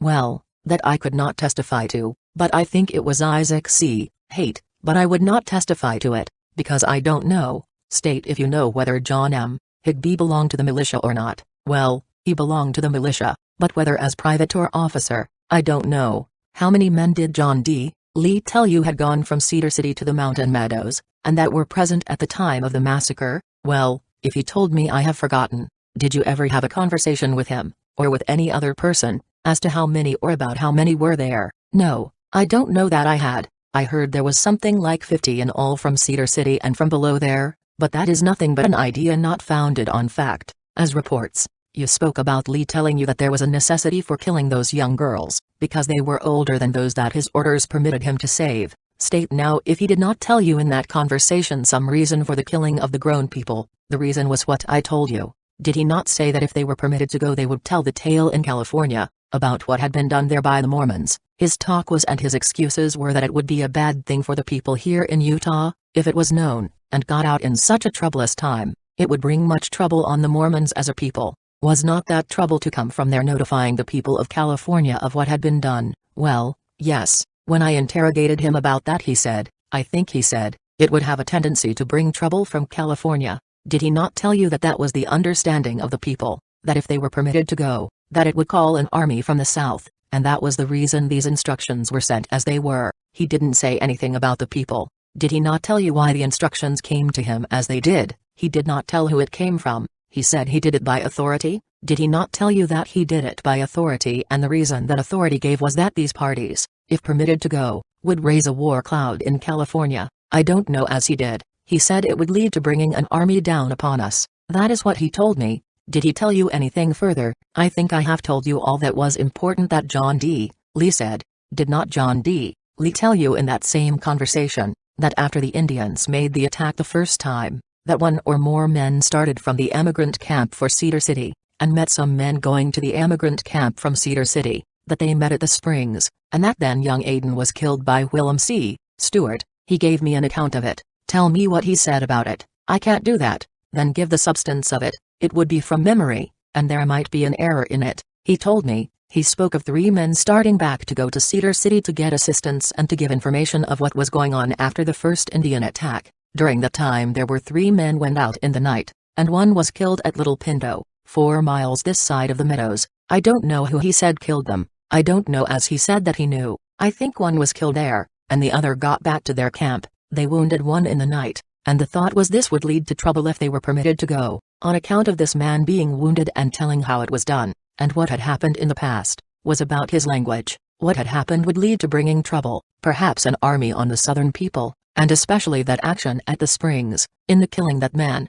Did Lee tell you who was at the springs at that time? No, if he did, I don't remember. Did he say this to you? That it was understood by the authorities that one man was wounded at the springs, and one man killed by Stewart, and if those people were permitted to go to California they would notify the people of California that the whites had made an attack in conjunction with the Indians, that they would lead an army from the south and west, and that for safety they considered it necessary as a war measure to kill those people. I think he told you that, Mr. Bishop. I told you that when I asked him. He told me that that would lead to bringing an army here. I am satisfied that is what he said, but as to the particulars of the killing at Little Pinto I could not say, only that a man was killed there and one wounded, and they had got back, that the attack at daylight was the cause of the emigrants being killed. Mr. Hamblin, have you now detailed to the jury all of the conversation that you had with John D. Lee, at the time that you met him 7 or 8 miles this side of Fillmore? I think I have. That I recollect distinctly enough to mention here. I may think of something else. You say you saw some of the cattle on the Harmony Range. How many people use that range for their cattle? I think something like 20 families. Do you know who took charge of the stock immediately after the massacre? I met 2 young men driving it, between 200 and 300 head. Who were they? They lived at Cedar City. I did not know them. They said they were going to drive them to the Iron Springs, and then afterwards I learned that John D. Lee took them. Who were those young men? I do not know. I was not acquainted with them. I was not much acquainted at Cedar City. They lived there, they said. How far did you live from Cedar City at that time? My family was then 28 miles from Cedar City, at the Meadows. Did you spend any time at Cedar City soon afterwards? When I came through I stopped about 10 minutes. I was on an express. Where were you carrying the express? I was going to overtake another company. Colonel Dame was afraid they would jump into them, and wanted me to go and see to it. Afraid who would jump into them? The Indians. Where did you get that express? From him. Where at? At Wildcat Canyon, 8 or 10 miles north of here. That was when you were coming from Salt Lake. That was after you had left John D. Lee. Yes, sir. Who are you carrying that express to? To the Indians, if there were any. He said he had learned they were following up this company. What company? The company that was following up the company that was massacred. They were stopped here a while, and the Indians wounded one, or killed one, or something. Have you ever given this conversation that you had with Lee to anyone, to the public generally? I do not ask if you have stated it to the counsel in the case, but to others. I have no recollection of it. Have you ever given it to any court or jury, or given a statement of it? No, not at all, not until now. Have you ever given a report of it to any of your superiors in the church, or officers over you? Well, I did speak of it to President Young and George A. Smith. Did you give them the whole facts? I gave them some more than I have here, because I recollected more of it. When did you do that? Pretty soon after it happened. You are certain? You told it fuller than you have told it here on the stand. I told them everything I could. Who else did you tell it to? I have no recollection of telling it to anyone else. Why have you not told it before this time? Because I did not feel like it. Why did you not feel like it? You felt and knew that a great crime had been committed,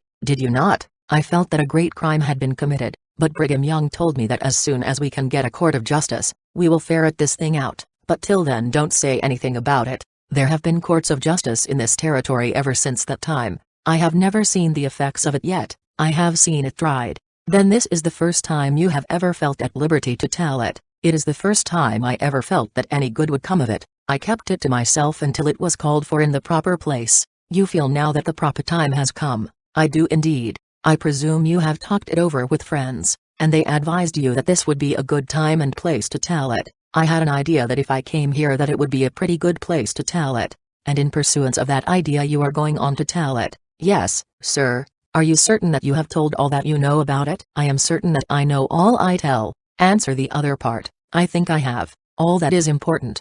Have you told it all? No, sir, I have not. Then tell it. I will not undertake that now. I would not like to undertake it. Redirect. Howard, how long have you known John D. Lee? Between 30 and 40 years. How long is it since Mr. Lee ceased to be so ardent in his feelings and religious zeal that he was willing to run the risk he did down there at the Mountain Meadows, to defend his religion. What I knew of him, he was always pretty zealous in what is called Mormonism. He was at that time. How is it now, Bishop? We object to the question. It is not expected that a man shall be called a criminal for giving up his belief in such a church. It is wholly foreign to the question at issue. Objection sustained. Nephi Johnson, recalled by prosecution. Notee, to fully appreciate the evidence of this witness, Hamblin, read what Lee says about the acts of Hamblin and Nephi Johnson, in the stealing of the cattle from the Duke's train. Howard, I will introduce the question I have to ask, by asking you if you know anything about this subsequent company, the Duke's company.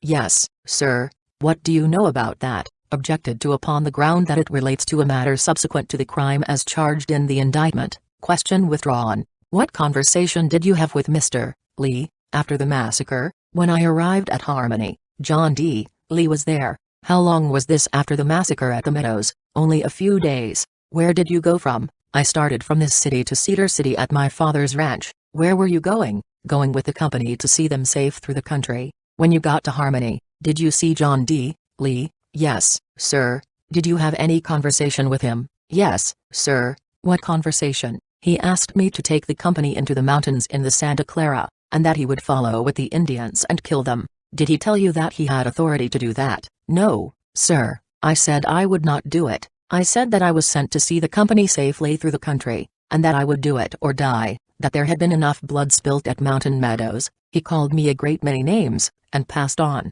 Cross-examined. You made up your mind, then, to die for the immigrants. Did you try to die for them at Mountain Meadows? No answer. Nephi Johnson recalled. Howard, by permission of counsel for defense I will ask one question. Visitor, ask as many as you desire. Bishop, how long have you known John D. Lee? Since 1851. Do you identify the prisoner at the bar as the John D. Lee spoken of by the witnesses and in your own testimony? Yes, sir. Cross-examined. Where did you live in 1851? Parowan, Iron County. What time did you go to Iron County? Bren, in the spring of 51. Where did you come from when you went there? Came from Salt Lake Valley. Where did you come from to Salt Lake? From Illinois. What part? Knox County, Illinois. When did you leave Knox County, Illinois, for Salt Lake? I think it was in 1849.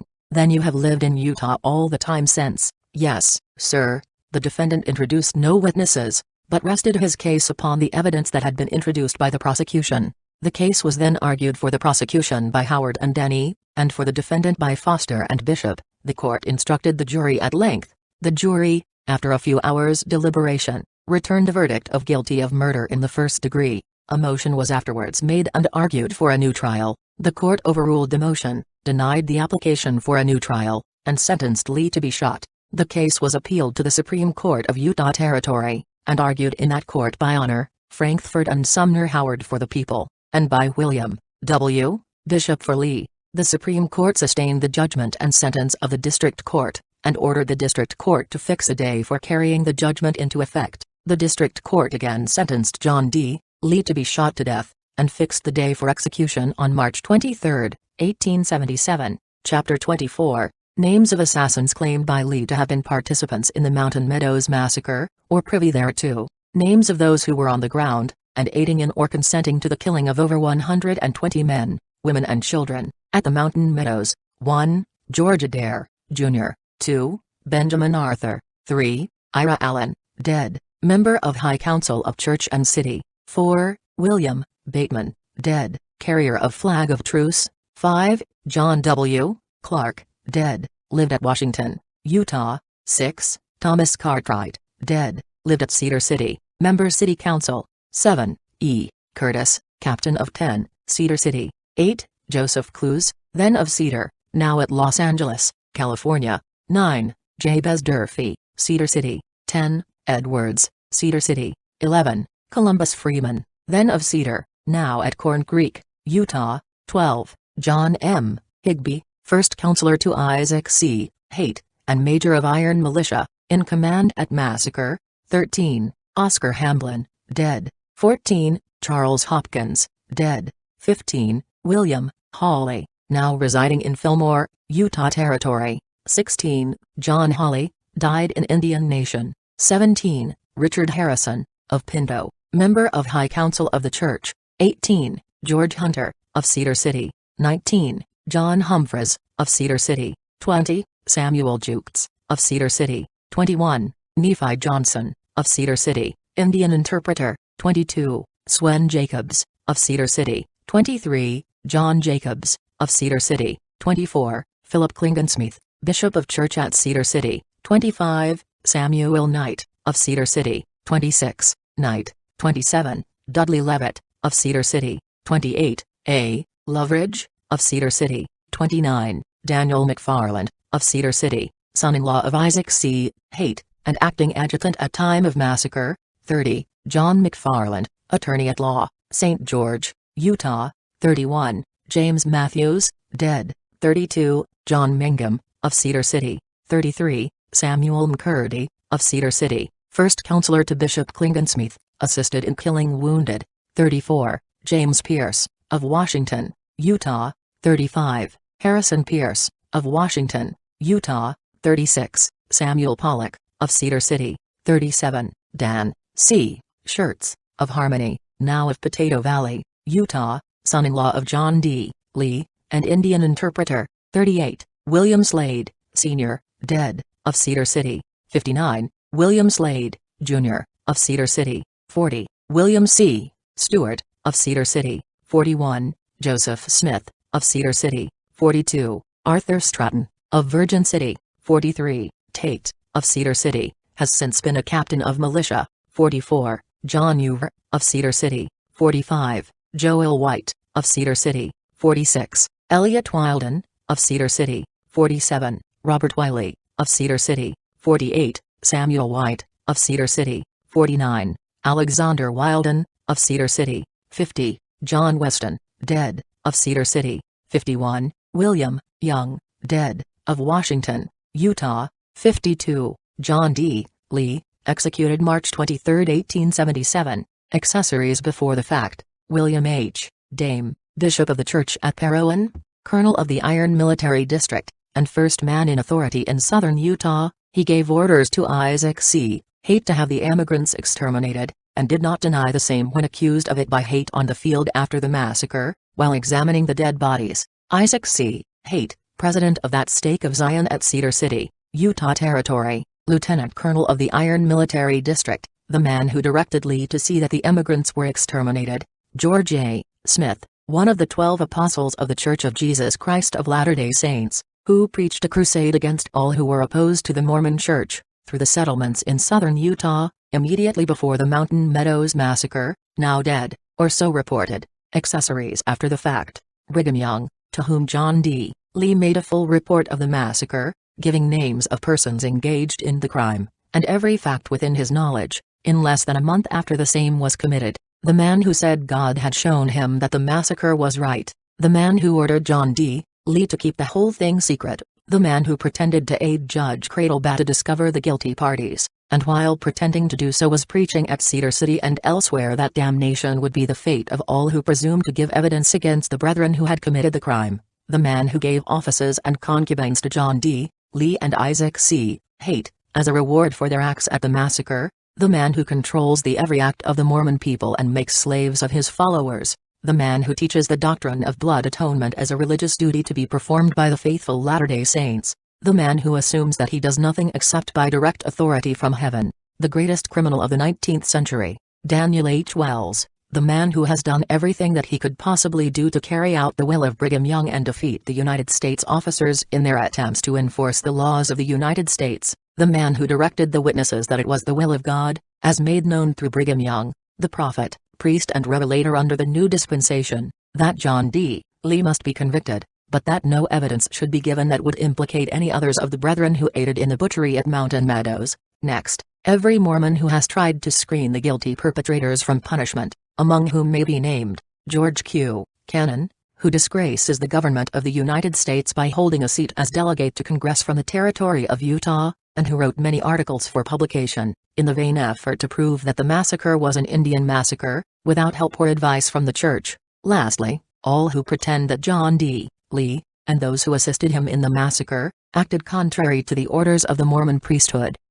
Chapter 25. Execution of John D. Lee. John D. Lee was executed on Mountain Meadows, Washington County, Utah Territory, at the scene of the massacre, on the 23rd day of March, 1877. As to the reasons which prompted him to act as he did during his lifetime, we have nothing to say. Judging from his life and confessions, and our personal acquaintance with him, we believe him to have been an honest man, but so blinded by religious fanaticism and faith in his corrupt church leaders, that his moral vision was perverted, and he committed crimes under the orders of his superiors, believing that he was doing right and working for the glory of God. It appears from his writings that he was used by Joe Smith, Brigham Young and other Mormon leaders, from the time that he became a member of the church, as a tool to perform their dirty work, and when he was worn out and could no longer be of any service to them, they sacrificed him with as little compunction of conscience as a carpenter would throw away an old worn-out saw or chisel. The only wonder is that Lee, who was an intelligent man,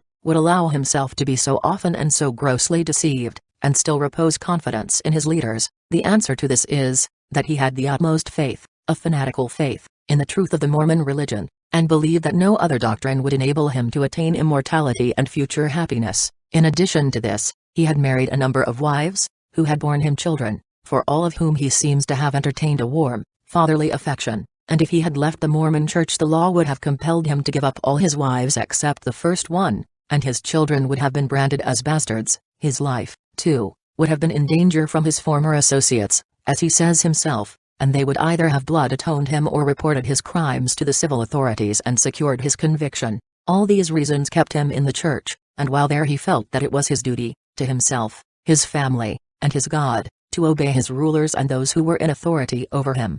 The rulers of the Mormon Church teach their deluded followers that they are inspired men, that they act by direct authority from God, and that disobedience to their orders is rebellion against God. They also teach that those who carry out their orders in the commission of murders and other crimes, are only instruments to perform the will of God, and are not responsible for the sins which they commit in obeying the orders of their inspired rulers. It is hard to believe that people of any intelligence whatever, could be so shamefully deceived, but when men and women are thoroughly imbued with religious fanaticism, they are capable of believing or doing almost anything, provided it is sanctioned by a "Thus saith the Lord" from the lips of some holy man or prophet, pretending to have his authority from revelation. Christianity itself furnished too many sickening examples of this kind a few centuries ago. Thus John D. Lee was led on, step by step, from one crime to another, until his leaders had made all the use of him they could, and then they sacrificed him to a felon's death, in order to save themselves and cover up the sins of the church. On Wednesday preceding the day fixed upon for the execution, the guard having Lee in charge started from Beaver City, where Lee had been imprisoned, for Mountain Meadows, where it had been decided to carry the sentence into execution. The party consisted of United States Marshal William Nelson, a military guard, the prisoner, District Attorney Howard, a few newspaper correspondents, and about 20 private citizens. The authorities had received information that an attempt to rescue Lee would be made by his sons and a body of his personal friends, and precautions were taken to prevent the success of any such attempt. The place of execution was kept a profound secret, except with the marshal and a few trusted friends, and a strong guard was procured. Lee either knew nothing about the intended attempt at rescue, or else he placed no confidence in it, for Lee uttered no word or expression to indicate that he had any hope. He was cheerful and resigned to his fate, and seemed to have but little dread of death. The party reached Mountain Meadows about 10 o'clock Friday morning, and after the camp had been arranged, Lee pointed out the various places of interest connected with the massacre, and recapitulated the horrors of that event. A more dreary scene than the present appearance of Mountain Meadows cannot be imagined. The curse of God seems to have fallen upon it, and scorched and withered the luxuriant grass and herbage that covered the ground 20 years ago. The meadows have been transformed from a fertile valley into an arid and barren plain, and the superstitious Mormons assert that the ghosts of the murdered emigrants meet nightly at the scene of their slaughter and reenact in pantomime the horrors of their massacre. The ground is cut up into deep gullies, and the surface is covered with sagebrush and scrub oak. Meadows Spring, where the emigrants were encamped when they were first attacked, is situated at the lower part of the plain. At the time of the massacre this spring was on a level with the surrounding country, but it has since been washed out until it forms a terrible gulch some 20 feet in depth and 8 or 10 rods wide. About 13 years ago, Lieutenant Price and a party of soldiers collected all the bones of the murdered emigrants that could be found on the field, and erected a monument of loose stones over them, on the banks of this ravine. The monument is about 3 feet high,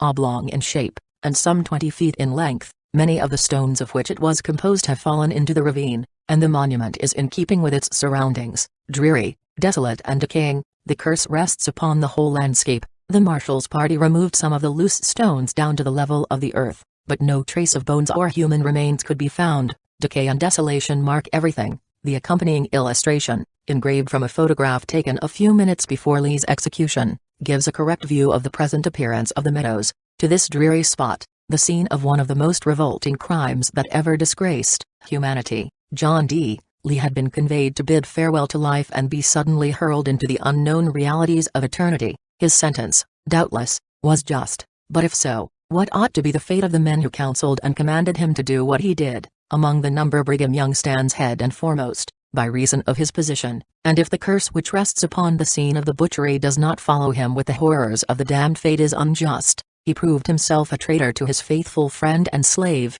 as well as a murderer at heart, and as sure as there is a God in heaven, just so sure will the curse of that crime come home to him. If the law should fail to reach him with its retributions, the ghost of John D. Lee will haunt his lecherous pillow and scorch his sleepless brain with visions of everlasting woe. As the party came to a halt at the scene of the massacre, sentinels were posted on the surrounding hills, to prevent a surprise, and preparations for the execution were at once begun. The wagons were placed in a line near the monument, and over the wheels of one of them army blankets were drawn, to serve as a screen or ambush for the firing party. The purpose of this concealment was to prevent the men composing the firing party from being seen by anyone, there being a reasonable fear that some of Lee's relatives or friends might wreak vengeance upon his executioners. The rough pine boards for the coffin were next unloaded from a wagon, and the carpenters began to nail them together. Meanwhile Lee sat some distance away, with Marshal Nelson, and quietly observed the operations going on around him. The civilians, and those specially invited as witnesses,